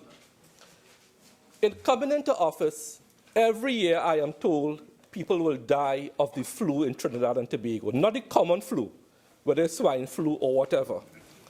For the first time in recent history, in this flu season, we have had 0 deaths due to that flu. None. None. To date, we have given out an unheard 60,396 vaccinations. And I did not discriminate. The first MP to take advantage of a letter which I sent around to all MPs was Princestown. We went to his constituency. We went to the Shogunas Market, Honorable Member for Couva North, Shogunas West. We went to St. Augustine. We went every year. And we have saved lives. We have also managed very prudently a major health risk that spread globally, and that of yellow fever. The yellow fever vaccine between last year and this year ran out globally. There was a global panic. Luckily, we managed the situation, and we have yellow fever vaccines for everyone in Trinidad who needs it. So we had no crisis, even though the great United States had a yellow fever vaccine crisis. And we adopted a whole-of-government approach on the issue of yellow fever with the Ministry of Health, Insect Vector, Airports Authority, and Customs. Madam Speaker, I just want to go back briefly to the issue of NCDs. I have been getting a lot of comments recently for introducing a new term into the national consciousness, and that of the sitting disease. Oh, yes. We sit too much. And we are starting, part of the NCD plan is to get people to be more active. The Mayo Clinic speaks about it, and I must say the sitting disease is not recognized as a medical condition. But, it could be, yes. But a lot of the research shows that people who sit most of the day, they have the same risk of a heart attack as smokers. So when you have the cascade of diabetes, hypertension, and so on, high cholesterol, and you add our sedentary lifestyles, it's a toxic mixture. Madam Speaker, a lot of the monies allocated to health will be used for hospital construction. And I want to start to throw some figures into the public domain about what the public health system does. In Trinidad and Tobago, currently, we have 3,109 hospital beds across all our hospitals, Port of Spain, and so on. That gives you a bed-to-population ratio of 2.39. I will explain what the figures mean recently, in a short while. When you add 3 new hospitals, Point Fortin, Arima, and Sangre Grande, and the differential between the new beds and the new 150 hospital in Arima, that will add to the stock 241 beds, which will take you up to 3,350, or a bed-to-population ratio of 2.57. But how does that 2.57 per thousand, beds per thousand, sorry. How does that rank with other countries? The United Kingdom is 2.95, New Zealand 2.81, Sweden 2.75. So we're okay compared to those. But what about other countries that I hope we never have to reach? Japan is 13.4, and South Korea 9.56. Do we need that? Different populations, different needs. But right now, when we go up to 2.57, we'll be pretty close to the UK, New Zealand, and Sweden. But I want to congratulate the team that supports the Ministry of Health, the Attorney General, Minister of Finance, and the Minister of Planning and Development. Because between these 3 ministries, we have been able to save this country on the Point Fortin Hospital roughly $300 million, and on the Arima facility, $250 million. So we have saved to date $500 million TT without changing the design or the number of beds. Member. You, Minister, and your team for that saving. Will you translate that into that saving into building the Chaguanas Hospital facility? Hospital? Yeah, the one on Connector Road. Health facility. Yes, health facility. We come to that. And may I just state, for the record, that contrary to what a former member of the cabinet of the UNC is saying, the Point Fortin Hospital project is up and running. I promised the national community that steel will start to touch the sky in May, and I could tell the national community that today, 2 days ago, 538 steel members were already on site, ready to start touching the sky in the 3rd to 4th weeks of May, as promised. As promised. Yes. Member for Laventille West. Please continue, Member for St. Louis. So the Point Fortin Hospital project continues well, and the people of that southwestern peninsula can look forward to the completion of that project. Steel is on the site, and steel will start to be erected very, very soon. Madam Speaker, there was a question posed to me recently, and quite rightly, about customer service at the Eric Williams Medical Sciences Complex, and I gave an answer. But I want to share with the national community what the public health system means to this country, and these statistics have never been shared before.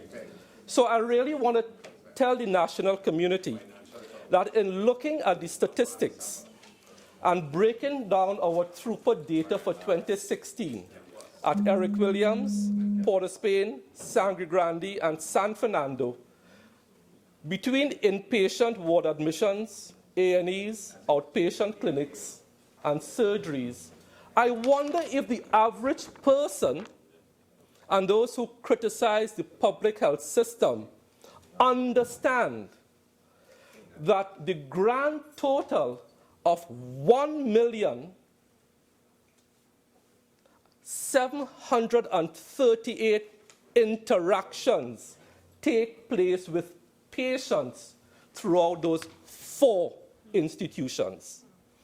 Eric Williams is 260,022. Port of Spain, 249,198. Sangre Grande, 107,758. And San Fernando, 384,760. So if we fall short from time to time, we apologize, and we will try to get to 100% customer satisfaction. But I think the population needs to know what a free, publicly funded, accessible health system means to this country. 1 million treatments for people. And that is supported by prescriptions, laboratory tests, and radiological services. And do you know what is the number of these free interactions to support these 1 million patients? It's a grand total of 7,523,266 tests, free of 7 million. At Eric Williams, they performed 2,509,664. Over what period? 2016, 1 year. That's blood investigation. Everything. Prescriptions, 229,000. Laboratory tests, 2.1 million. Radiological services, x-rays and so on, 143,000. At Port of Spain, the aggregate, 2,067,502. Sangre Grande, 1,283,644. And San Fernando, 1.6 million. So this country, our doctors and our nurses, perform 7.5 million tests per year in 2016 to support 1 million patient interactions. And that does not include the 100+ health centers. Does not include. And does not include the millions of blood pressure and temperature tests. That is what, Madam Speaker, this much maligned public health system does. That is what we do. So if from time to time we disappoint a couple people of the 1 million performing 7.5 million tests, bear with us as we try to get up to 100% customer satisfaction. But, Madam Speaker, I am on record as saying that Eric Williams Medical Sciences Complex has to get up to a certain minimum degree of performance in comparison to the others. And it is public knowledge. I read the riot act to the chairman and the CEO in October of 2016, especially regarding the performance of the accident and emergency department. And because of that, and simple policy changes, between September 2016 and April 2017, we have had a 72% decrease in patients awaiting a bed at the A&E. A 72% decrease in patients awaiting a bed at the Eric Williams A&E, which was not the best performing A&E in the country. And I want to congratulate again every healthcare worker, every doctor, every nurse, every consultant, the CEOs who are on board with the changes that we are making. And I will say this change does not come easy. When you try to change, there is going to be resistance. But we are doing everything now to benefit the patient. Our bed turnover time is now down from hours to now under 60 minutes. And I'm trying to inculcate in our healthcare providers, treat your bed, and I'm just saying this as an example, don't rush to condemn me for it. Treat a bed as a cruise liner treats a ship. You know, when a cruise liner comes into port, they will disembark, clean, restock, and send back people in hours because time is money. Honourable Member for St. Joseph, your original 30 minutes have expired. You are entitled to 15 more minutes.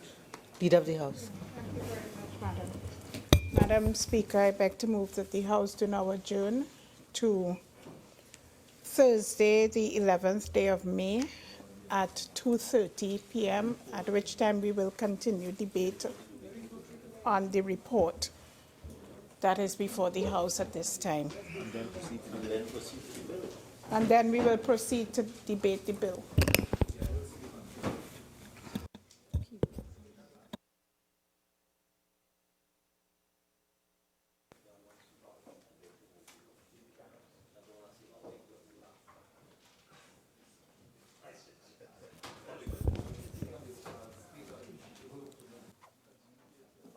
Honourable members, the question is that this House do now adjourn to Thursday, 11 May 2017 at 2:30 p.m.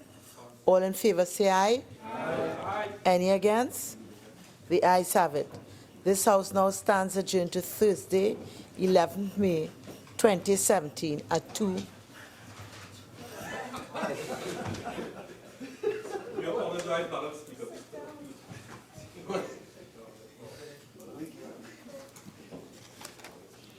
Honourable members, this House now stands adjourned to Thursday, 11 May 2017 at 2:30 p.m.